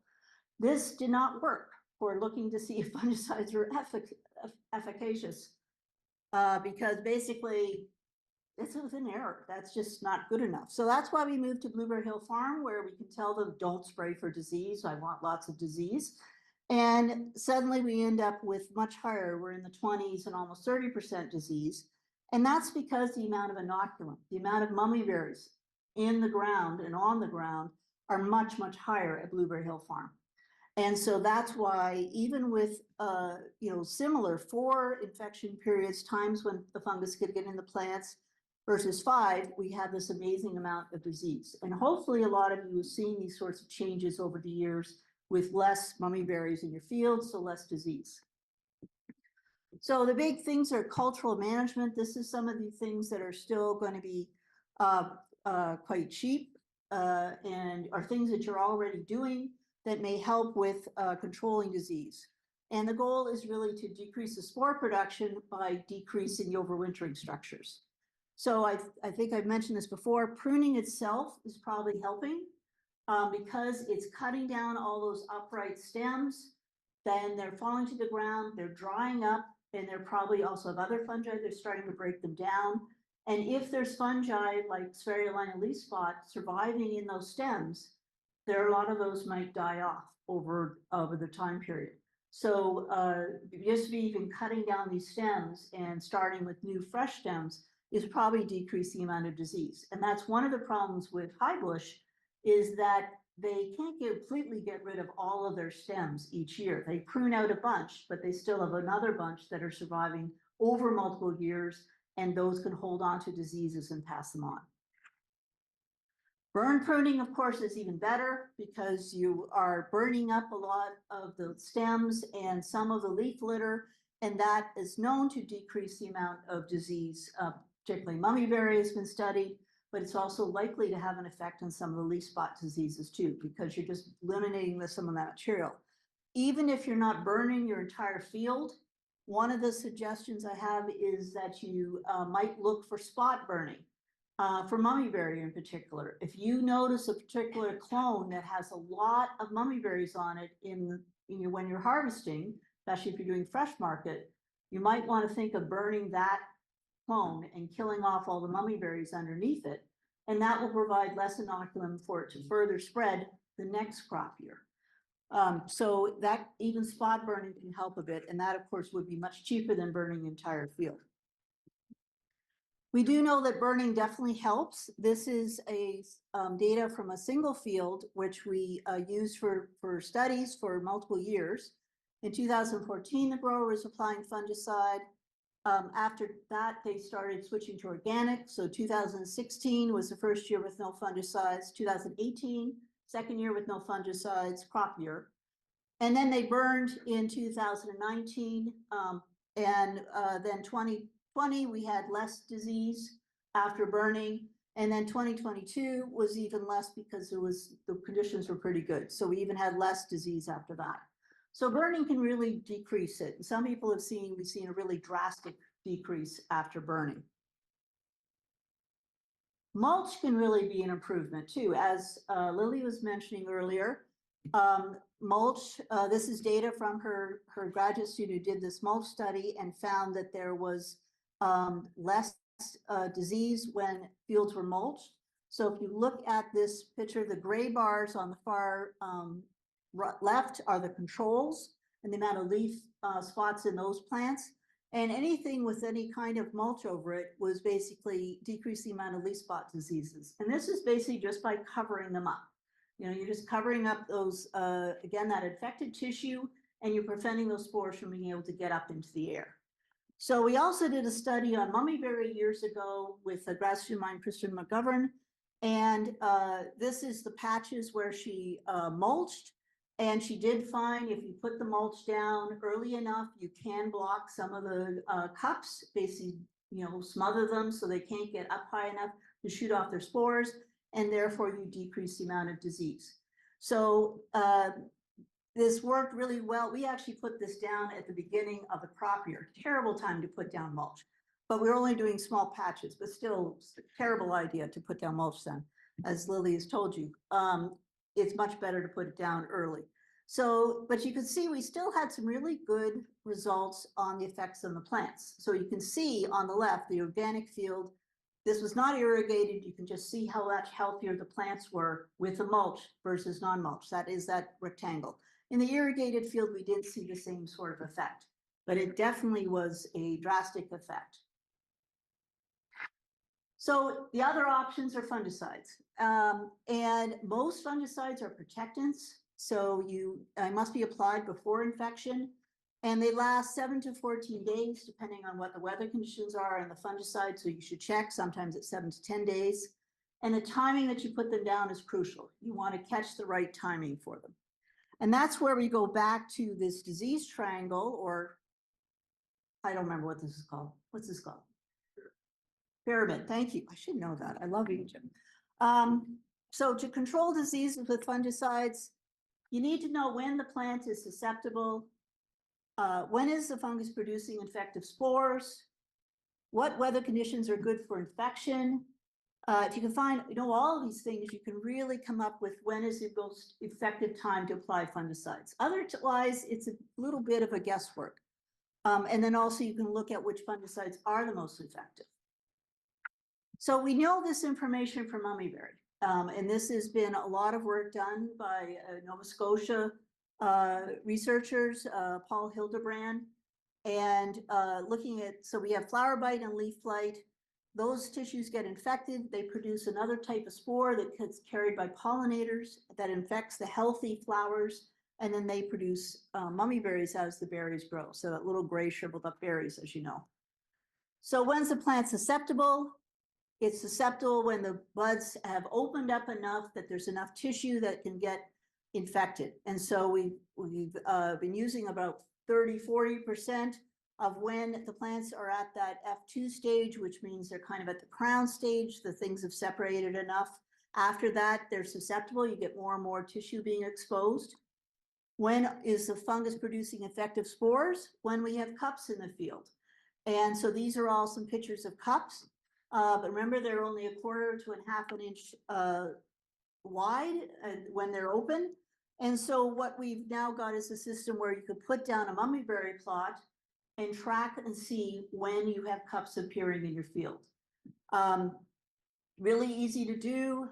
You just put down some mummies, stomp them in, put some more dirt on top, stomp them in, and then put the leaf litter back over in that area. And then you have a patch where you can look to see when the cups are coming up. And so all these yellow circles are from a mummyberry patch. And some of these are pinheads right before the cups open, and some of them are actually cups. So you actually can determine exactly when the fungus is active in your particular field. And we have found quite a bit of variation in fields even close by to each other. So I suggest putting one up. And we also have data from Hildebrand about when are the weather conditions good for infection, where you have to have long enough wetness on the leaves and the right temperature to get infection. And so this graph is showing the yellow is when the cups are present, or sort of kind of orangey thing at the top. The red line is temperature. The blue line is when there's leaf wetness. And the green bars are when you have infection conditions, where the spores that are on the plants could be able to get into the plants. And so if you applied your fungicide at this date, you'd actually have protection all the way through those infection periods, and you really wouldn't need to spray after that. If you look at the weather and see that there's no heavy rain coming through in the future, or the temperatures are going to be too cold, then you don't need to apply fungicides again, and your plants should be mostly protected. Now, this still will have a low level of mummyberry disease, but you shouldn't have a lot of disease. So with all these things together, we have a good method of controlling mummyberry disease. And I put out disease, we have 15 weather stations around the different blueberry fields, and I put out a disease report on the conditions that are likely to cause mummyberry disease. We're trying to come up with the same information for leaf spots. So these are pictures of spirulina on the left. On the top is powdery mildew, and on the bottom is leaf rust. And these are really clear pictures of what these diseases are. But unfortunately, they're quite complicated. And often we end up with multiple symptoms on the same leaf. And we also end up with variation of symptoms between different clones. So it gets really tricky to figure out which diseases we have.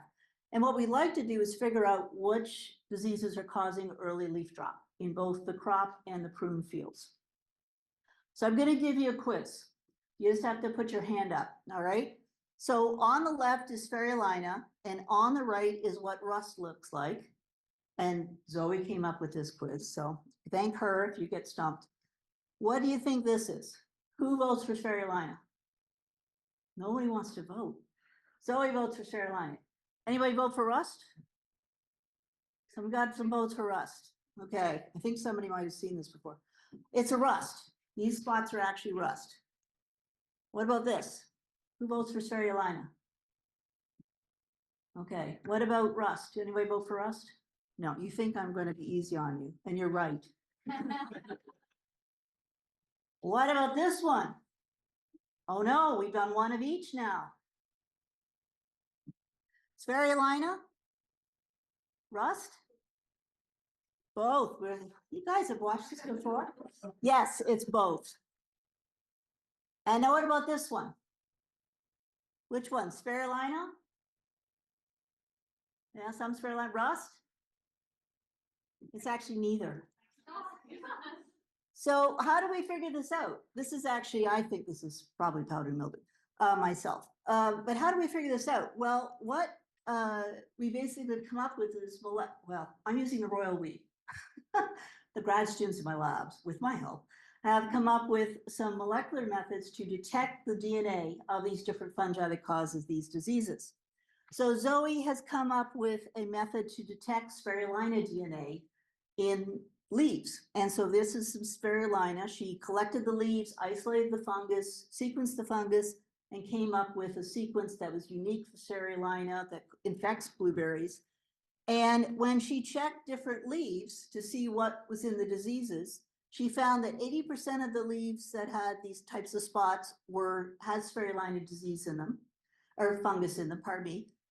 Less than 1% had the rust fungus in them. 12% had neither of them in them. And if you look at these diagrams over on the right, you'll see the top one. If there's a band, that means Spirulina DNA is present. And the bottom is a band that means the rust fungus was present. So you can see there was one leaf that had both in it. So this works well, and that's how she was able to tell those different leaves what they were in them. But unfortunately, we really couldn't see any clear difference where we could say, okay, yeah, this is really obviously a Spirulina spot, and this is very obviously a rust spot, until we actually get rust spores getting to be produced. And so we were hoping we'd have really clear symptomology, but I think part of the big problem is we've got so much genotype variation that it gets really hard to tell the difference. And each plant reacts a little differently to the disease. Just like a cold can go through your family. One of you's got a sore throat, one of you's got a horrible head cold, another one ends up coughing out of their chest. And it's all the same cold virus. So she also did a work where she put out a spore trap to capture water dispersed spores. And this is just a glass slide with Vaseline on it. And she tested, scraped off all that Vaseline, extracted the DNA, and then checked it whether or not Spirulina was in it. And so all of the gray bars are showing when Spirulina was present, and there's multiple fields over 2 years that were checked.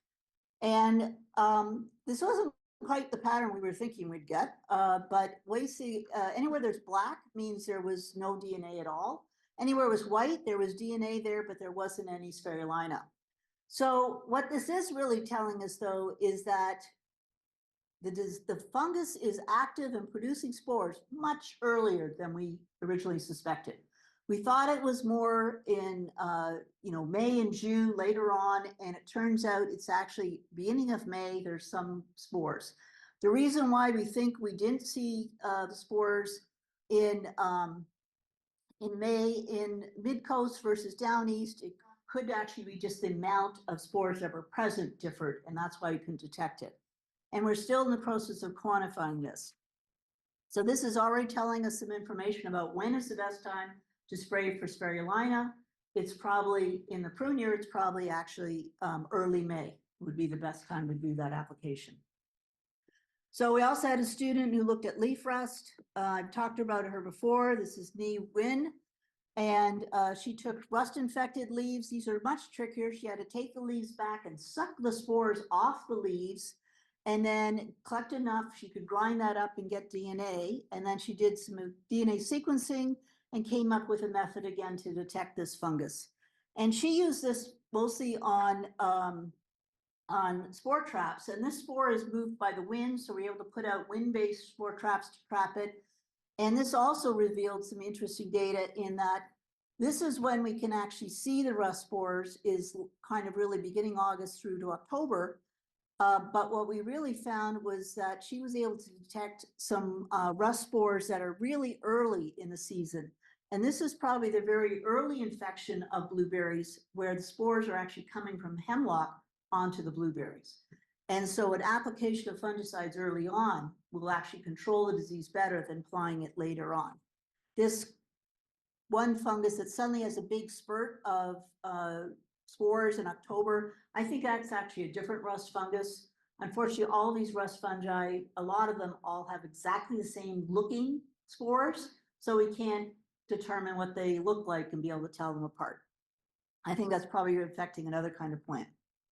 And she did another field the same year and again saw the same kind of result, where she had finding really early spore production.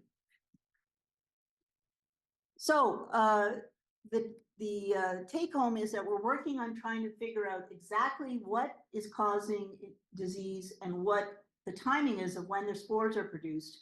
And that can give us some information to give you a better idea of when you should be applying fungicides to control your plants. We've also done a series of different fungicide efficacy trials, and these are the materials we've tried recently. And we've tried them, some of them are on mummyberry, some of them on leaf spot, some of them on both. And you notice that a lot of the things, unfortunately, are in the FRAC group 3, which is found here at the top. And that is all things that seem to work very well for mummyberry. They're also getting now into mixtures where they're adding in a second fungicide to a material that's got a FRAC 3 group 2. And this basically helps and works as if instead of rotating your fungicides, you're basically already rotating your fungicides when you apply two things. Unfortunately, when we look at these, we also find that the price goes up as you get more and more new things. So tilt is our standard for mummyberry control. Oxidate is an organic material that seems to work with in with another fungus like proline. It seems to help decrease leaf spots. We haven't been able to see a demonstration on mummyberry. We're going to try that. Civia is a new material from Bass, and the lower rate worked just as well as the higher rate. So I would suggest using the lower rate for control, and it's a reasonable price. Proline is a standard for a lot of people using for leaf spots now, and that is also a much higher price. And then you're getting a bunch of things that are actually very similar in price, and then you're getting further jumps. So it still looks like tilt is one of our better things for controlling mummyberry. It's our standard. Some of these other things work just as well as it, but they're more expensive.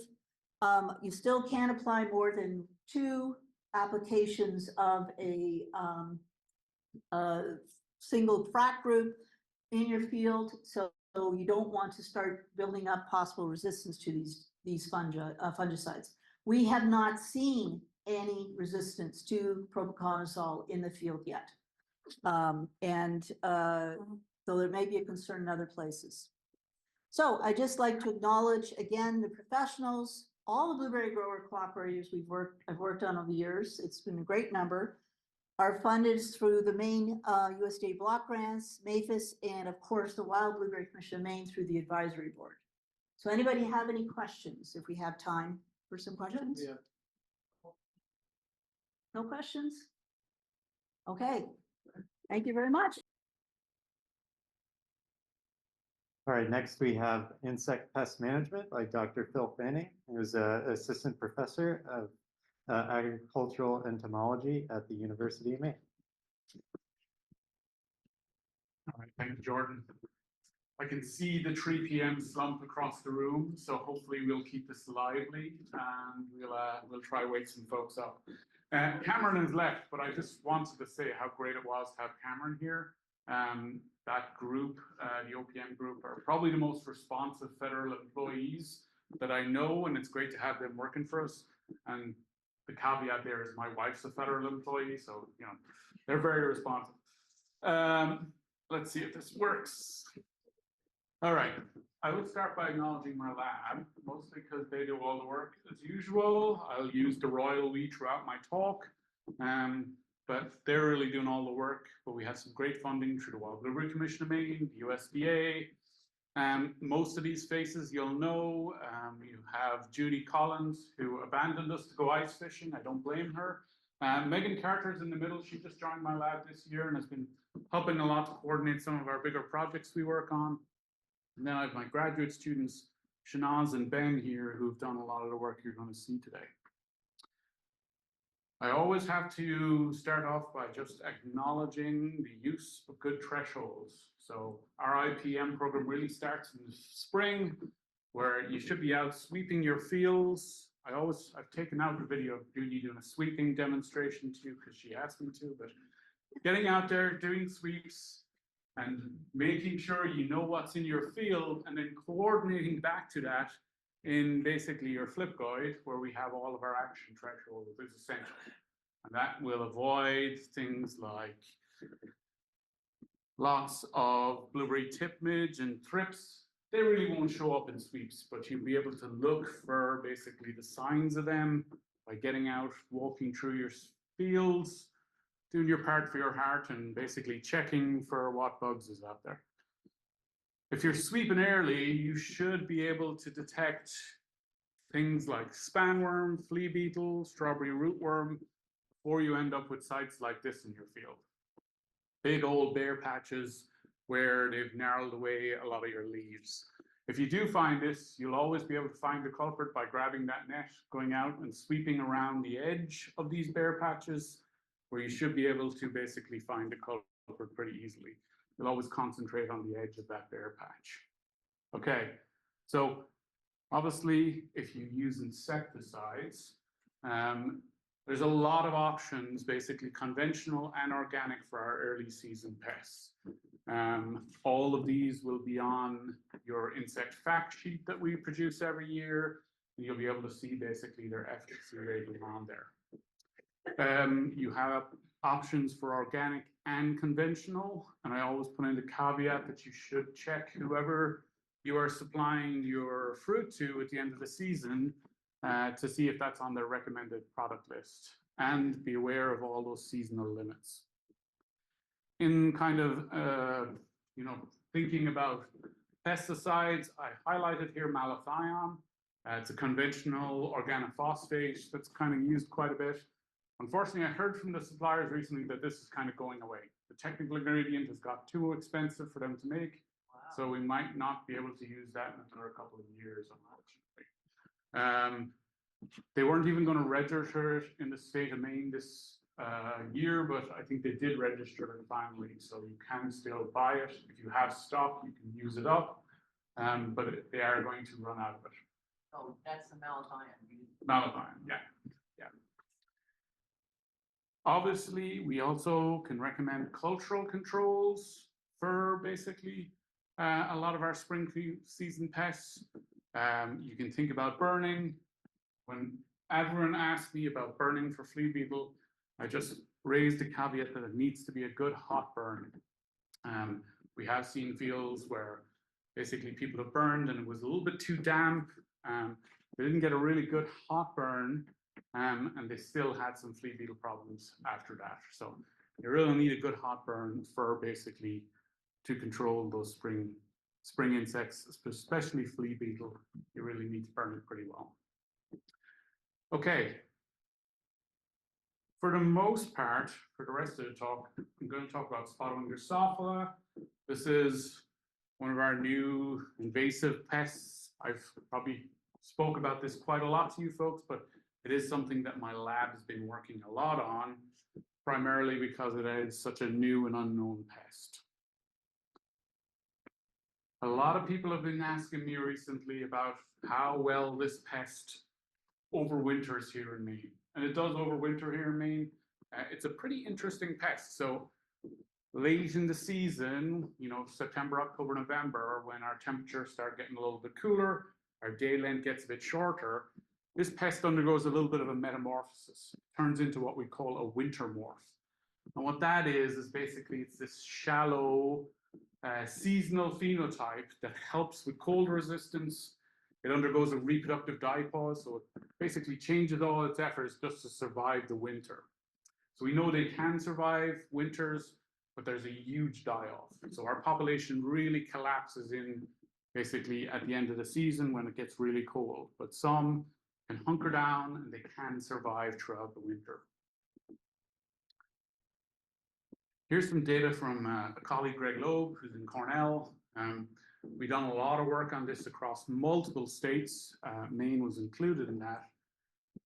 Just looking at the graph on the left-hand side, you can basically see, I think the red line is the winter morph, the blue line is the summer morph, and we basically have that morphotype, again, survival, so low down here is good, high up is bad in terms of next year's population, but you can see that red line basically doesn't drop below 50% survival, so they can survive pretty well, all the way down to minus 7.5 degrees Celsius. And we've been having pretty mild winters here, which have basically impacted populations. All of this is to say that I really hope we can get you and convince you to go out and monitor for this pest. Our standard monitoring trap is still what we recommend. It's the red solo cup trap. As always, we didn't choose this because there's a lot of them around Orno with all the students. They really like that red color. The species was originally like very specialized on cherries. So they're very adapted to going in and looking for red colors. So this trap has yeast and sugar in there, has some water in there. And this recipe here makes enough for 3 traps. We recommend 3 traps because that's what we developed our threshold on. So this trap has everything going for it. It's got yeasty smells. They love fermentation volatiles. And it's got that red color that they're attracted to. So it works really well. We've tested a lot of commercial lures over the last few years. They also work well, but they also cost money. This, you can buy some red traps. You can raid basically the pantry for the sugar and yeast. And you can basically do as good a job monitoring with this trap. Now, like I said, we do have a threshold associated with this pest. This was developed by Frank Drummond, who you probably all remember really well. Frank got out between years 2012 and 2017. He tested basically, tracked all of these insects. He counted the number of males. Males have spots in their wings, so very easy to count without needing a microscope or any of that fun stuff. He also tested basically the infestation within the fruit. And he could then correlate those two together. He developed basically a cumulative number of male SWD for average of 3 traps. So what this means is you put your 3 traps out, you have basically maybe 1 fly in 1 trap 1 week, you put them out again, so you check them every week. When your cumulative male trap number got to, we'll say 3.5, that means you would have a 90% probability of not having infestation the following week. This is a responsive one to predict what happens the next week. But that means basically you have a 10% chance you would have infestation in your fruit that following week. So that's kind of the threshold that we've been recommending. We still think it works really well, but we have been noticing some changes. When it comes to the changes, the big one is our weather patterns. Everyone scared me when I was moving to Maine. In Ireland, I think I saw snow like 7 times in my youth. So everyone said, all right, you're moving to Maine, you're gonna freeze. But hasn't really been that bad, and this is my 5th winter here. For the most part, our winters have been getting pretty warm. This was last winter. You can see here, blue would mean it's been colder than average. Red means it's warmer than average. We have similar data basically for the last 2-3 winters. They've been really mild. We think that has led to basically larger amounts of these bugs overwintering. And you can see here, these 2 graphs, for the most part, those little bars trend downwards. What you're seeing here on the x-axis on the bottom is the years going from 2012, when Frank first started monitoring consistently, up to 2023. The graph on the left-hand side is the first male SWD occurrence, so when we first trapped them, and the graph on the right is when we first find infestation. For the most part, they've been trending down, so that means we've been finding them earlier and we've been finding infestation earlier. So that means we really need to be proactive in our management. Now, what do these mild winters mean for our threshold? If you basically take that cumulative male trap captures, you can see here in the first column is just a whole series of cumulative male trap captures. You have the original model estimates in the second column. And then in the third column, you have basically, if you factor in the last couple of years with those really mild winters. Let's use basically one average of one male in those 3 traps as an example. So in our original model, that would have meant we would have had a 1.4% chance of having infestation the following week. When we factor in those milder years, that jumps up to 7.7. So what it means is those milder winters add a bigger risk factor in terms of, we'll say, getting infestation. It means that we probably need to be more proactive with our monitoring, getting out, checking traps, and being conscious basically of the weather and that mild weather and how that might impact this bug. So we recommend the trapping, that's really important, but we also recommend testing the larvae in your fruit if you're able. It's a pretty simple method. You see here, basically, we have a picture of a microscope. A really good hand lens will even do it, in my mind. You should be able to see if you have larvae in your fruit. But here you just take a sample, you put it in a bag or a container, you put in a strong salt solution, and basically leave it for an hour. And then, at least in our lab, you could end at this method. You could just inspect in the bag with a hand lens. Or you can basically filter out the fruit and you can put it in a different filter. And that will basically allow you to really concentrate all the bugs into one area and you can count them through. We've used this method very successfully also to do things like study where SWD are laying their eggs. And this is where I'm going to pivot towards thinking about management. We basically ran transects into the field using this salt method, and we developed heat maps associated with where spotted winter soffler are laying their eggs. So here's an example from all the way back in 2020, when we really first started this work. This was a field. It was, I think, an untreated field. We had a low pressure year. So blue here would mean really low infestation of this critter.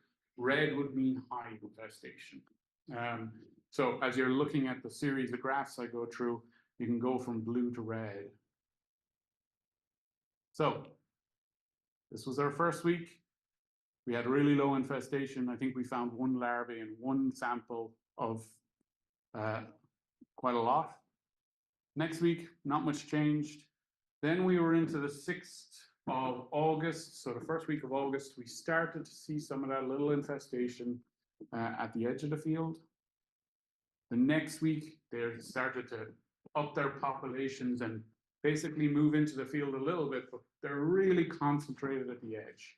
So much like blueberry maggot fly, which we've dealt with before, these exhibit this perimeter-driven effect, which means we can control them kind of readily. Here's some data from other sites. Now, if I go back, you'll see the top here was 25.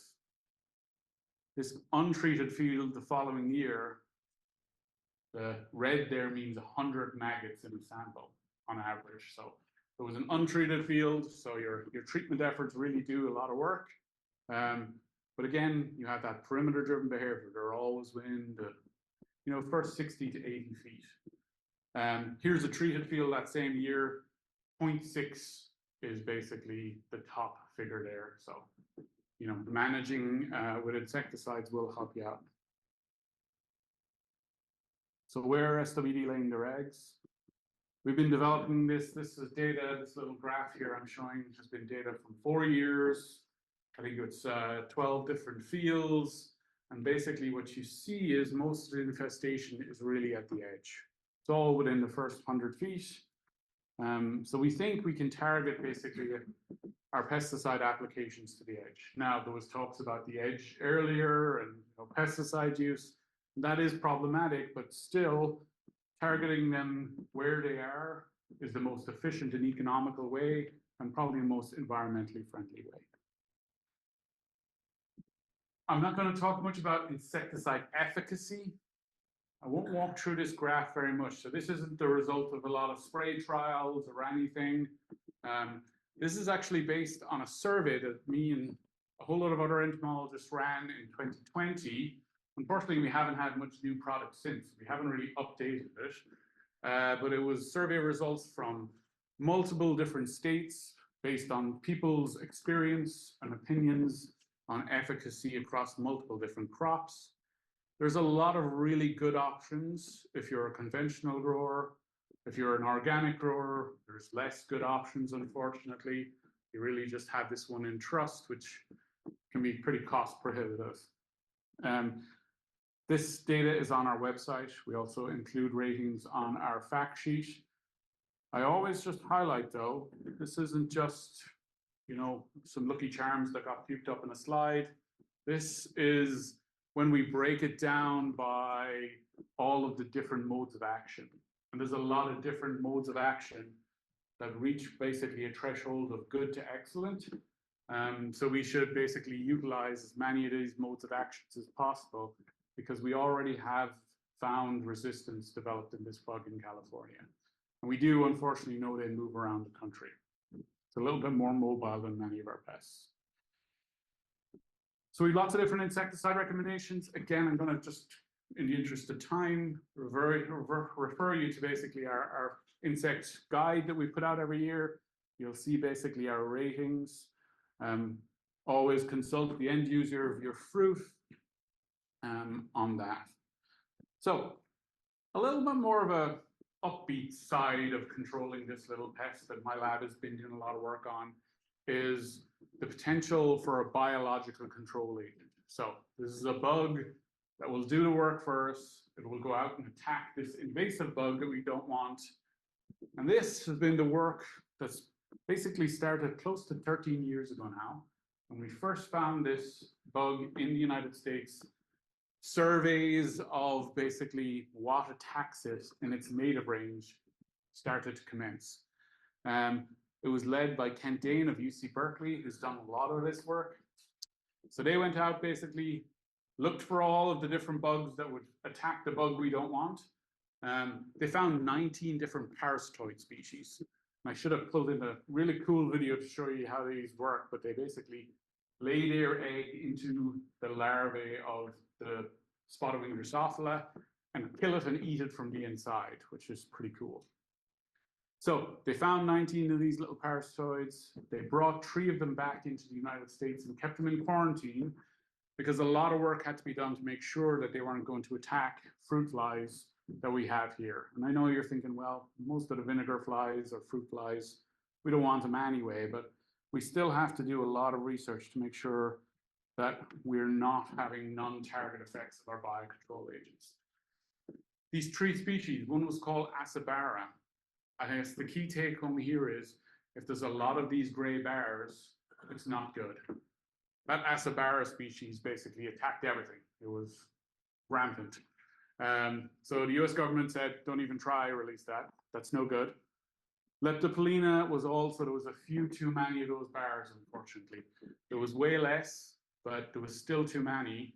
And then you had Ganaspis, and there's multiple different strains of the Ganaspis. I won't nerd you out on all that. But that was a little bit more specific. We actually ended up getting permission to release this G3 or this G1 strain. This is data for the G3 strain. We released the G1 strain that only attacks spotted-winged Drosophila. It was the most specific one we could find. That went through a very, very intensive amount of scrutiny using a lot of data that was developed within the lab and based on data we collected in the field in Asia. And inevitably, a petition for its release was launched with the US government that lasted for 2 to 4 years of review. They checked over the data, they came back and asked for more data. They went through a whole load of consultations across all of North America, and they eventually gave us permission to release it in the fall of 2021. So my lab basically then went to Maine's government, so the Inland Fisheries and Wildlife folk, then reviewed all that data again. So they check it all to make sure they're happy with it. And that was completed in November 2021. In March of 2022, we managed to get our hands on some of these wasps and we started rearing them in the lab. And it took a lot of time. There's a lot of effort that goes into just rearing one of these little bugs, unfortunately. So when we think about spotted Drosophila, or how this will work, this is just kind of a little conceptual model. Say we have our spotted Drosophila, and usually its populations kind of go up and down and rise through the season. We know we have a really low kind of threshold for this little bug because we don't want them in our fruit. We introduce in this little parasitized wasp that we think will help. And the two of them basically go to war with each other in and around our fields, out in the woodlots, etc. The little parasitoid is going to try and beat down that population. It'll take a while, but hopefully it will reduce the numbers so low that we stop seeing so much impact in our crop. Well, the way I see this, if it bought us like 2 or 3 weeks of harvesting without any infestation trying to get into our fruit, that would really help us out here. Let them build up and then let them freeze during the winter. But if they gave us 2 or 3 more weeks, that would be very helpful. Okay, so we did release these, and I'm gonna go through these slides pretty quick just because I know we're running out of time. We did release these in 2022. We released 4,800 of these wasps across 4 sites. We were looking at parasitoids coming back, so we were bringing in fruit samples. We wanted to see to make sure that they actually survived. So we did collect some at one site. We collected some parasitoids at one site. We collected a lot more at site 2. Unfortunately, they were not the species that we had spent weeks, months rearing in the lab. They're actually the species that the federal government told us we weren't allowed to release. They had found their way here all by themselves, which, I mean, spotted Drosophila found its way here all by itself. We know they're just moving around the country. So Leptoplena japonica was the one that actually just found its way here to me. This was the one that, you know, had a few bars, but not too many. It's actually a really good parasite because it'll survive on some other ones while our spotted Drosophila populations build up, and then it starts attacking the spotted Drosophila. It actually works really good with the one we're releasing, and we're continuing to release it. So the two of them together synergize really well. We're not the only ones that found it. Lots of people, I like to put in a caveat that it wasn't me that released it here. They found it in Washington, they found it in Oregon, Michigan, North Carolina, Georgia. This little critter found its way into the country, and we've been studying, and it's slowly just spreading itself around. Here's some data from, again, it's native ravens back in Asia. The one we're releasing is in red. The one we're finding a lot of is in blue. They work really well together. They don't really compete too much. They get along with each other. Infestation rates in its home range were ranging between 20 to 60% parasitism. So here was our 2020 data. We released again in 2023. If the top figure here was 90, here in 2023 it was 900. So the populations are growing here in Maine. We found, again, site 2 is actually the same site in both years. We're finding basically a lot more of them. So they're growing, they're hopefully starting to reduce down that spotted Drosophila number. If you look at basically some of our infestation or percent parasitism rates throughout the year, here in the 15th of September, we collected one sample that had 65% parasitism rate. So if there was 100 of those little spotted wing Drosophila in that sample, 65% of them were dead and 35% were spotted wing Drosophila. So really cool to see that. Hopefully we can increase those numbers. We know that this is some data basically from some work we were doing in the lab. This is just the number of these little LJ, Leptoplina japonica, we put in the vials that we were testing. Here's basically the average number of flies that emerge out. You can see here, anywhere between 2 and 3 really reduced the number of flies. So they do have big impacts. A really cool thing is we also find that there's basically indirect effects. This is a wee experiment that a student in my lab ran where we didn't actually look at how they directly fought each other. We just put them both in vials with fruit together, and we looked at how many larvae were in that fruit later. So the fruit only, there was basically very low infestation. When they were mixed together, the spotted wing Drosophila laid less eggs. It's like humans, when the economy is bad, they just have less children. When the spotted wing Drosophila see these little parasites, they go, not wasting my time producing any eggs. So they have indirect effects on reducing that population. We're doing a lot of work basically on this little bug. We're doing everything from overwintering trials. My graduate student Seanna is working on augmentoriums, so these little tents to release them out into sites without upping the spotted wing Drosophila numbers. Lots of parasitoid monitoring, overwintering. We're going to see how we can conserve them by not spraying them too much, etc. I'll end with that. This is just a survey that we're running that we're actually just going to email out to everyone next week. So with that, do I have time for questions? Yeah, cool. Any questions on that? Yes. So Phil, on the slides there, you had the different sites, and site 2, you had more of the parasites. What were the differences between the sites? Anything significant related to the environment or? Yeah. So the question for those folks on Zoom is, why was site 2 so good? It had a lot of non-crop hosts around it. There was a lot of basically wild raspberry and blueberry around the edge.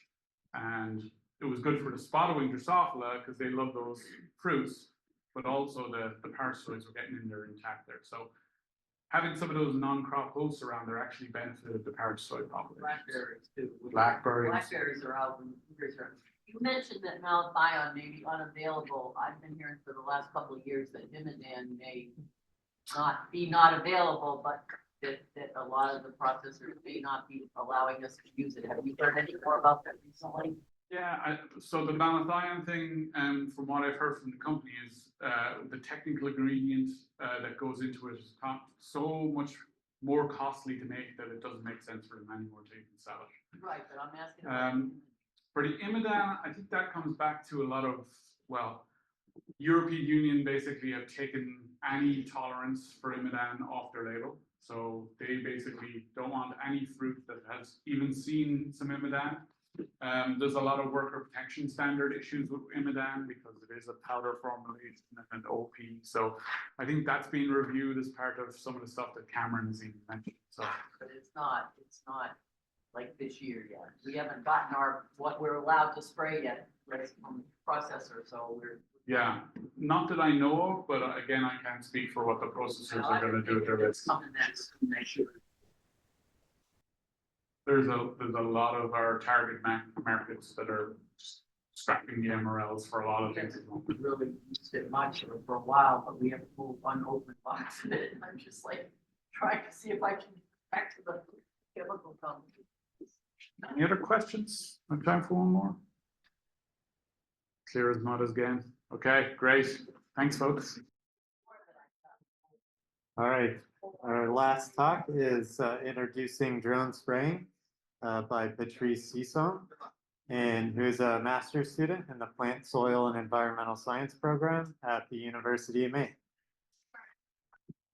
Thank you, Jordan. So hello, everyone. Welcome to the last talk. and we're finally done. But I hope your attention is still here, and I'm gonna introduce myself again. My name is Patrice Sison. I'm a new MS graduate student. I just came here in spring, so right now I'm really loving Maine so far. Okay, so right now I'm gonna talk to you about the introduction to drone spraying. And yeah, let's dive right in. So first, what are weeds? Now, we know what weeds are. Weeds are one of the most impactful factors in wild blueberry fields, since it causes yield loss due to competition of water, light, and nutrients. At the same time, weeds are very hard to detect in wild blueberry fields because of their heterogeneous nature. You don't know when or where they're going to sprout. Well, to combat this, we're already doing integrated weed management systems where we combine mechanical methods such as hand pulling and mowing. We're also doing cultural methods such as adding sulfur, mulching, and field sanitations. And lastly, we're also doing chemical methods where we add different herbicides using broom sprayers or other sprayers that you may use. So that's what we're practicing right now, that we should be practicing right now. But if we add integrated weed management and recent technologies such as unmanned aerial vehicles, you may call them UAVs or commonly known as drones, then we would dive into site-specific weed management, where you have precise control and monitor of the different weed infestations in your wild blueberries. So we're not going into the future. Well, inevitably, we would use these type of technologies, and now we're diving into that. So that's very exciting. Okay, but first, what are drones? Okay, what are drones, and how is it used for site-specific weed management? Well, in the sense of remote sensing technology, drones are a type of platform, or you may also call them vehicles. Now, these vehicles carry sensors. Now, there are also other platforms that you may find, such as satellites and aircrafts. But in this presentation, I would just like to focus on drones. Now, like I said earlier, platforms or vehicles carry a sensor. Now, there are different types of sensors. We have the RGB sensor, which is red, green, blue sensors. We also have multispectral sensors, which Dr. Zhang, I think, mentioned earlier in his talk, where it's the combination of the red, green, blue, and near-infrared wavelengths, and also a thermal sensor, where multispectral sensors also have thermal sensors in it, but I just want to show you that thermal sensors are another examples of sensors that you could use for drones. Now, sensors are just attachments to these drones, and they measure and record energy that is either reflected by or emitted from objects on the ground. So we can differentiate these two sensors. So color differentiation is the red, green, blue, and the multispectral camera. And for temperature differentiated, we have the thermal camera sensors. Now, these are one of the maps that were created using these sensors, so they were able to differentiate colors within the wild blueberry field, and they use that colors to create maps like this, which I will discuss later. And this is also a thermal sensor was used in this map from study Bri. I think Bri is here. Hi, Bri. Well, yeah, he's here, and this is the map that he did for using thermal sensors. So as you can see, you could use drones to create these types of maps so that it will be precise. So this is just an overview of what I'm talking about. So how do you deploy it? Oh yeah. So this one is the platform that I'm talking about with a sensor on it. And through the light energy from the sun, it will be reflected back, and then the sensor and the platform will get that. And that's mostly color, since colors are reflected from the surface. And the energy that's emitted from the surface is the heat. So you can differentiate temperatures because different objects on the ground have different heat levels and different temperatures. So just an overview of what I'm talking about. An example of these drones is DJI Patrice, which is kind of weird because my name is Patrice. So yeah, so one of these multispectral drones is the DJI Patrice. So hopefully we will be using that, the Patrice using them at least. Anyway, so yeah, one of those is that drone, and another drone is the multispectral/thermal drone, which is the DJI Maven. So yeah, you can search them in DJI website to find these different drones. Now, after I'm done talking about multispectral drones and different other drones, let's talk about spray drones. Since we are now diving into precision agriculture, and in terms of crop protection, we would like to spray at specific target sites.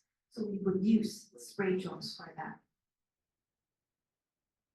Well, just a brief history of spray drones. So it was first used in Japan in 1997. So this is called the Yamaha RMAX drone. It's a tiny helicopter, and it is powered by gasoline. So it also has 4 tanks, and every minute, 1 tank is being emptied. So in 4 minutes, your tank is gone. So that's kind of, for us in this day and age, is kind of inefficient, but that's our first drone. That's the Yamaha RMAX drone. In 2005, we are using aerial spraying of wild blueberries in Maine by helicopter and the plane, and that stopped. So that's not a practice that we're going back to. And right now, there's a rapid proliferation of these lighter, easy to operate drones, and they also have more power since it can contain 10 to 15 gallons of water. So, oh, what happened there? Anyway, so the map generated from the multispectral drones that I mentioned earlier, you will now integrate that map into a spray drone. And that's a picture of the spray drone. An example of that spray drone is Agras T40.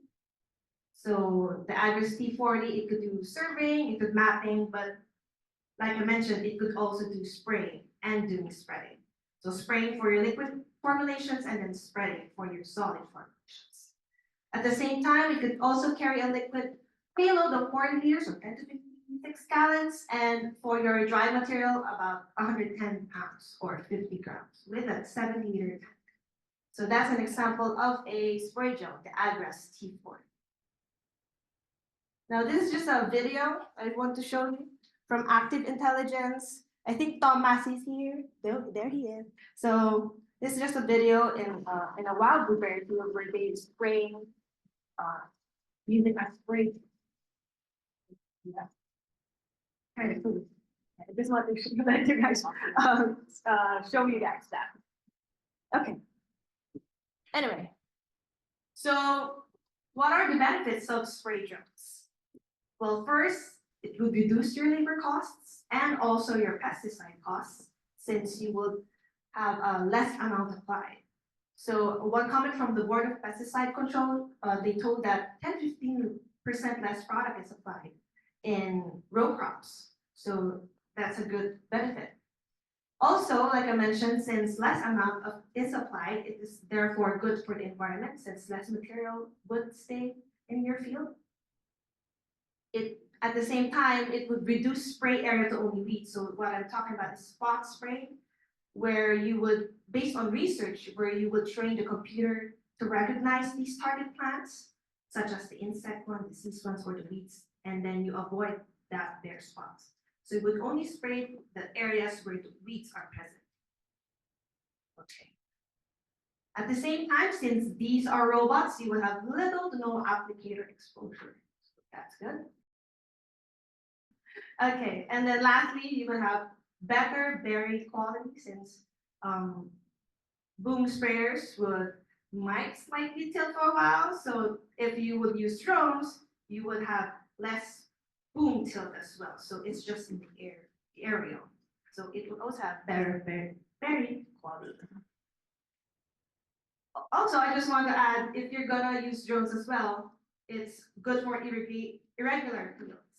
So if your field have different topographies as well, and boom sprayers might tilt because of that different topographies, then drone sprays would also be a good way to spray. Okay, can you tell the person next to you and say, wake up? Wake up, wake up. I think some of you might be sleeping. Okay, all of you are awake. Okay, now let's dive into just some examples of what I'm talking about those different multi-spectral drones and other thermal sensors that are used in drones. So one of those, if I mentioned, so I'm reading his paper right now. Anyway, so this is just an example of how thermal sensors are being used to detect crop water stress. So as you can see on the red shows that the wild blueberries are stressed, while the green shows that they're not that much stressed. So we have two pictures here just to show two dates of this field.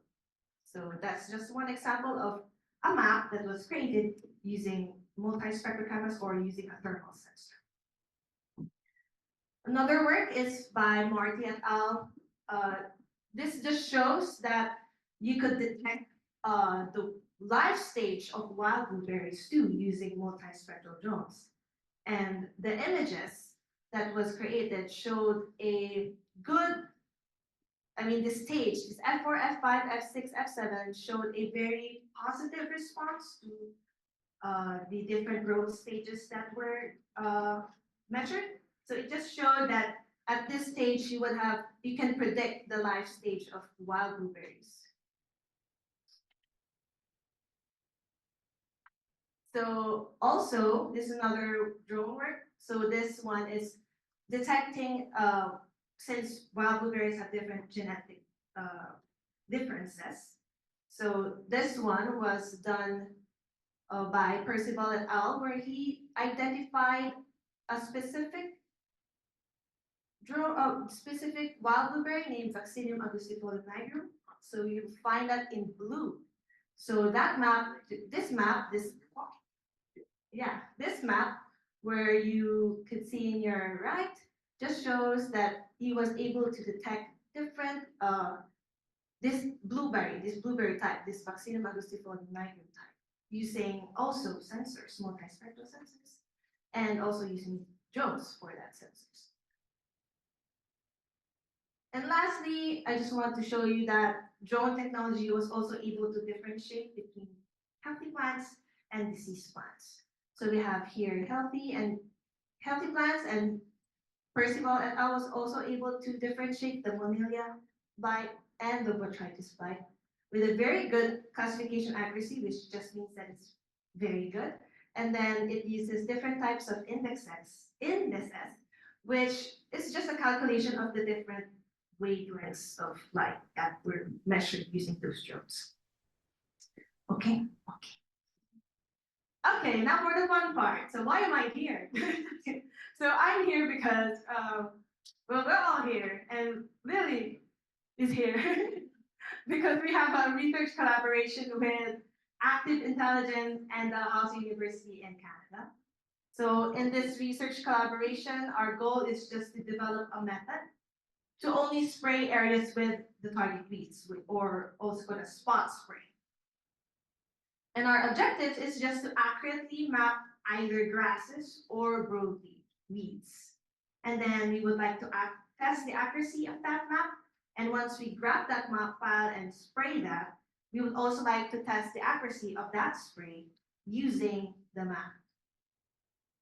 Most likely, University of Maine will do broadleaves, and then Dalhousie University will do grasses.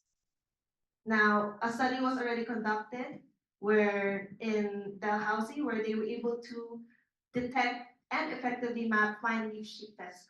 So that was already published. And I could talk about this more later. Okay, now how will we do that? How will we do that goal? How will we reach that objectives? Well, we will do advanced weed mapping, where we will fly the drone with the sensor on it, and that's the care of Active Intelligence. And then we would, when you fly that drone, you would grab an image, and you would have different images where we create like all thermal receipts of it. And then once you have that area image, you would now process it using a software called the ArcGIS program, but we could also use like the ArcGIS software program. And then once we grab that, we would have now an algorithm or a map file for the spray drone to follow. And then lastly, we would test the accuracy of the methodology study. So we would test the map file and we would test the spray. So this is the similar study that I was talking about that was conducted by Bilodeau et al. So this is just identifying the hair fescue using drone images. The goal of that study is just to detect hair fescue using multispectral images. And then their methods were just doing weed surveys. And as I mentioned earlier, they're gonna also take aerial pictures of it. They're gonna process that image and then they're gonna do accurate assessments of it. So this is the pictures of their aerial images. So on you have two sites and you can see their border. So that's just their wild blueberry field. And this is a picture of their fescue. So you can see there is a color differentiation between the wild blueberry. So that's why they're able to create, classify the weeds versus the wild blueberries. So this is just an example of an accuracy assessment. It's part of their methods just so that they could accurately create a map that is accurate, that has a very good, that's reliable. So the results show that hair fescue can be identified using these sensors, the red, green, blue, but then it had no advantages with the multispectral sensors. So another one is that they have a very high accuracy. And lastly, wild blueberry had lower reflectance values than hair fescue. So I'm just going to show you pictures of the results. So this is a picture of their image classification. So the green one is the hair fescue and the blue one is the wild blueberry. So this just shows that they could classify the wild blueberry and the hair fescue using the drone image. This just shows that since I told you earlier that different objects on the ground reflect different wavelengths of light. So this just shows that the wild blueberry had lower reflectance patterns than the hair fescue. Okay, you guys good? We're almost there. We're almost there. Okay, now, how can we apply this drone spray technology in Maine? So let's have a reality check first. Well, mapping can be done, but then it's not widely adopted yet. Because of these reasons. One, sprayer drones cost about $20,000, and there are license requirements. At the same time, water is heavy, and the drone can only carry about 10 gallons, 10 to 15 gallons of water. There are also aerial label requirements that you must comply to. And there's also only one licensed drone operator in Maine, and that's active with Calderwood. So you have Tom Massey there at the back. And for you to become a drone operator, you must hold a Board of Pesticide Control commercial license. And you must also pass aerial and specific crop exams. So if you're in wild blueberry, you must pass the wild blueberry exam. Also, you must be licensed to fly drone by the Federal Aerial Administration. And you must also follow rules and regulations from the EPA and the FAA. At the same time, you can only spray drone products with aerial on the label. So these are just examples of the products that you may use when you're gonna drone spray. So we have arrow intensity ones like Max and Post, which mostly target grasses. We have Express that could have target broadleaves. Velpar, you could use it using drones, but then you must beware of the resistance since there are already confirmatory studies of hexazinone that have weed resistance. So you have to just keep that in mind. And then we also have Matrix, which is sulfuron, which can also target grasses and broadleaves. So the ones in green are the ones that are aerial allowed, which you can apply on drones. And the ones in yellow are still questionable, for example, Sandeya, since I think it has an expiration date already on 2027. And then the ones in red are the ones that are not aerial allowed. Other considerations is that mapping must occur right before application. So when you create your map, you should be ready to spray too. And maps developed could be used in the tractor GIS system. So like I mentioned earlier, you would create a map file, so you could add that to your GIS systems, or you could add it to your drones. So all in all, the farmer would pay for 2 flights. So flight 1 for the mapping, for the aerial images, and then flight 2 would be for the spraying. Therefore, you must balance your costs. So right now, we're currently at scenario A, where there's broadcast spraying of the whole field with the drone, but then you would have higher herbicide costs. But possibly, you would be in scenario B, where you would pay for your mapping flight and you would spot spray with the drone, and therefore you would have less herbicide. So you have lower herbicide costs, less material in the environment, but then you would pay drone company fees. So these are the 2 scenarios that you would think of, and you have to balance your costs. Okay, everyone good? Okay. Okay, now let's talk about aerial language on the label. So there are aerial references throughout our labels, and in those labels, which I would show you later, you have a do not section, which just shows that it's prohibited. Typically, there will be lower minimum tank volume requirements because drones carry lower amount of water. You must have a larger buffer to not have effects on non-target organisms. And then you cannot apply when the wind is greater than 10 miles per hour. So this is an example of the product label. This is aroclethidine. So we see here the label where aerial applications are. So you look into that and you would find the do not. So do not just means don't do it. And then you would see here the height of when you're gonna spray using drone. It must be greater than 10 feet above the vegetative canopy. And this is what I told you earlier, that you must not spray when the wind speeds exceed 10 miles per hour. So you would find that in your labels. Another example of the label is here, matrix, which is from sulfuron. So you would just look into aerial applications. You would find the height, droplet size, and the wind speed requirements. So yeah, you just read through the label, and then you would must comply with these labels. We're almost there. Everyone excited that I'm just kidding. So lastly, I'm gonna talk about spray drift. Now, I already mentioned earlier about the different labels I told you before. Now, these labels are there so that you would minimize your spray drift. Now, just to just give you a definition, I think most of you guys know what spray drifts are, but here spray drifts are just the movement of pesticide from your target site to your non-target site. So that's spray drift. Now, drift is not efficient or safe. And I was told that people still use these JACO air blast sprayers.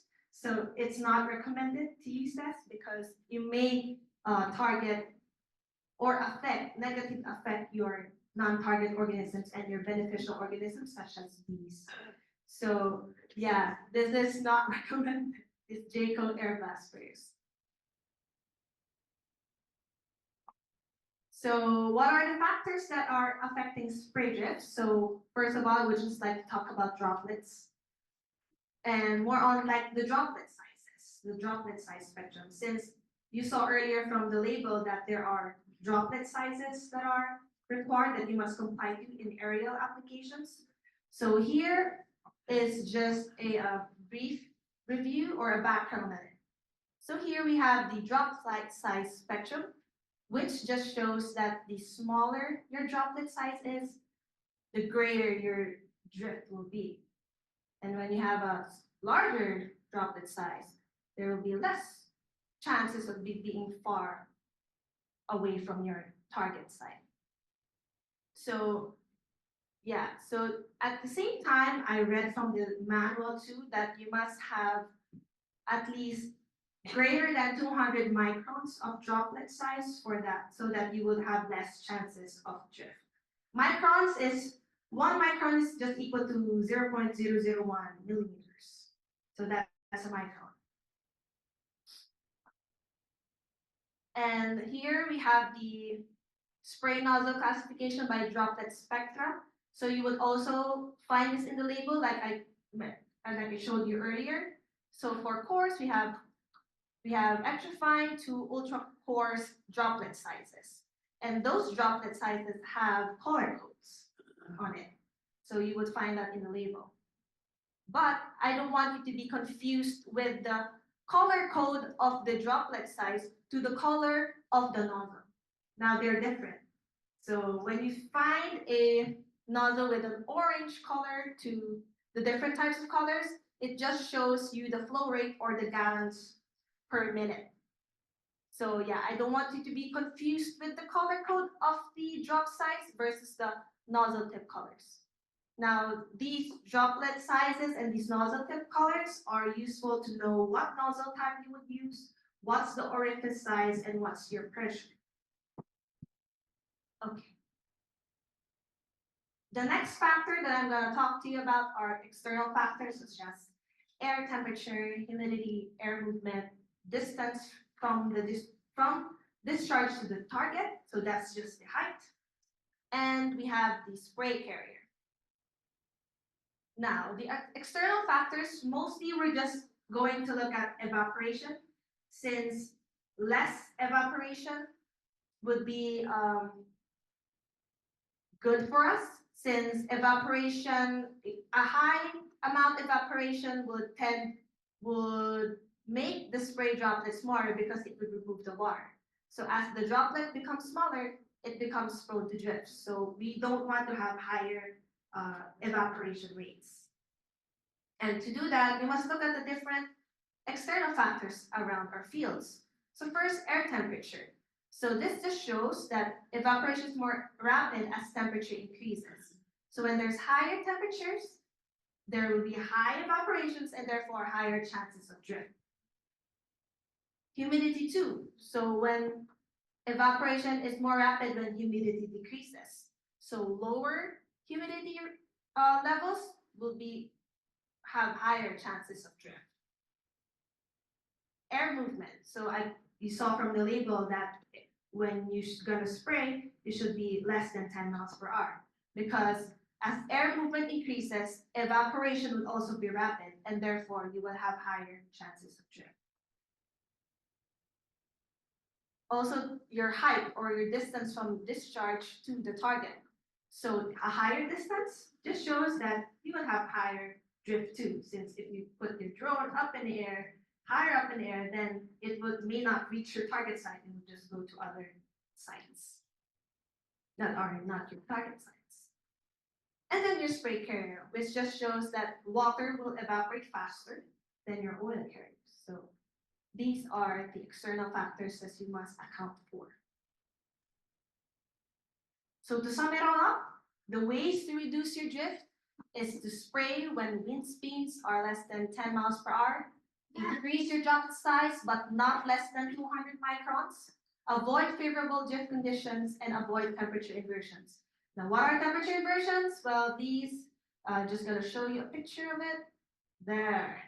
Now, a temperature inversion happens when cold air is near the ground and then warm air is above it.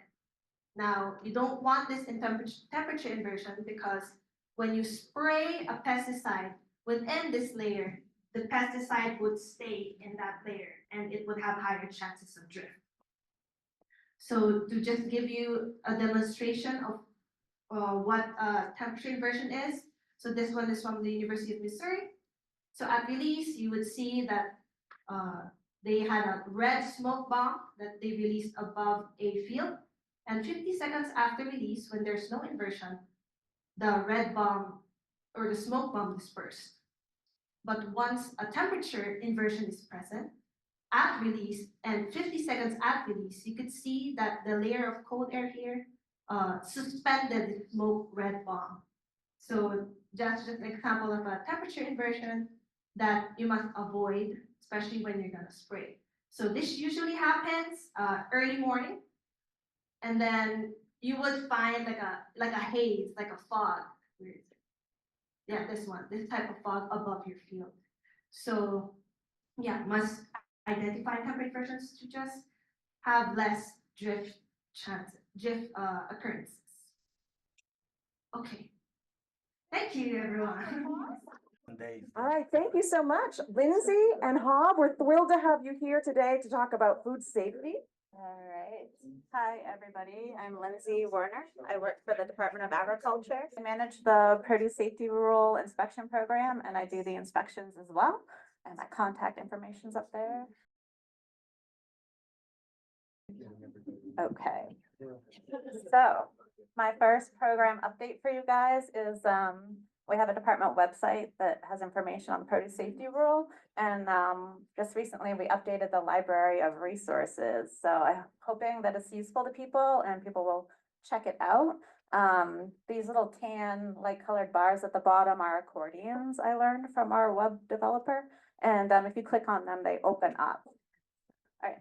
So if you clicked on the topics, the resources by topic, one of the topics is cleaning and sanitizing. So we'll open up and you'll scroll through all the different topics and be able to open up whatever resource in the area of your interest that might be.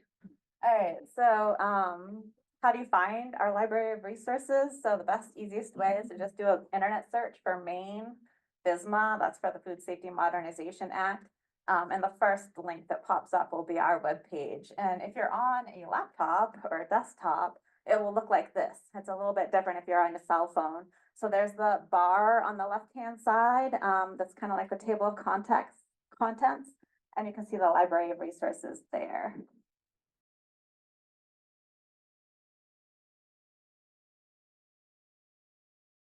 All right, so this screen shows, so if you're on the mobile device, that table on the left-hand side won't populate. So what you do is you just scroll down and all the way down to the bottom of what you'd see on your cell phone, there's links. So the Produce Safety Rural Resource Library, and then again, the yellow arrows are pointing to where you could click to get to it. And then I also highlighted that you can sign up for our email listserv, so you can get email updates from our department, the blue box. Oh, this works now. Yay. Perfect timing, because Lily told me my slides needed animation and I was not looking forward to clicking every time. So update number 2 is the Maine Farms inventory. Some of you may have been getting harassed by me. We're trying to get your information so we can figure out if you're subject to the regulation or not. And we are starting to re-verify farms that we verified 5 years ago. So if it's been a really long time since you talked to us, we're going to be reaching out to see if our information is accurate or not. And to help with this, we updated our online survey. So you can go and complete the survey right from our website. And this is what it looks like. So it's the Maine Farm survey, 20 questions.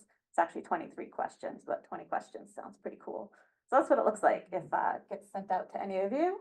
Program update number 3 is for farms that are qualified exempt from the regulation. So in case you forgot, those are the farms that have produce sales over 30,000 a year, but their total food sales are under 610,000, and they sell predominantly direct to consumer or to a retail store or restaurant within 275 miles of the state. And for these farms, you're required to maintain a record to show that you're qualified exempt from the regulation. Last year, I sent out a spring newsletter that had a time. It died. Sorry.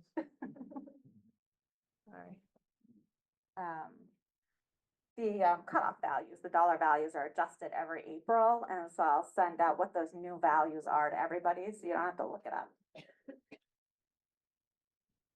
So, a piece. So I'm going to keep doing that.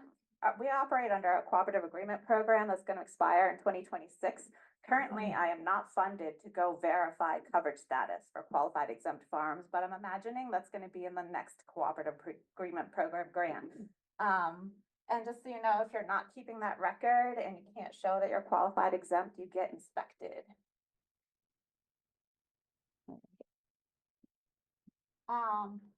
So update number 4 for farms that are fully covered and inspected under the regulation. And a reminder here is those are the farms that are also over 30,000 a year in produce sales. But their percent food sales, total food sales to consumers or retail stores and restaurants is less than 50%. So those ones are fully covered. I like it. All right, we'll limp through. And so for fully covered farms, eventually, probably, I know that there's a lot of them out there that I don't know about yet. And I'm probably gonna have to eventually go to the processors and request lists of who supplies them with wild blueberries. And a goal for me this winter is to go and meet with the processors. I've talked to my coworker, John Morris, who does the inspections of those facilities, and we're gonna try to go in together and talk to people. Next one.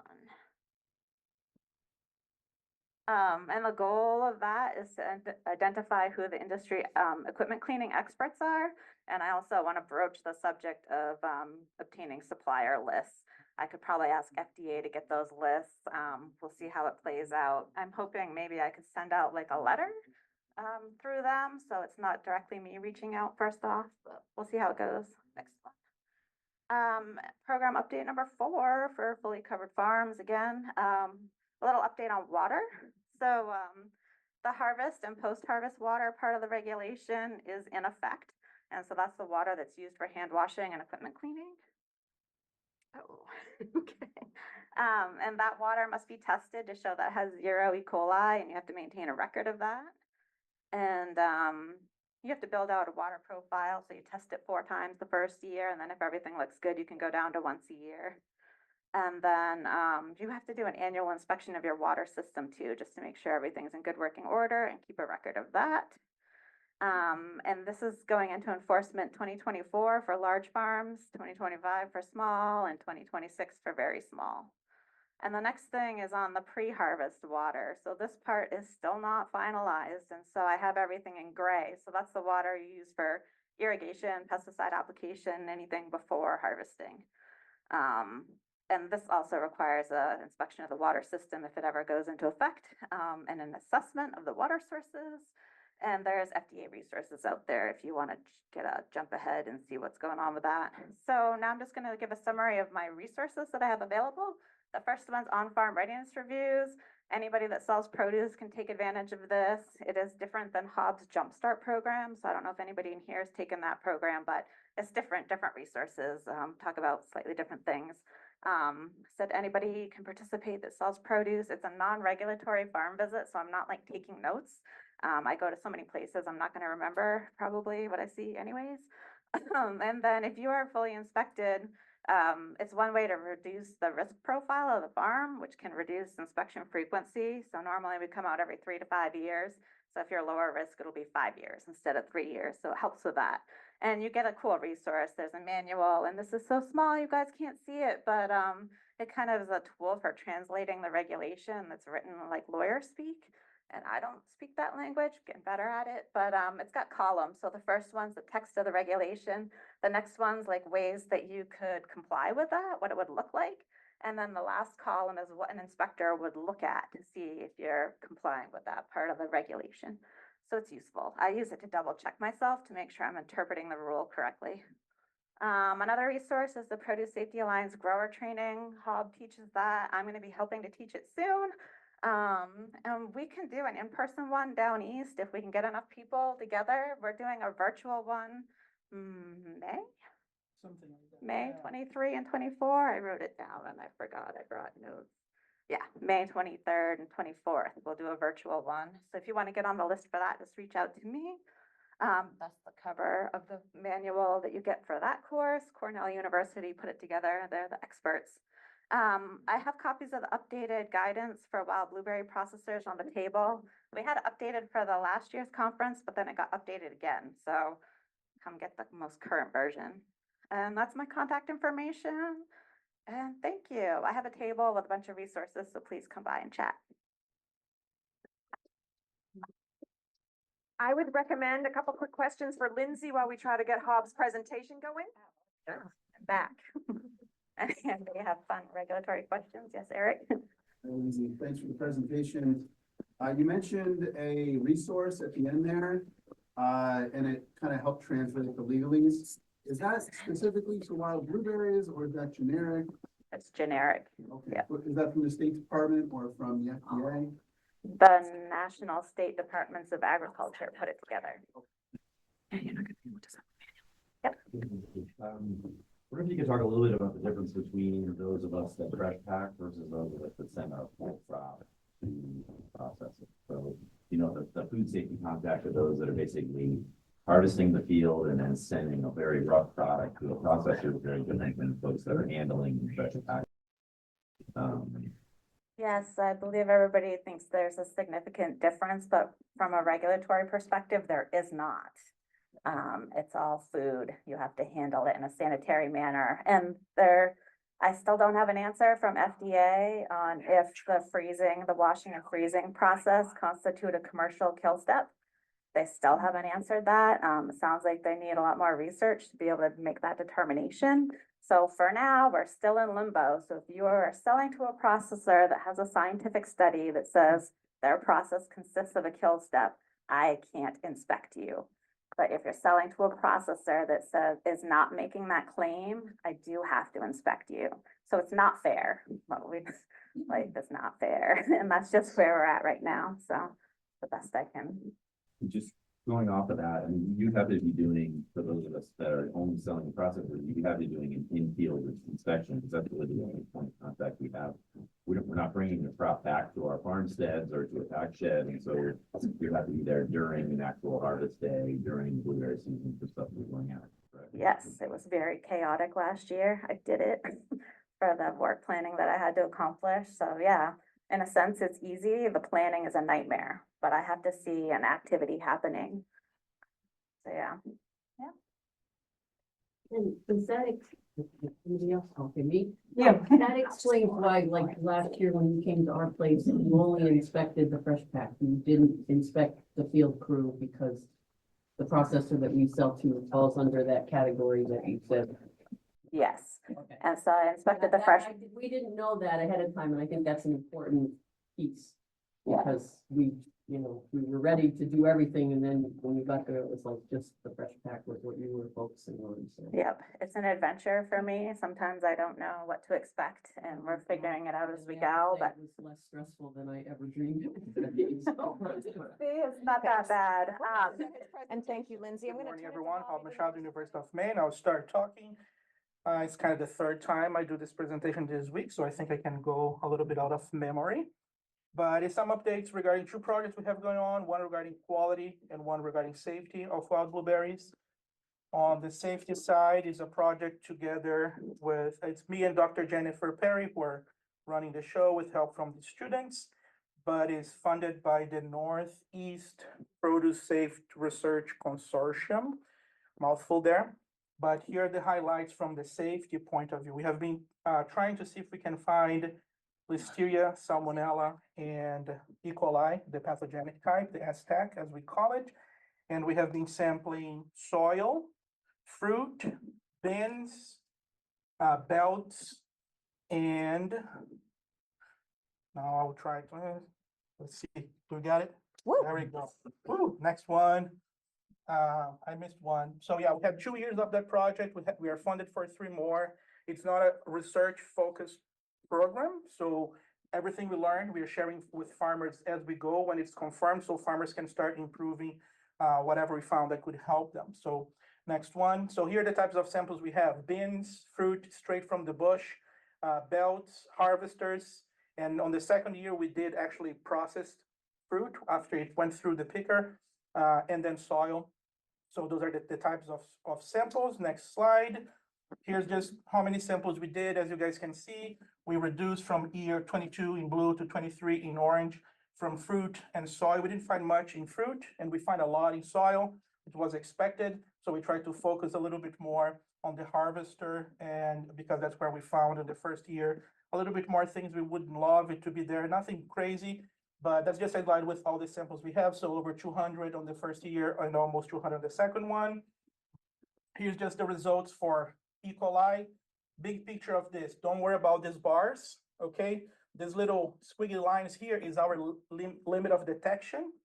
So it doesn't mean everywhere we found pretty much one log, which would be kind of at least 10 bacterial cells per gram or ml or centimeter square where when we swabbed. So everything below that, we just don't know. Could be 0 or could be 1. So things reaching this line, not going too much is okay. So very little E. coli, which is good. Some coliforms. These are non-pathogenic most of the time. But we found a lot on the post fruit. So I think the biggest from this one is when we harvested the fruit ourselves at the bush, aseptically with gloves and all the shenanigans, we didn't find that much. We only did that on the second year for the post fruit. But after the fruits go through the picking line, a little bit of bioaccumulation of at least coliforms, not E. coli, which is good. So we are getting a little bit of accumulation there. That's why we'll be exploring more the picking line. And this is mostly for fresh pack folks. This project for small and medium farmers only. So, but we can see a little bit of a bioaccumulation, as we call it, through the system. So we will start sampling more parts inside the picking line to see if we can figure out where it's coming from. Next slide. Yeast and mold is what we found the most, which is not a big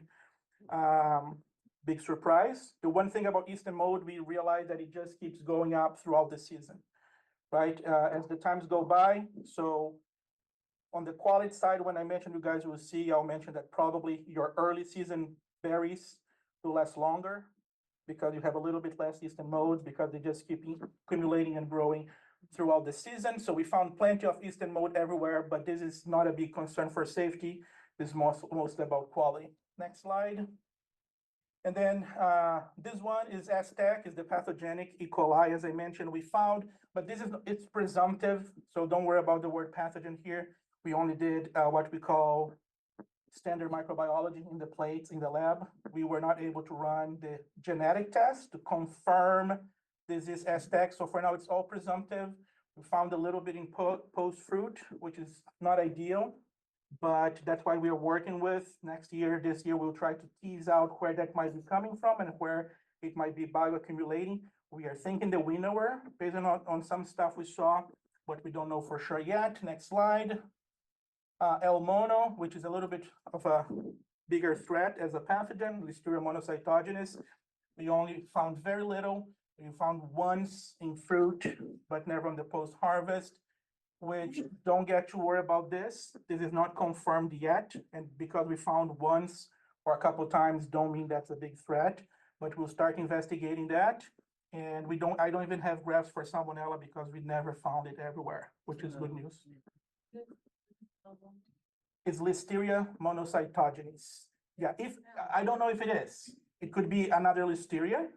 It's just presumptive for now. We need to run the genetics to confirm. I would say it's kind of probably 60–70% chance of actually being L. mono. Next slide. And here's just something interesting that the Aztec. So I feel like the true pathogens we'll keep paying more attention is the Aztec, as we call the Shiga toxin producing E. coli, the pathogenic E. coli, and Listeria mono. E. coli is kind of spread. We have 5 farms involved in this project. We found Aztec somewhere in at least 4 farms. Only one, we never found it. So it's more, the prevalence of Aztec, I would say, is more spread out. But these are all preliminary. You only have 5 farms and only 2 years of data. But for L. mono, we can see here that 85% of the time we found L. mono was 1 farm. So there's a chance of this being a more localized problem and not across the industry, which is good news.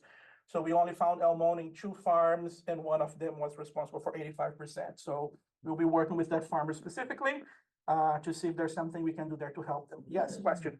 Yeah, Bob, when you say 1 farm, is this, refresh my memory, is this proof coming off the line and his fruit coming out of the field? So come back. This 85% is out of all the samples when we found a presumptive listeria. If you go back for this slide here, so we found listeria in the fruit that we harvest only once this year.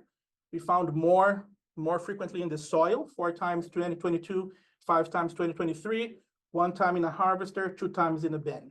That's how many of all the 200 samples we had in 1 year and almost 200 next year. That's how many times we found listeria, which is good. It's going to give us a kind of probably very low prevalence here, right? 1.8, 4.9 in these different years, with most of them coming from the soil, which is expected because it's a natural reservoir for listeria.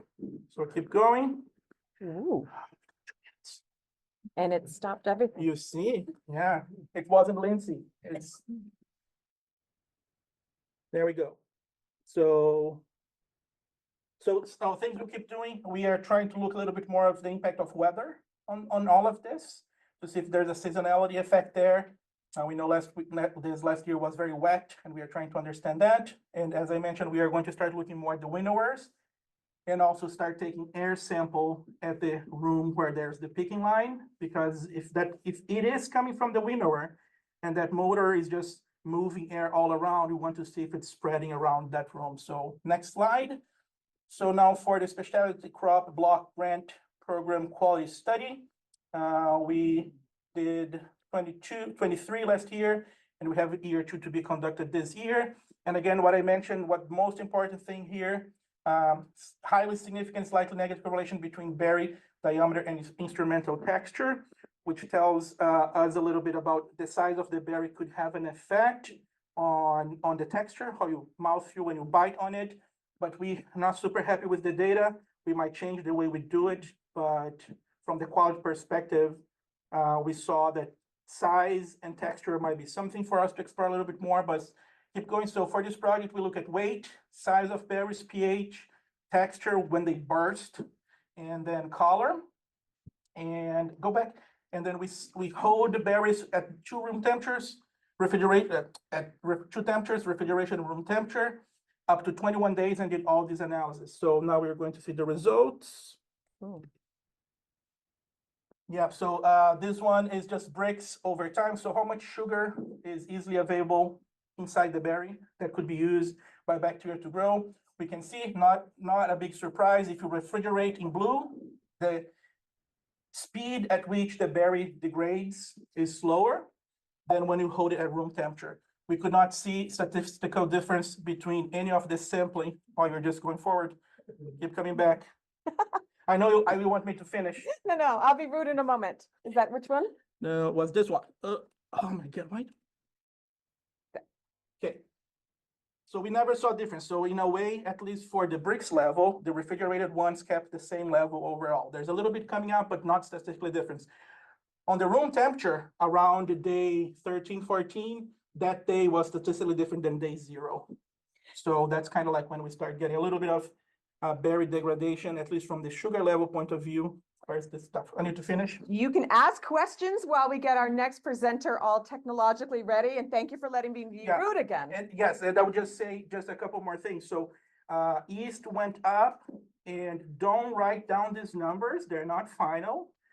But it seems like if you don't refrigerate, you might have up to 10, 12 days of shelf life. And if you refrigerate, you can bring that to over 20. Oh, if you don't refrigerate. If you don't refrigerate, 10, 12. If you refrigerate up to 20, at least the parameters we analyzed seems to be okay. Doesn't mean the bear is going to be the one that you like the best, the ones you would like to sell, but at least on the things we have been measuring seems to be the case. But we need to do more, but shows that when you refrigerate them, after you pick, you give them a little bit of extra shelf life. Is your refrigeration 40 or? More like 4 degrees Celsius, so that's going to be Celsius? 4 Celsius. Oh, 4. So what's that? Sorry, I have on the slide the translation there. I think it's 40. Yeah, it's 40 or 4. Around 40. So yeah, so we have been holding them a little bit colder than I would say some people can reach with just a cool bot. It's something we will look on, and maybe holding them at 50 instead of 40. But definitely when you hold them cold after you pick them, you're going to have a larger shelf life. I think we knew that, but just we didn't have the data. Now we're starting to have. Yeah, the thing about the yeast and the mold increasing through the harvest season, is that indicative that if you're doing harvesting for a processor and doing fresh pack, you really should start your fresh pack earlier rather than later, or even coinciding with your processor harvesting? Even if you're getting more green berries in your fresh pack line, or you have to jump around a little bit to get ripe clones. Yeah. I never Yeah. knew that fact was there, and it immediately occurred to me that for fresh pack, I should be starting a week before we start the main harvest to get those berries. Yeah, honestly, I cannot give you a proper answer because I work most with the food safety stuff. I don't know how that could affect other aspects of the quality. On what I can tell is it keeps going up, so expect your earlier fruit to last longer than your last on this season. That's as far as I can tell. We can talk more about it a little bit more, because I don't know enough physiology to tell, yeah, start harvesting 2 weeks before. That could have some other stuff that I don't know, I yeah. mean, I've always known. But I would earlier is say better, but earlier ones will have less yeast and mold And- apparently. Last question, I think someone had. I'm going to talk about mulch for the research that we've done and the findings that we have. And then I'm going to hand it over to Peter Jordan here, who's a wild blueberry farmer in Waltham, Maine, just north of Ellsworth. And he's used the NRCS mulching practice. And so he's going to talk about his experience. So in terms of mulching, we have done, here, you can just use it like that. There, I'll just go through. So we've done a project funded by NRCS and also funded through the department, the state of Maine. We have specialty crop block grants that have funded part of this research. So we did a project that began because NRCS has this mulching practice. And for a long time, the mulching practice has been just for bare spots. And so you could apply mulch in 2 to 4 inch thicknesses in bare spots across your field. And that was all that NRCS would pay for. And with drought being so present in the past several years, in fact, 5 of the last 8 years have been considered seasonal drought years. And that's soil moisture getting below 10%. And so 2016, 17, 18, 2020, and 2022 were all considered drought years. 19, 21, and 23, we had plenty of water, which would be 1 inch of rain per week. And in the future, the climate scenario, the climate change will both bring us drought and over precipitation, too much rain. And so we do need to be prepared for both, which makes it very difficult for farmers. You have to be prepared for everything, not to mention the other environmental impacts of climate change. So this is certainly a challenge. And because of drought specifically, has been so prevalent over the past several years, whole field mulching has come up as something that farmers would be interested in doing. Whole field mulching being applying wood chips across whole fields. And so we started studying that.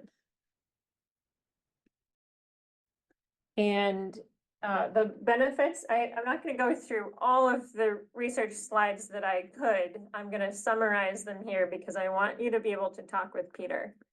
Our research-based findings, the benefits include that it does increase water holding capacity of the soil.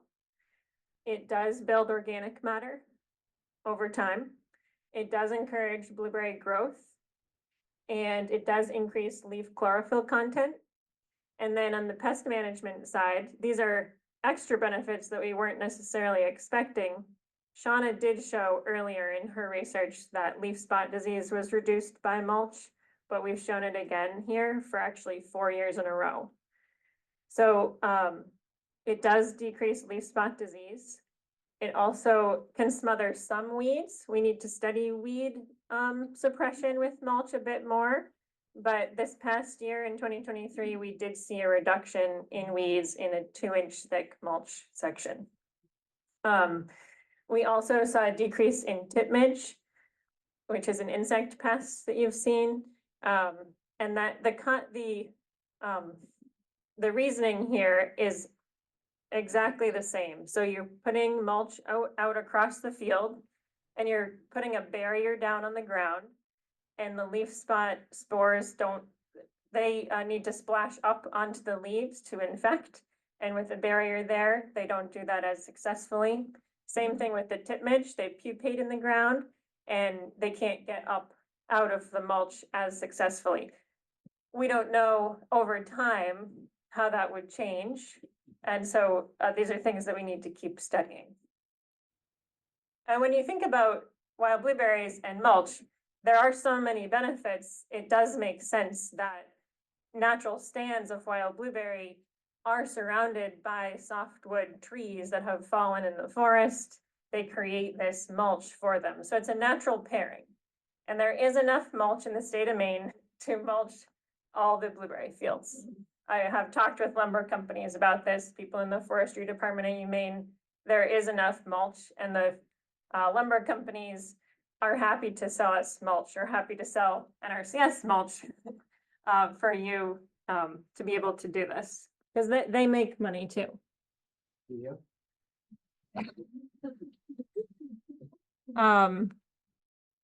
So to get a little more specific, we have found that you do need to apply mulch in the spring of the prune year before blueberries emerge. So you want to put it out before blueberries emerge from the ground. If you do put it out later than that, you're going to smother the stems coming up and you will have delayed development. It won't kill your berries, but it's going to be delayed. In dry 2022, this is the NRCS study, we did find that 1 to 2 inches increased soil water holding capacity, more at a disturbed site that was land leveled recently than at a field that has a very good stand. So if your field is disturbed or has had land leveling and derocking recently, you would see a bigger benefit from the mulch. You do see a benefit in an established field, but it's more dramatic in a field that is disturbed. In wet 2023, it was so wet, so we did not see any significance in terms of soil moisture content in our treatments. We did see an increased leaf chlorophyll content at the disturbed site, especially in 2023 in the wet year. And as I mentioned, we've seen this leaf spot disease reduction over several years, and there's less and less leaf spot as you have more and more mulch. Another important point is that little mulch ended up in a fresh pack line and in an IQF processor line. In the wet 2023, that was our harvest year for this NRCS study. And there was mulch that was picked up by the harvester. And so that is, dependent on the harvester's technique. You do want to be harvesting above the mulch. So, a good operator wouldn't take up the mulch, but you don't have all the labor in the world. So you are going to end up with some in your line. They are very happy with the amount, the ability to sort it out, I would say. So the IQF processor has continued to mulch, and the fresh pack grower is also continuing to mulch. Now, specifically this whole field mulching study, here's some pictures of it. So it was located in Orland and in Hope. We have these large plots that are 50 by 100 feet. So they're large plots. We're studying subplots within that space. And there are 2 different ways that you can apply mulch. One is with a manure spreader that we'll hear more about, much more efficient way than using a tractor bucket. But other people are using a tractor bucket and feathering that across the ground and using rakers on the ground to smooth it out. Not ideal, but you can do it. So with this manure spreader, which is an older manure spreader, it took 4.5 hours to spread 1 acre with 1 inch of mulch. So that gives you some idea of how much time this takes to do with old equipment. And the NRCS practice does pay for the actual mulch in addition to the ability to apply it. So that's, I believe, labor or equipment. And so that's really good. Peter will talk more about that. We studied, we had a control with no mulch, 1/2 inch of mulch, 1 inch, 1.5 inches, 2 inches of mulch. And it was all softwood wood chips. We did do a particle size study. And so I think the standard is to apply wood chips, or, you know, slightly decomposed wood chips is perfect if you can get that. What we had available to us for the larger NRCS study were these wood chips that were really called playground chips, that were very recently made.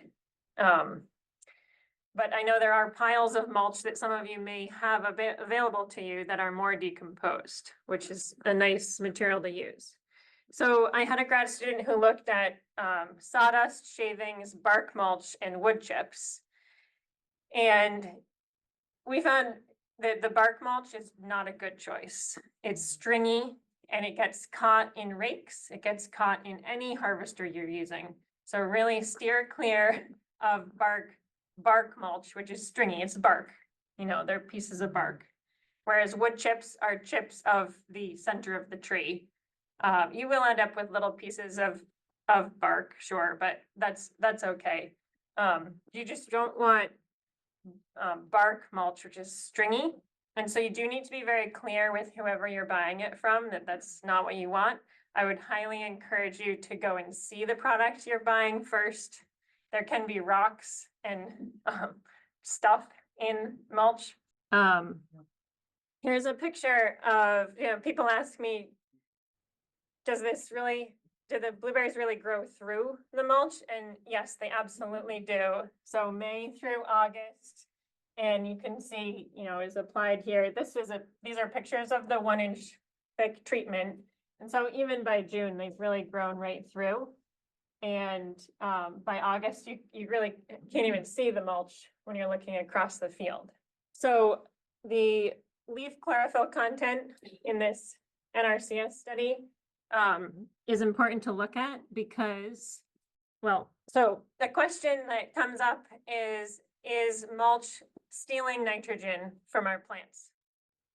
And in other perennial cropping systems, that is the case.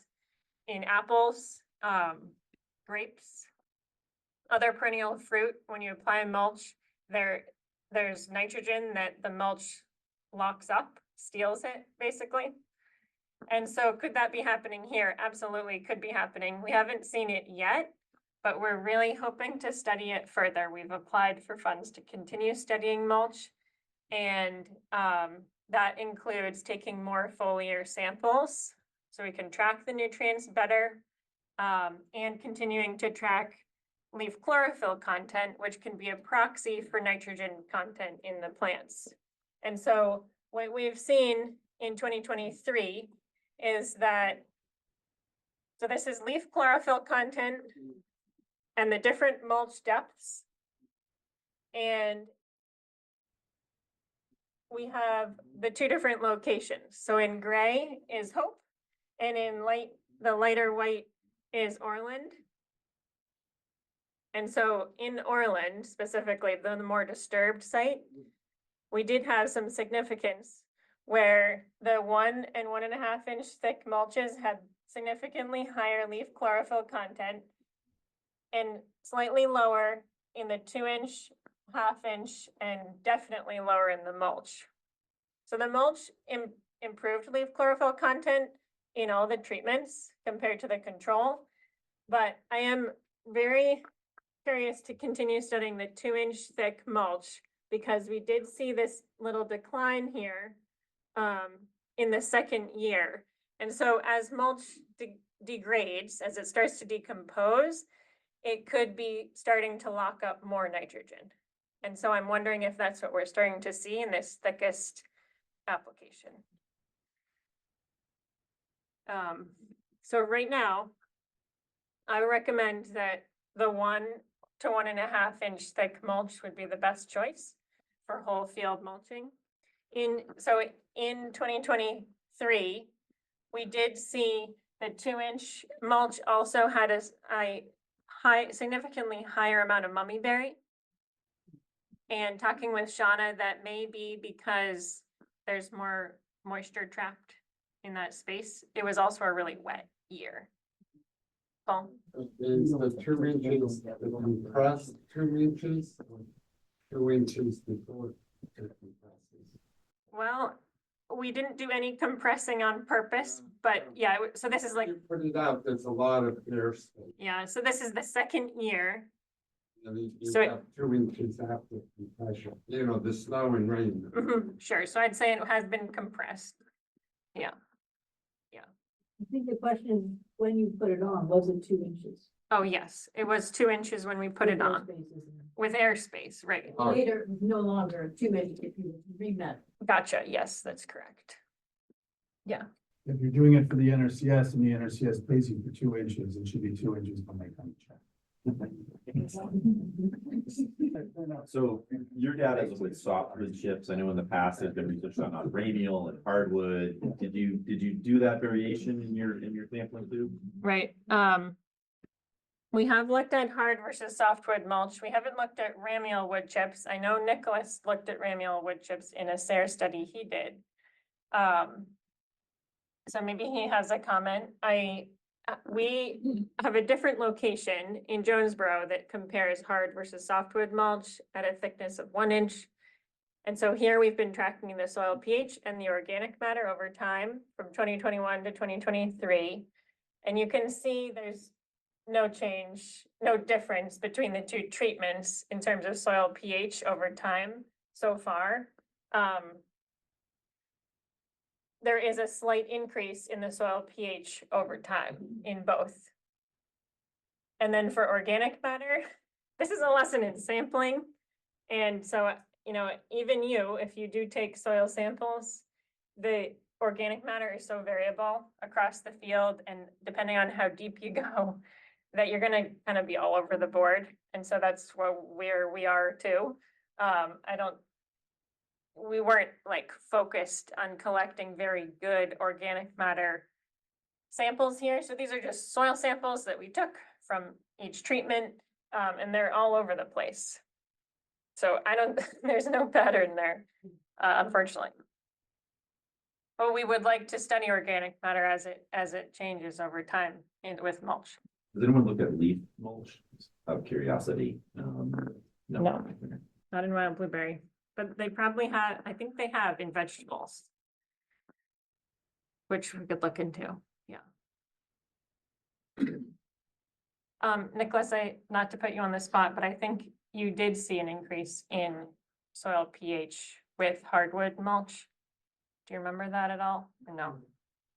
10 years ago, I used ramial chips, but it wasn't a comparison to hard. Yeah, okay. Yeah, I have applied sulfur since then, so I think I did see pH go up, but whether it went up faster because of the chips. Yeah. Overall, the thinking is that we should apply softwood chips because that's what's so readily available. And it is already more acidic material, so it just makes a lot of sense. But some people have hardwood available, and so it would be good to understand. Spencer?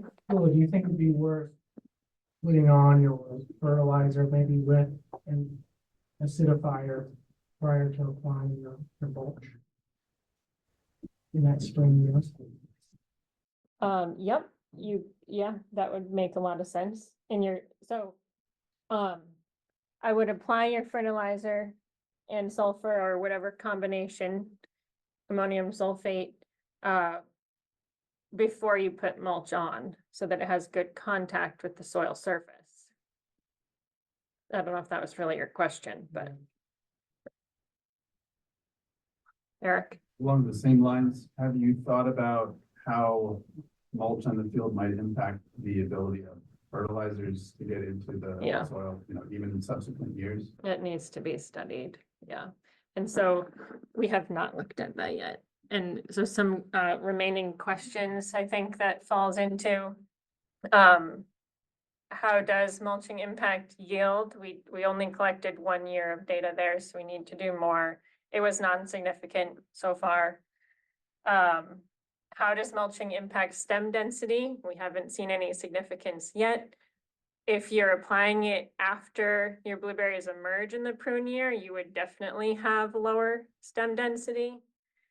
Does 2 inches of mulch increase mummyberry or flea beetle in wet years? These are 2 trends we've started to see.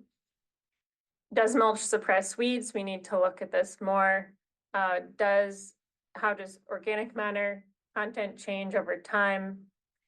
How does plant nutrition use change over time? How frequently should mulch be applied? And I think that's a big one.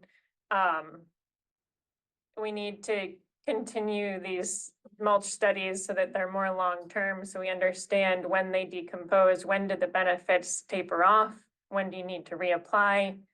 And yeah, maybe it's at that reapplication time that you would put fertilizer on again. So these are like long-term committed studies we've got to do. Yeah. Did you say at one point that 1 to 1.5 inches of mulch is best? Yeah, so far, yep, that's what I would recommend.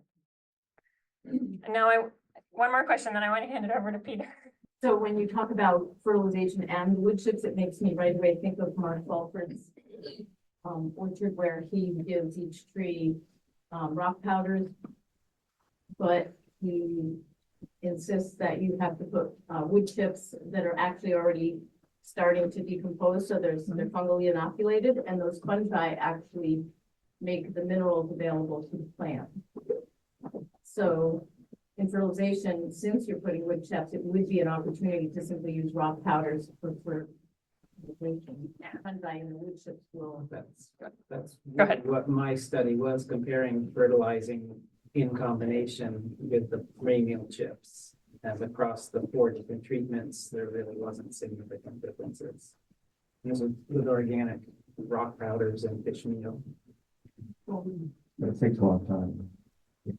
And so the fungi that are breaking down the wood, use the nitrogen that's in the wood, but they also will be trying to get nitrogen from bacteria or other fungi or other things. And if there's free nitrogen in the soil, they might be able to absorb that.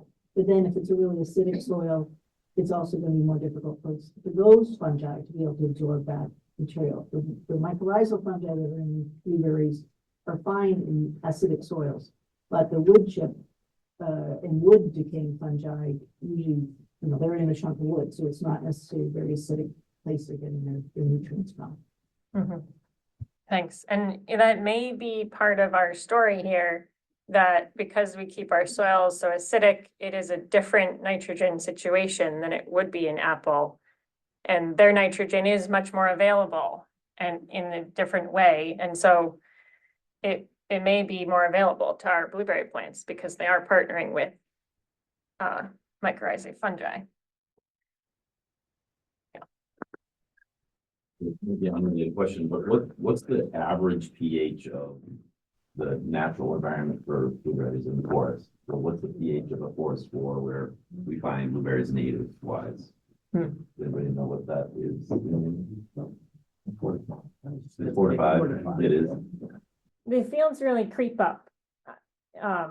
Like fields that I've soil sampled for people that are kind of abandoned or haven't been managed, they've all creeped up to 5, 5.5, some 5.5. Yeah, so we are really managing it to bring it down. That's us doing that to reduce competition. Yeah. Okay, great, thanks. I'm gonna hand it over to Peter. So hello, good morning. My name's Peter Jordan, and I have blueberry fields in Waltham and East Brook. And I've been doing this mulching probably for 5 years. Started out with spot mulching, which was good. It just sometimes was very difficult sometimes to find all the spots, but we did the best we could. The rock removal part of it was a good thing. I think now that we're doing the rock removal, I think a full field mulch should be applied to that field so you keep the erosion down. I've noticed that a lot where if you don't put mulch down, you get erosion. You lose that topsoil. So this mulch seems to help keep everything intact. It takes, I've noticed, 2 to 3 years for plants to work into this mulch.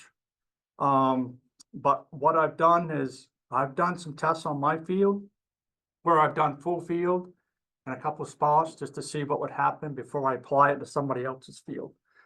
I saw no difference. The plants seemed to come up through it, no problem.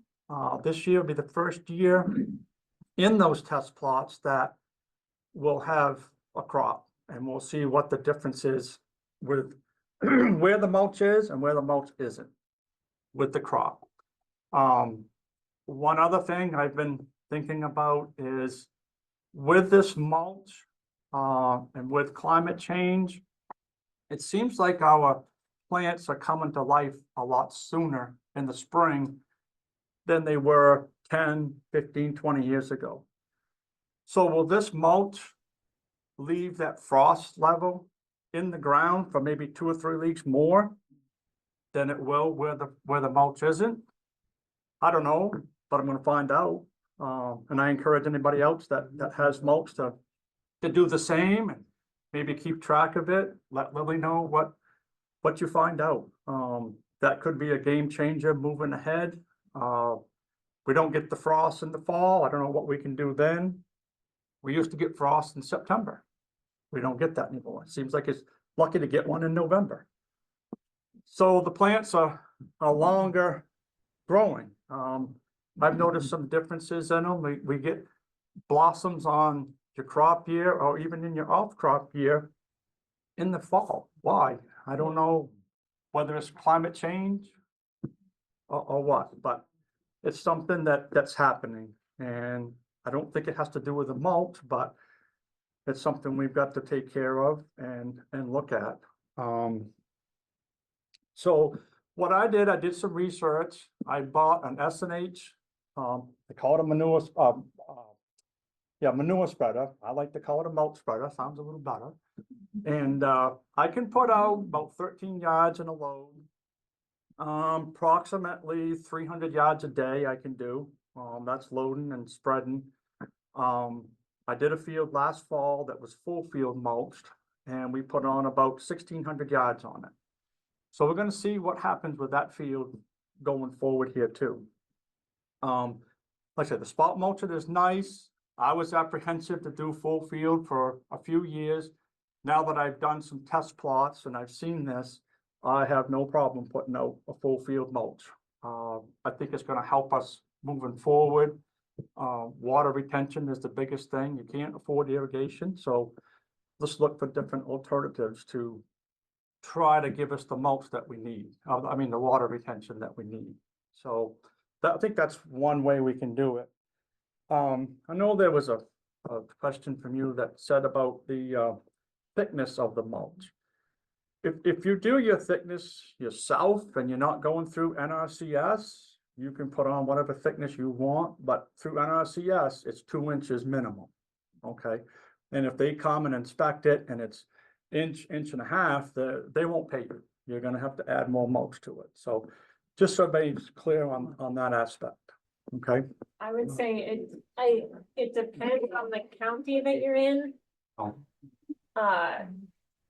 Yeah, but I would, it's a good point. It's good to know. I've also heard that NRCS will not apply mulch to spaces in the field that have moss or a little bit of vegetation. I would say talk to the field office where your field is located and say like, I want to apply mulch, like what are you expecting And what will you pay for? This is what I want to do. This is what Lily suggested, and then just talk with them and say, what are you guys looking for? 'Cause that's who's gonna be approving it and paying for it. Right. There is such a thing as too much mulch. We've done probably 25 acres of mulching through NRCS in the last 20 years, and the areas that we had the bark mulch delivered and dropped off in big tractor trailer loads, because to do 5 acres, you had to get, I think it was like 16 tractor trailer loads in there. So there was this great big pile of mulch that we then spread on the 5 acres. Yep. And fortunately, it was an area that had blueberries, but wasn't really part of the productive part of the field. And even the edges of that, where it wasn't a great big pile, which got removed and applied to the field, it does, you get more than 3 or 4 inches of mulch, and it can, you know, Yep. it just, it. Too much. Yeah, yeah. Yep. Yep. And we did use bark mulch, but it wasn't stringy. I don't know if they ground it or whatever. It was a nice product. The biggest problem we had was some of the time, because we did it over, you know, we did, whenever we got approved for 5 acres, we did it. With sometimes the product we got had weed seeds in it, and that was, it didn't suppress the weeds. It Right. brought in some really weird weeds, but, and we did spot mulching the first year, and then they let us do full mulching, and then they went back to the spot mulching, but definitely the full mulching lasted longer. The spot mulching tends to, the wind, I don't know, it just doesn't stay in the spots as well as when you just do the whole thing. Yeah. And the darkness, we were talking about the frost in the ground, the bark mulch that we used was a real dark, almost black thing. And we found that it actually, because it was dark in the spring, we always seemed to be, even though we're in a really cold spot, our crop was always ready a little bit before the processors were ready to take berries. That isn't true anymore because of SWD, everybody's starting earlier, but Yeah. it seemed like the mulch actually, the darker mulch actually absorbed the light in the spring and actually helped it come out of the winter even quicker. Yeah, it might. I think it's just something we all should maybe check on. I've never checked on Is before. the spreader. We did one program with NRCS where we literally just shoveled it off the back Yeah. of a truck. We bought a Mill Creek bark mulch spreader, and it was the best $10,000 we ever Yeah. spent, because it's just like the manure spreader. And it has Absolutely. a side Yep. chute, but it also, you can take that off and it just comes right out the back, and my husband can just do quite a bit in a day. And then we actually drag, puts like a bunch of birch trees behind like a 4-wheeler, and after he's done, he kind of goes over it and it levels it out. Cause we used to use it over our sod site too. We did blueberry sod for a really long time, and at the end of the season, we would bark mulch the sod Yep. site, because it was strips, and it Sure. would fill in the strip that you took and level everything back out. Yep. So we've done a lot of mulching. We'd like to do some more. We just, whenever we get approved for some, we try That's to right. do it. No, that's good. That's good. One thing else I've noticed is, and you can't always do this, but I try to stockpile my chips and let them sit for maybe a year or two, so they started that rotting down process, then apply them. I don't know if it's good or bad, but it just seems like there's a lot more finer aggregate in those chips, and they seem to find their way to the bottom a little bit better. Newer chips, I'm not sure if they take more nitrogen or less nitrogen than something that sat for a couple of years. That's a study that may have to be done in the future. Yeah. Peter, if you want to age your chips, should you buy your chips before you sign your contract? No, it's just chips that I've generated myself on my own land, and I'm in the process of buying a chipper right now so I can do my own chipping. I've hired it out. That gets expensive, so I figure I'm gonna have my own chipper and do it when I need to. But no, I don't know if NRCS will ever do anything like that, where somebody can purchase their chips ahead of time with a contract. That may be something down the road, and maybe not, I don't know, but. Because right now, you have to have them applied within the year that Yep. you started the contract with NRCS, is that true? Yep. Yeah, But there's a now big, there is money available, there used to not be any money available to borrow money to do these programs and then get paid after it's done. Back then, you had to pay for all the bark, get it done, get it inspected, and then you got reimbursed. But now I'm pretty sure that FSA or NRCS has loans available for people to buy the mulch up front and then do it and not Right. have to pay for that. Right, because it is a cost share program. Right, right. But from what I have heard, some people have written their check to NRCS and they received their reimbursement check before their check was even cashed. So they hopefully are very quick, so maybe I mean, you've got to do your paperwork. I mean, all the equipment hours, everything, it had to be, it's supposed to be that way. Yeah. so how many people have applications in the NRCS and are not really getting funded? It takes a while. I know there's quite a few people that have that. NRCS is doing everything they can. They have limited funds. They'd love to be able to fund everybody. And hopefully that might be coming, but it may take time. So the NRCS determines how much funding gets put into different pots using stakeholder groups. And each county has its own stakeholder group. It meets at least every year, I think every year.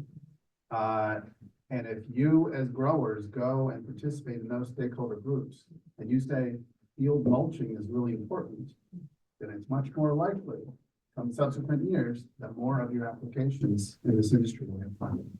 So I really encourage all of you to get involved in those stakeholder groups in the different counties and help inform that process, not just for mulching, but for everything else they do, rock removal, irrigation that could have application for this. That's right. There is a scoring process within RCS though, that certain field conditions give you more points.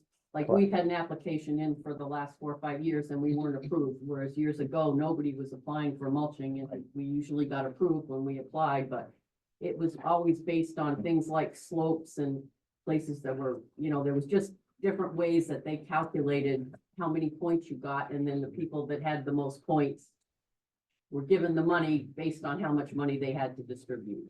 I think they still do that. It's still site related that way. Points are negative, it's like erodibility. Right, yeah. Yeah, I'm not sure how they do all that.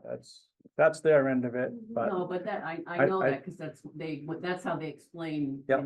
If you don't get approved, it's because somebody else, and I think rock removal, when that came online, took a real high precedent over did. mulching for a while. It People did. They wanted more people doing rock removal than mulching at that point. Yeah. And now they know that mulching is what you should do after you do rock removal. Right. But That's correct.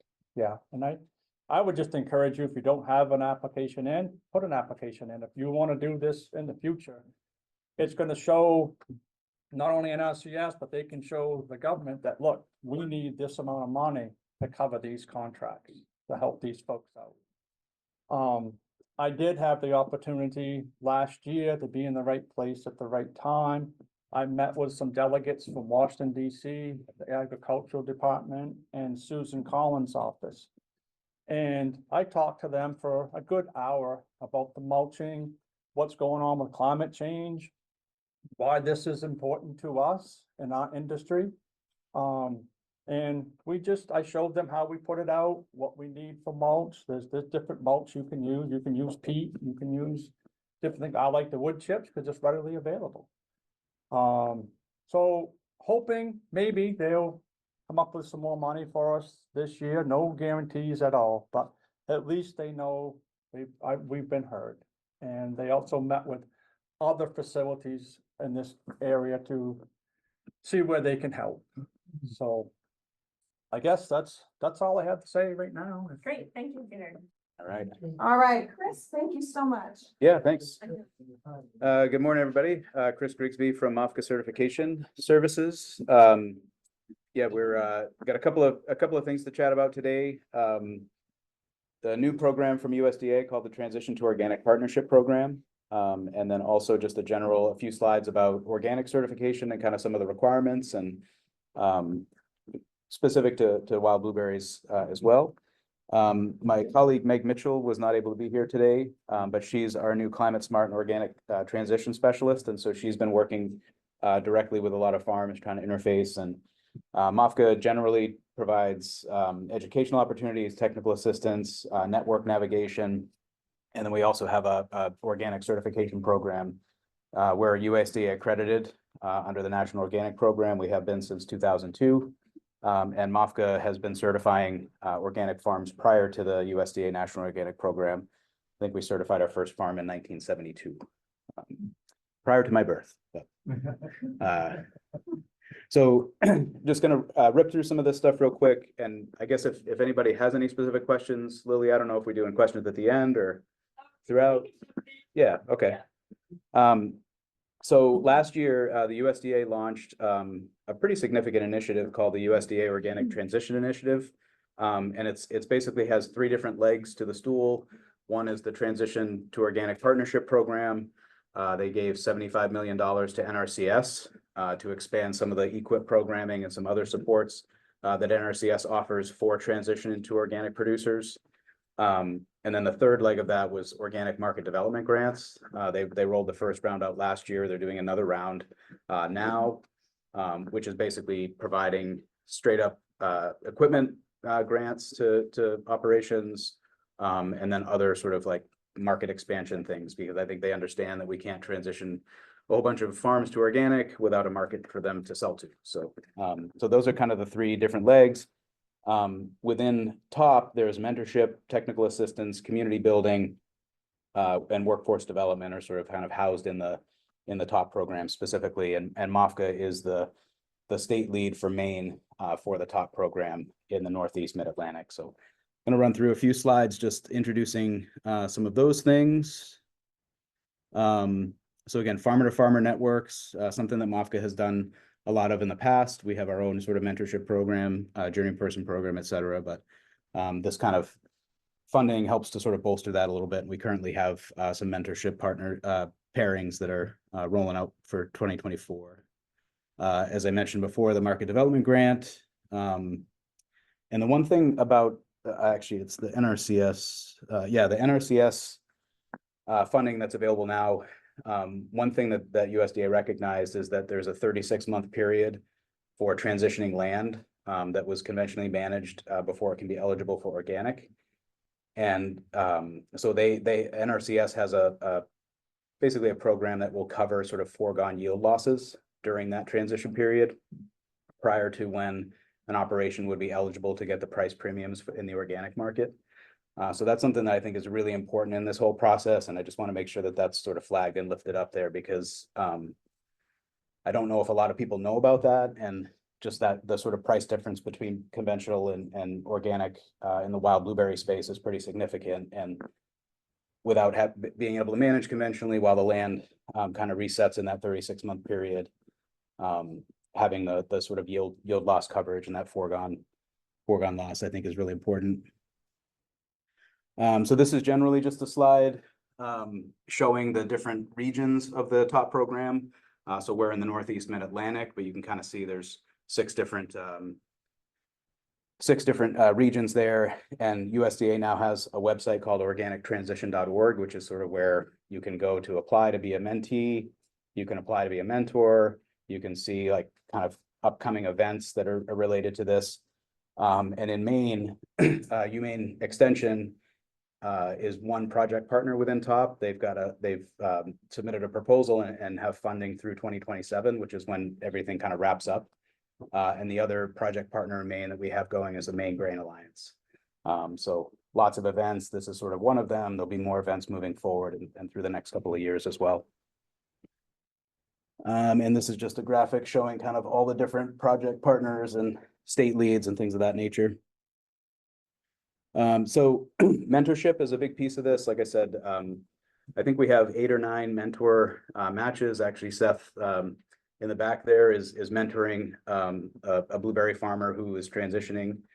So it just provides sort of experienced certified organic growers with folks that kind of want to get into that and support. And it's sort of a year-long piece. There's communication back and forth, help with organic system plans, those kind of things. And the mentor gets paid $3,000 per year for those efforts. And I think it's sort of the general number of hour requirement is like 45 to 50 hours per year. So there is a payment for mentors, and it's free for anybody that's a transitioning producer or mentee.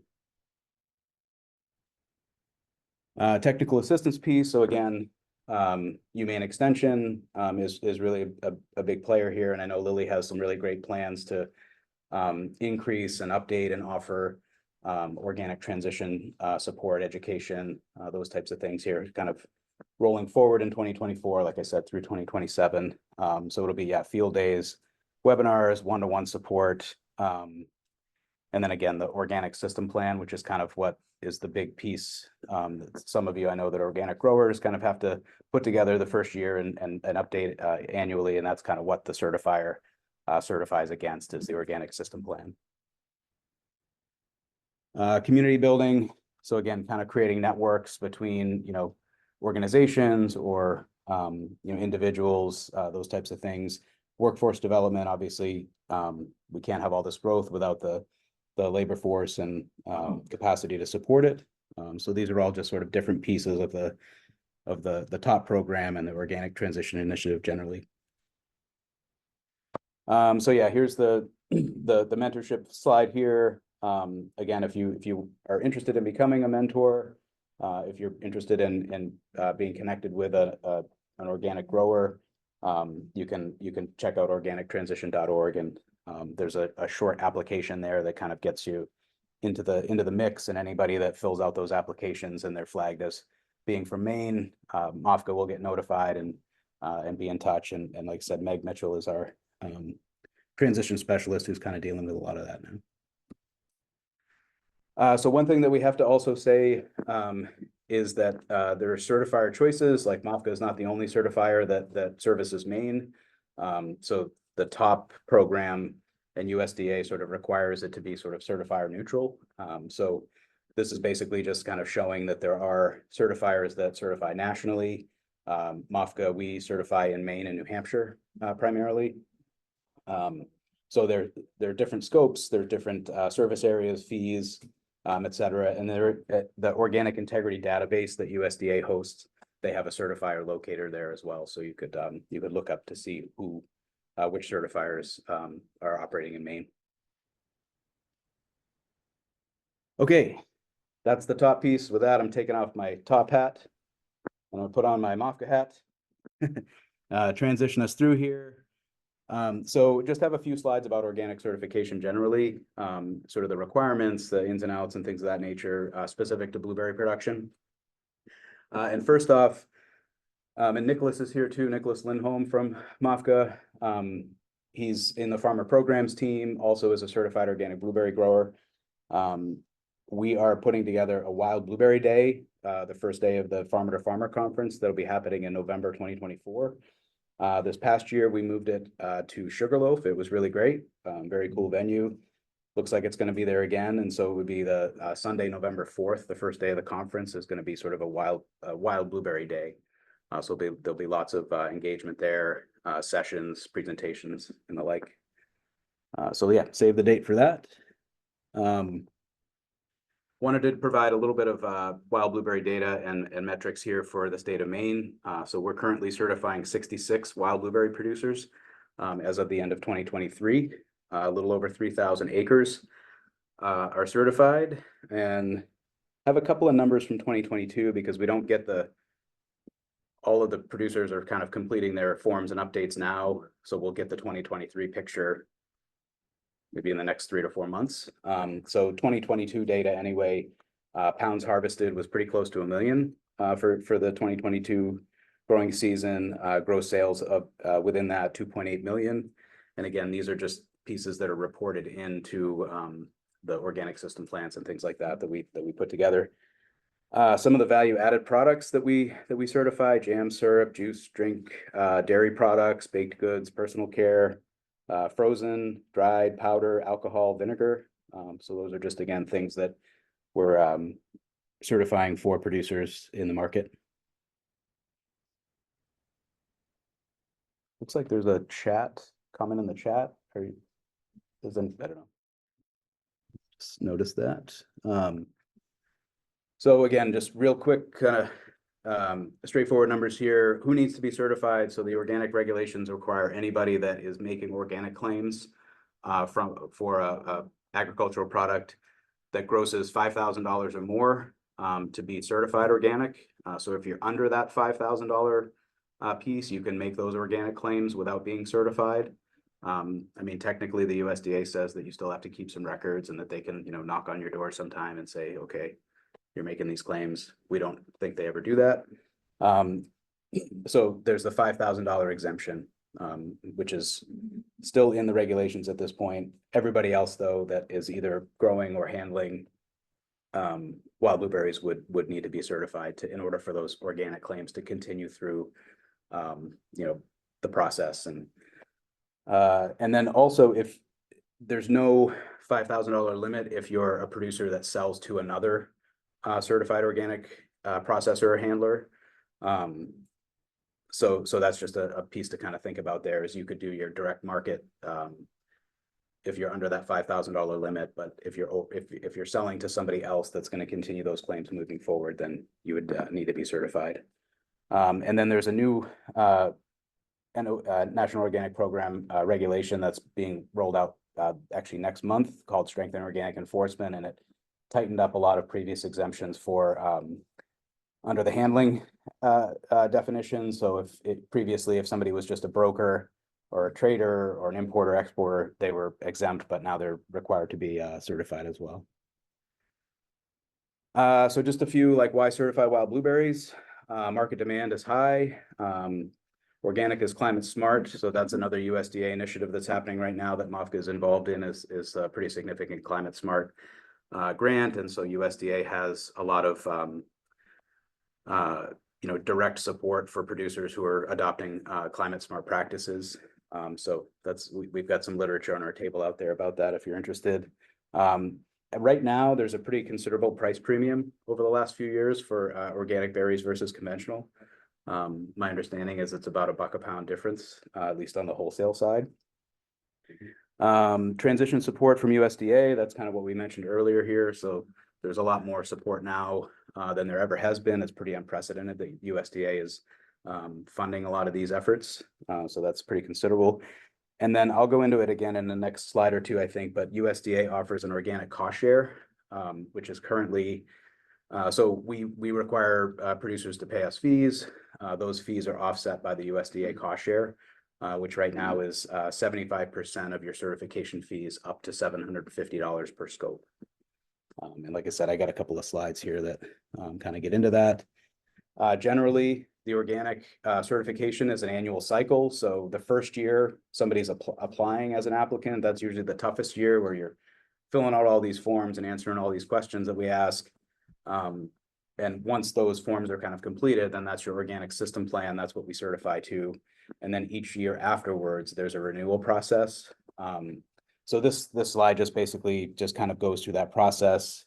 You submit your forms. We have a paperless online portal as well for blueberry growers. So there's a paperless option. We also can, send folks paper applications. We kind of can cover that across the board. And application comes in, we have people on our team that review it. There may be some back and forth, some questions. Once we feel like the application is complete, we assign an inspector. The inspector then goes out and will inspect all of your different fields, your processing facility, post-harvest, anything like that. Inspector writes a report, sends it back to us. We review that. And then ultimately there may be some back and forth if we have questions, but ultimately then the certification is completed, becomes certified, can move forward with those organic claims or accessing the organic market, and then the process basically starts all over again the following year. So there's an annual inspection, there's a renewal process. Like I said, we find that the first year is always the toughest. After that, you're basically just updating with any changes. So like field management or pest disease controls, those kind of things. So this is our fee schedule. We're one of the few certifiers that just uses a flat fee schedule, where we say basically whatever your expected gross income from organic sales only, you know, you fit into this category. So our lowest category is 500, and it goes up from there based on gross expected income. And we just try to do all of our work within that. So it covers the inspection, it covers all of our review time, you know, those types of things there. And this slide is something that we have on our website, which basically shows the final out-of-pocket cost after the federal cost share. So you can kind of see that, you know, in some of the smaller categories, you know, that you may pay $700, but at the end of the year, after you get your federal cost share back, you know, your final out-of-pocket cost would be $175. And then MOFGA does also have a small producer rebate for the bottom two categories in our fee schedule. So if you're 10,000 or below, MOFGA will send an additional rebate at the end of the year as well. So one of the big things that is a little bit of a sticking point or a barrier for organic certification is there's a lot of record keeping requirements. So this is essentially related to blueberry production, just a snapshot of some of the record keeping requirements there, which again, we show up and inspect you, you know, once a year. So the records kind of show us what you've been up to for the other, you know, the other 364 days of the year that we're not there. So we would be looking for you to keep receipts of, you know, if you're buying sulfur or pest and disease controls, keeping all of those receipts so we can verify that in inspection. Field activity log, so if you're mowing or pruning or burning, you know, anything like that, that we have, and we have some of these as templates too that we can offer up to folks. Harvest records, obviously, production logs if you're processing, if you're using equipment that's coming from another you know, farm or operation. Organic to organic is pretty straightforward, but if you're borrowing somebody's, you know, tractor for flail mowing, we're gonna want to see like a clean out of that, you know, spray down, you know, et cetera, just to try to mitigate any potential contamination. Sales records, and a lot of like the harvest records, sales records, those are required for us because we do mass balance exercises and trace back audits sort of as part of the inspection, where we are basically saying, okay, you know, we got this time period, starting inventory, ending inventory. Essentially, all of that stuff is just a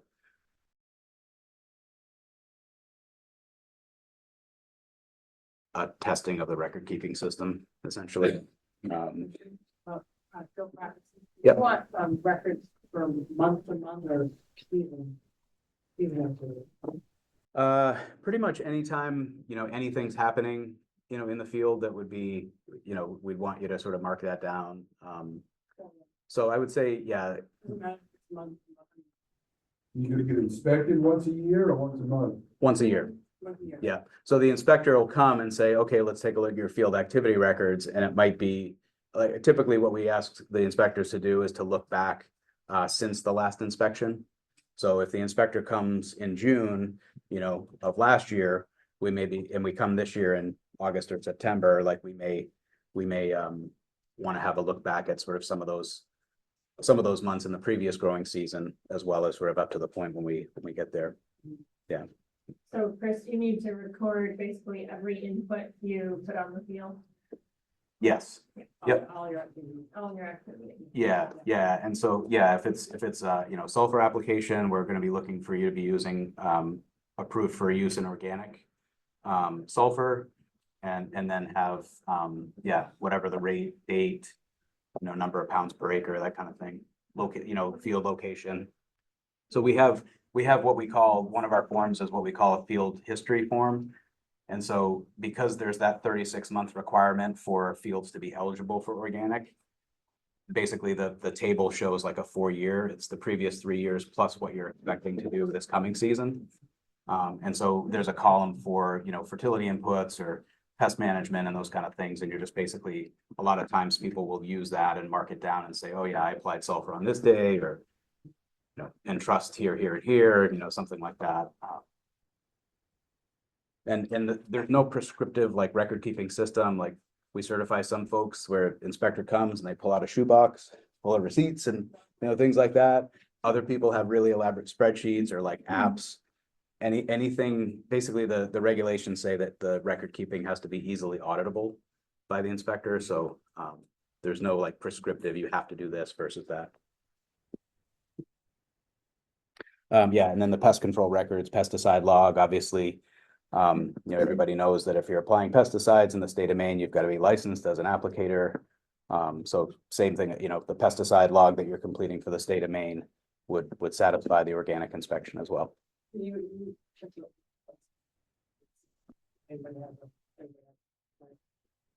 Yes. Yeah, there's a question in the form that basically says, do you have a basic applicator license? What's your license? Yep, and sometimes we actually ask for you to submit, the actual license so we can have it on file and kind of track the expiration dates and things.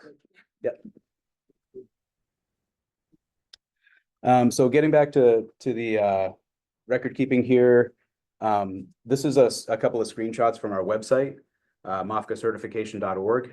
And so if you hover over the resources drop down, we have a record keeping for organic producers, and we actually have one specific for wild blueberries.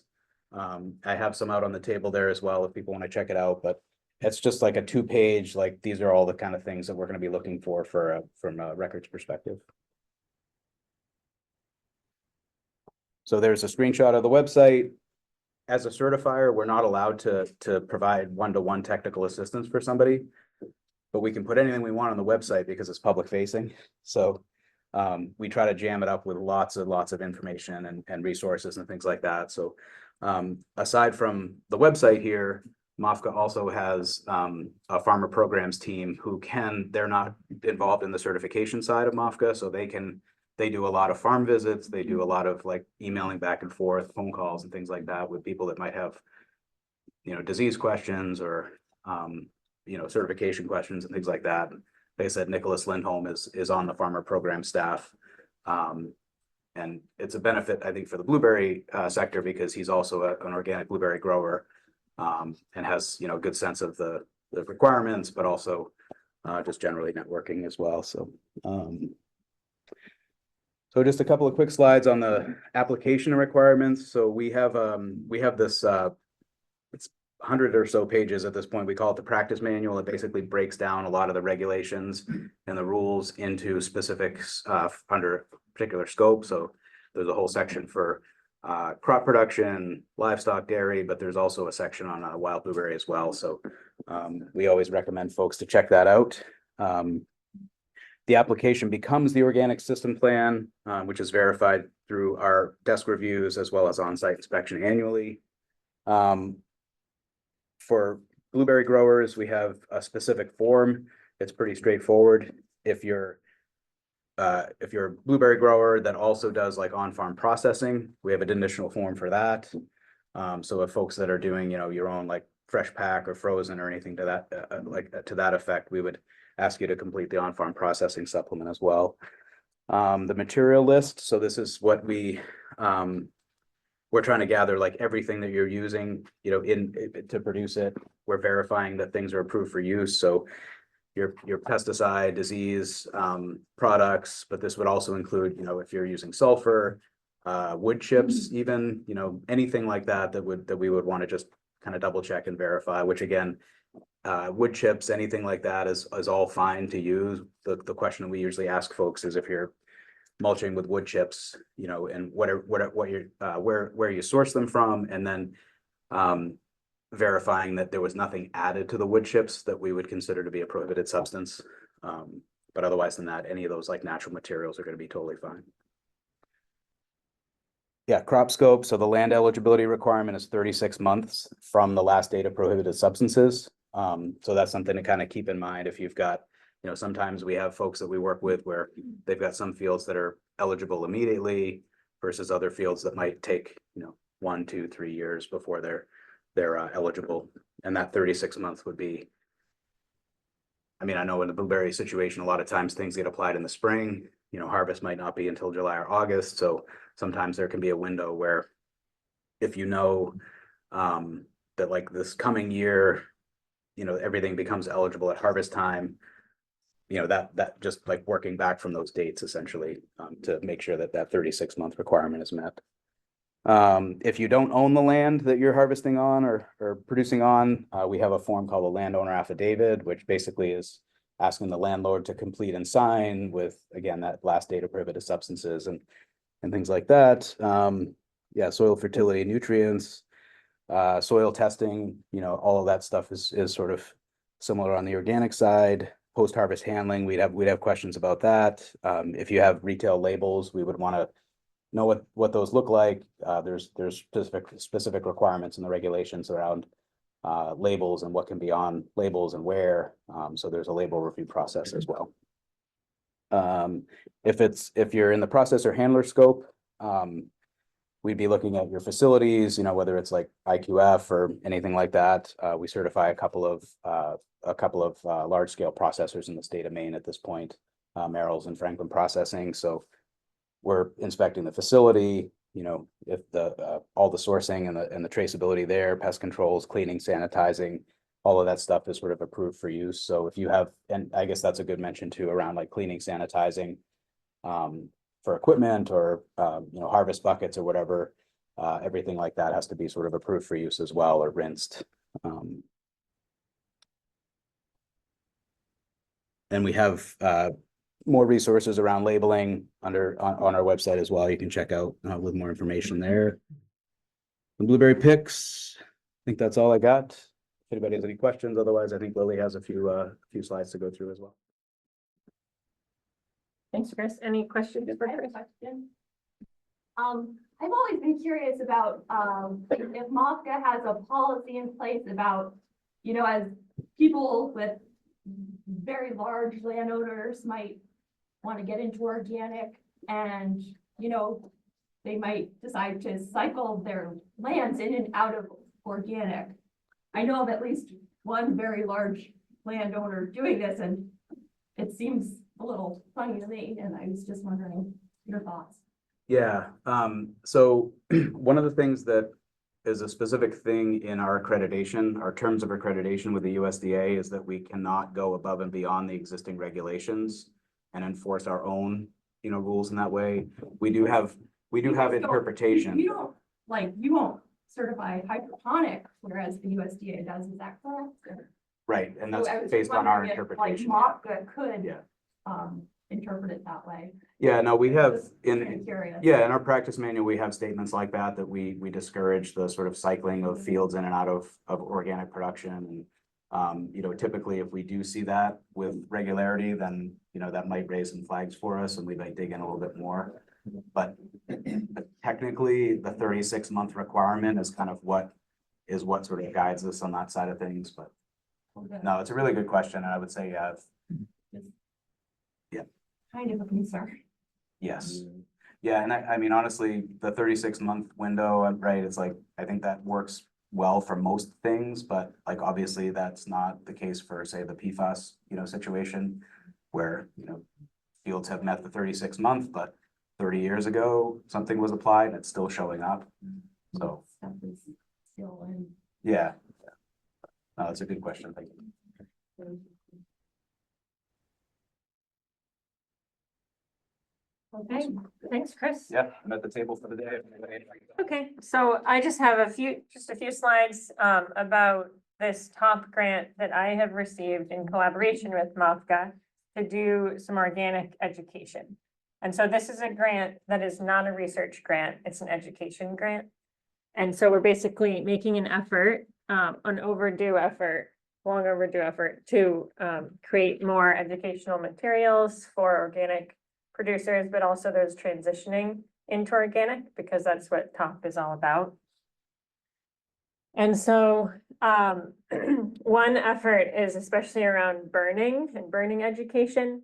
And so last year, I don't know if any of you are aware of this, in the legislature, there was a bill that attempted or did ban burning on red flag days, and wild blueberry became exempt to that because of a lot of effort on Wild Blueberry Commission's side to show that wild blueberries do need to be burned on some red flag days.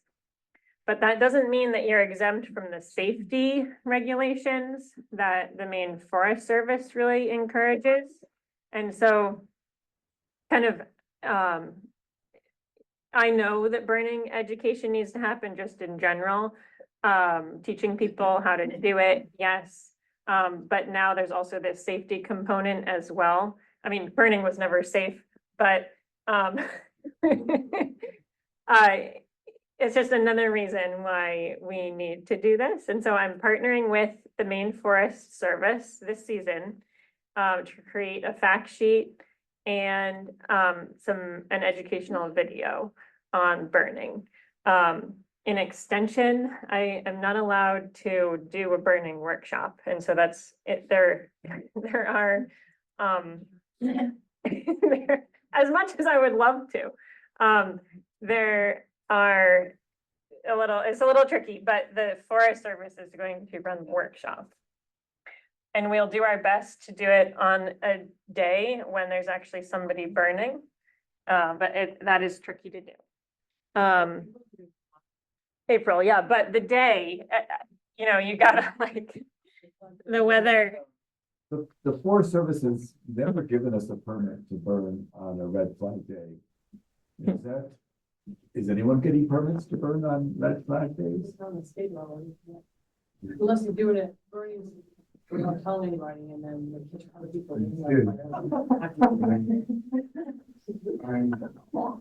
I've burned on red flag day. Yeah. Or a commercial company.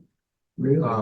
But it's harder because even though the new law, we got the exception to burn blueberries on a red flag day, you're still gonna have to get by with people writing the permits. Yeah. And some fire chiefs are just gonna say, no, you're not gonna, it's a red flag day and I'm not issuing a permit, so. Yeah. There is the Gotcha. book, but you've gotta work with your local fire chiefs. Great point. Oh, okay, that's great. So then the other organic education that we're going to create are, we're going to continue our field meetings, as Chris mentioned, and have MOFGA at those meetings, or at least some of them, to explain what he just did, answer questions. And we're going to have a group of farmers collaborate. So hopefully some of you would be willing to do this, to revise and update this organic wild blueberry culture guide that was made by Mark and Lisa in collaboration with Maine Coast Heritage Trust. And so that's going to be really great. And then we're also going to work on creating some sulfur application video and fact sheet. I also create an organic page of the extension website right now. All the organic information is kind of spread out throughout the website, and so it could live on in one place where you could easily access things. I think that would be helpful. We're going to create a wild blueberry school for conventional and organic growers. But yes, I think that will be coming in an effort to educate beginning farmers and people who want to come into wild blueberry production. This takes a lot of resources to do. And so this grant will help us do that. Anyway, we're not quite ready to do it, but I think it's something that is planned. Okay, and then importantly, money in this grant will pay to collaborate with Maine Farmland Trust, who have a really good eye and understanding of budgeting. And so they did organize the business of blueberries course last year or 2 years ago. And certain people participated, but the woman who ran this, Alex, who ran this school, learned a lot about wild blueberry production through that. And I think the farmers who did participate learned a lot. But the next step is really to create better and updated enterprise budgets for different types of production and create tools online. So like that, it would be easier to access for all types of production. So like you would go onto a website and you could have drop-down menus to guide you through the process of creating a budget. And so this is super important for getting new farmers into wild blueberry production. And for you, I'm sure as well. And I think that's it. Yeah. Any questions about the education? Any ideas? What should we add? What are we missing? Yeah. I think it's great that there's money for this. As an organic grower, I applaud more access to it. The only comment I would say is that I just want to make sure that we don't create two separate groups of growers. Like I really like these meetings where we have everybody together. So continuing to have kind of Maine blueberry growers assemble on a regular basis as a group, I think is really valuable. Absolutely. Thanks, Seth. Yeah. So for our last presenter today, we have Leigh Hallett, the Public Information Officer of the USDA Rural Development. And we have Malcolm Smith. He's from Sustain. Both of you from Sustain? No, he's from Sustain. Okay. Let's give them a round of applause. Thank you. So is volume all right? Do we have something we're supposed to talk to? Okay. My name is Leigh Hallett. I am the Public Information Officer for USDA Rural Development here in Maine. Pleased to be here with Malcolm, who will be talking in just a moment. I work out of the Bangor State Office. You all work with USDA in a host of different ways. You're, I'm sure, very familiar with NRCS, with APHIS, with AMS, whatever it may be. Rural development is a little different in that we work in community development, economic development. So we do a lot around hospitals, schools. If you, my boss likes to say, our state director, she likes to say, if you saw a fire truck on your way here or a police car on your way here, there's a good chance that rural development paid for that. We pay for help fund a lot of those kinds of things, libraries and so forth. So this is just a quick overview of our many programs. And then we do have offices in Bangor, Prescott, Lewiston, and Scarborough. So I always like to point out that when you work with rural development, like with NRCS or FSA, you're working with someone right here in Maine. So for most of our programs, they're administered right here in Maine. And they are led by people. Decisions are made right here in Maine. You can talk to someone right in an office, pick up the phone and call. That is our state director on the left. She's a farmer. That's Rhiannon Hampson. She owns a Grace Pond farm. She and her husband down in Thomaston. And then these are a couple of our other staff, but they're based all over Maine. So you can always talk to a real human. I was going to talk about our value-added producer grants because originally Lily, who kind of fit us in very graciously, and I appreciate that very much. She had us in the value-added producer track. So I was going to talk to you a little bit about our value-added producer grants, which are awesome. Those are $250,000 to develop value-added products. But since we're really in a different kind of track here, I would just say maybe consider stopping by if you're interested in developing a value-added product. We have some brochures out at the USDA table that have the phone number, the contact info. So I would encourage you to grab one of those or talk to me during the break, and we can talk about our value-added producer grants. But I'm just going to speed through these. Agricultural producers are eligible for these value-added producer grants, no matter where in the state you are based. And this is the contact for that, but that's right on this brochure. We've got a bunch of them out there. It's a terrific program. Maine does very well in the value-added producer sphere. They're competitive. They're at the national level, but this year alone, we awarded 5 of these $250,000 grants. So it's a big program that can have a real impact here in Maine. But Malcolm and I are both here to talk about the Rural Energy for America program.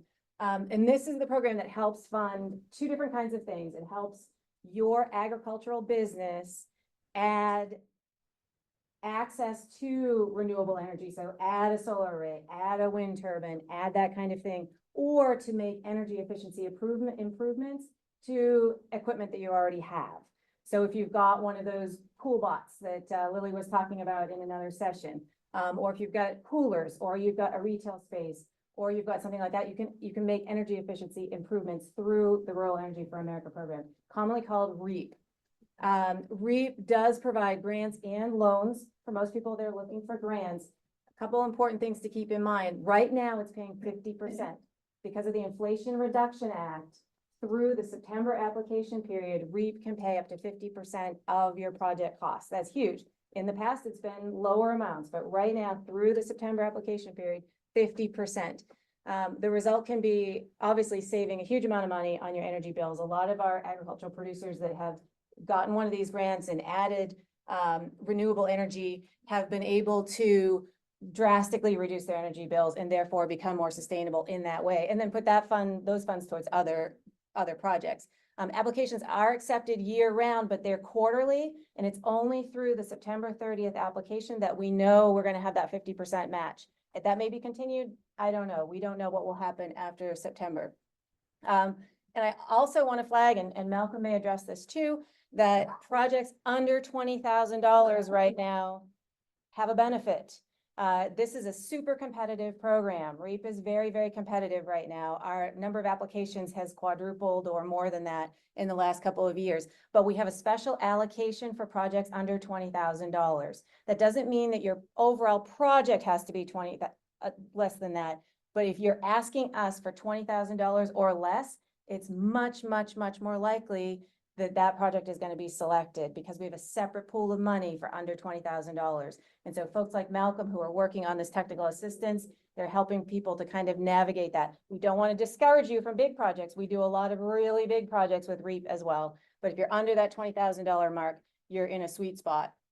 We do like to always come back to this point that REAP is not just solar. People think of it as being for solar production, but it can be all these types of renewable energy systems.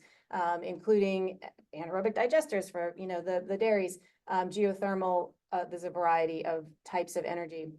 And then the energy efficiency improvements can also be a wide variety of improvements. So if you have coolers or freezers that are 20 years old, they may work great and they may be incredibly reliable, but they may just be eating up a ton of energy and costing you a lot of money in bills. This is something that you could approach with an energy efficiency improvement.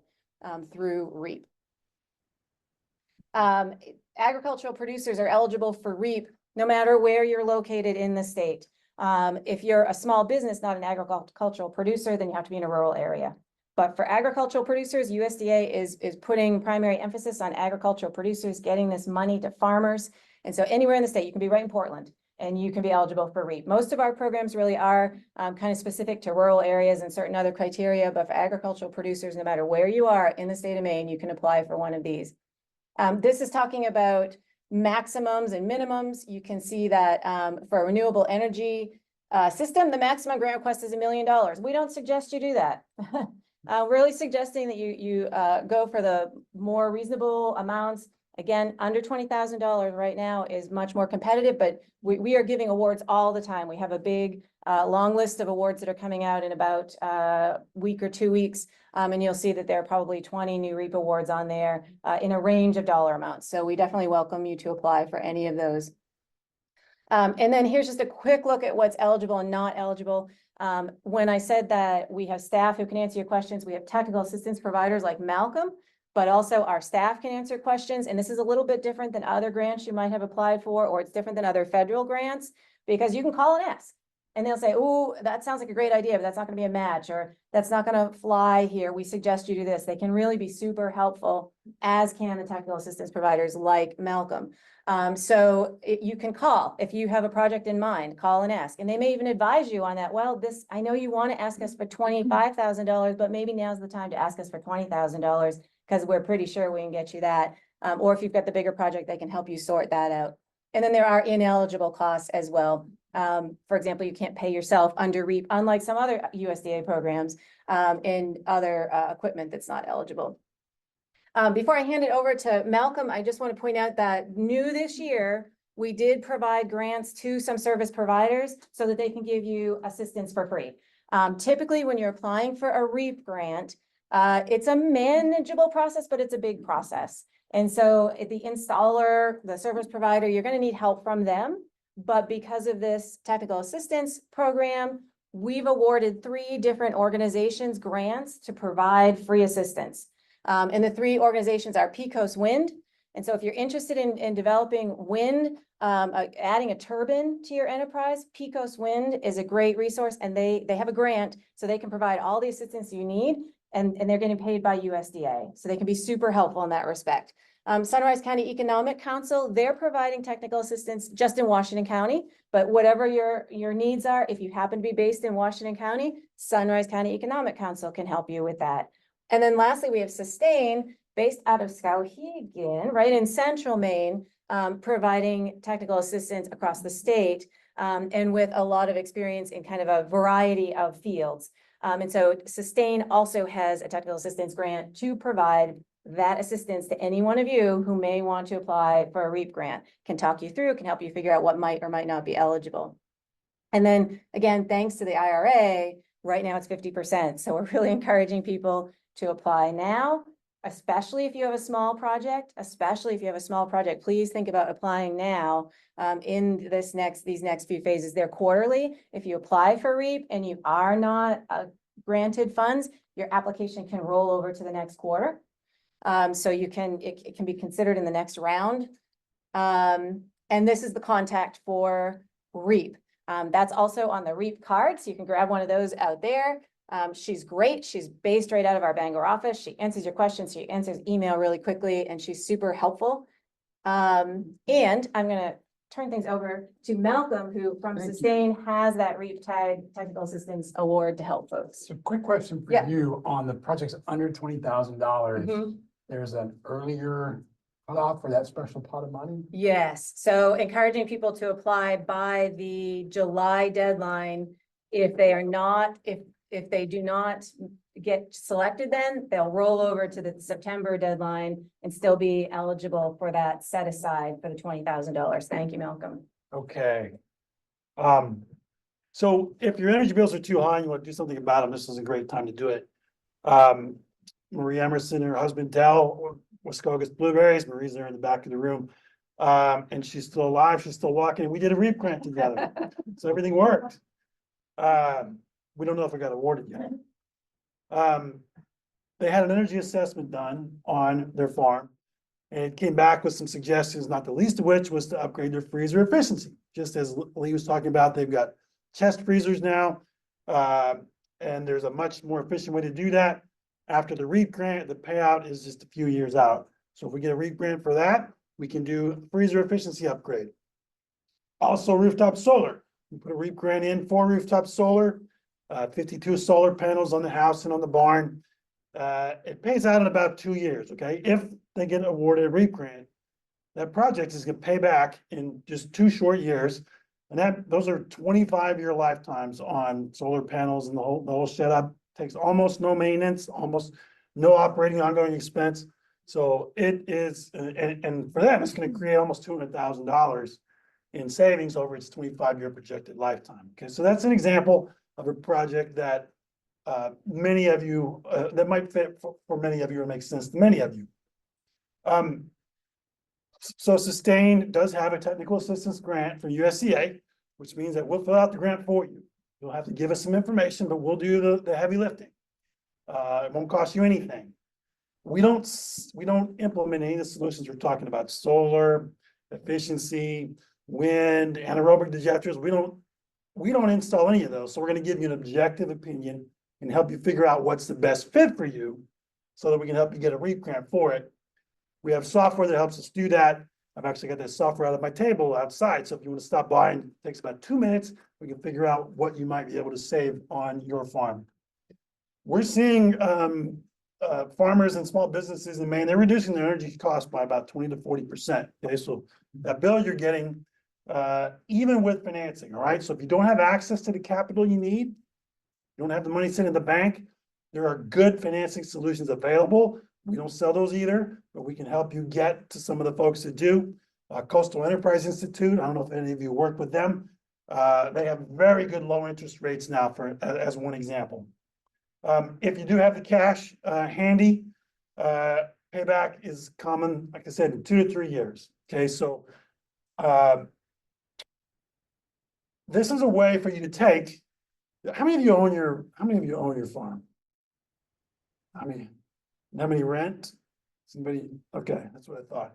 So this is a way for you to take, and it's great to own it, right? You own that asset, so you got the value. Even if you have a note on your farm, you're making a payment on that note, and you've got that asset, that farm. This is a way to take your energy bill and convert that money into an investment in your farm. Okay, instead of paying the electric bill every month and kissing the money goodbye, you're actually investing it in an asset you own that generates electricity that increases the value of your property. I've been in the energy space for 30 years. I've never seen incentives like there are right now. Come September, nobody knows what's gonna happen. I personally don't expect to see them this good after September. So if you've been thinking about an energy-related project for your farm, we should talk about it. Now, we will help you complete the REAP application for free, so you don't have to worry about that. If all this talk about capital investment and stuff scares you, and you just want a way to reduce your energy bills without having a big project, there's also a program which is not part of USDA, it's not part of a REAP grant. It's called shared or community solar.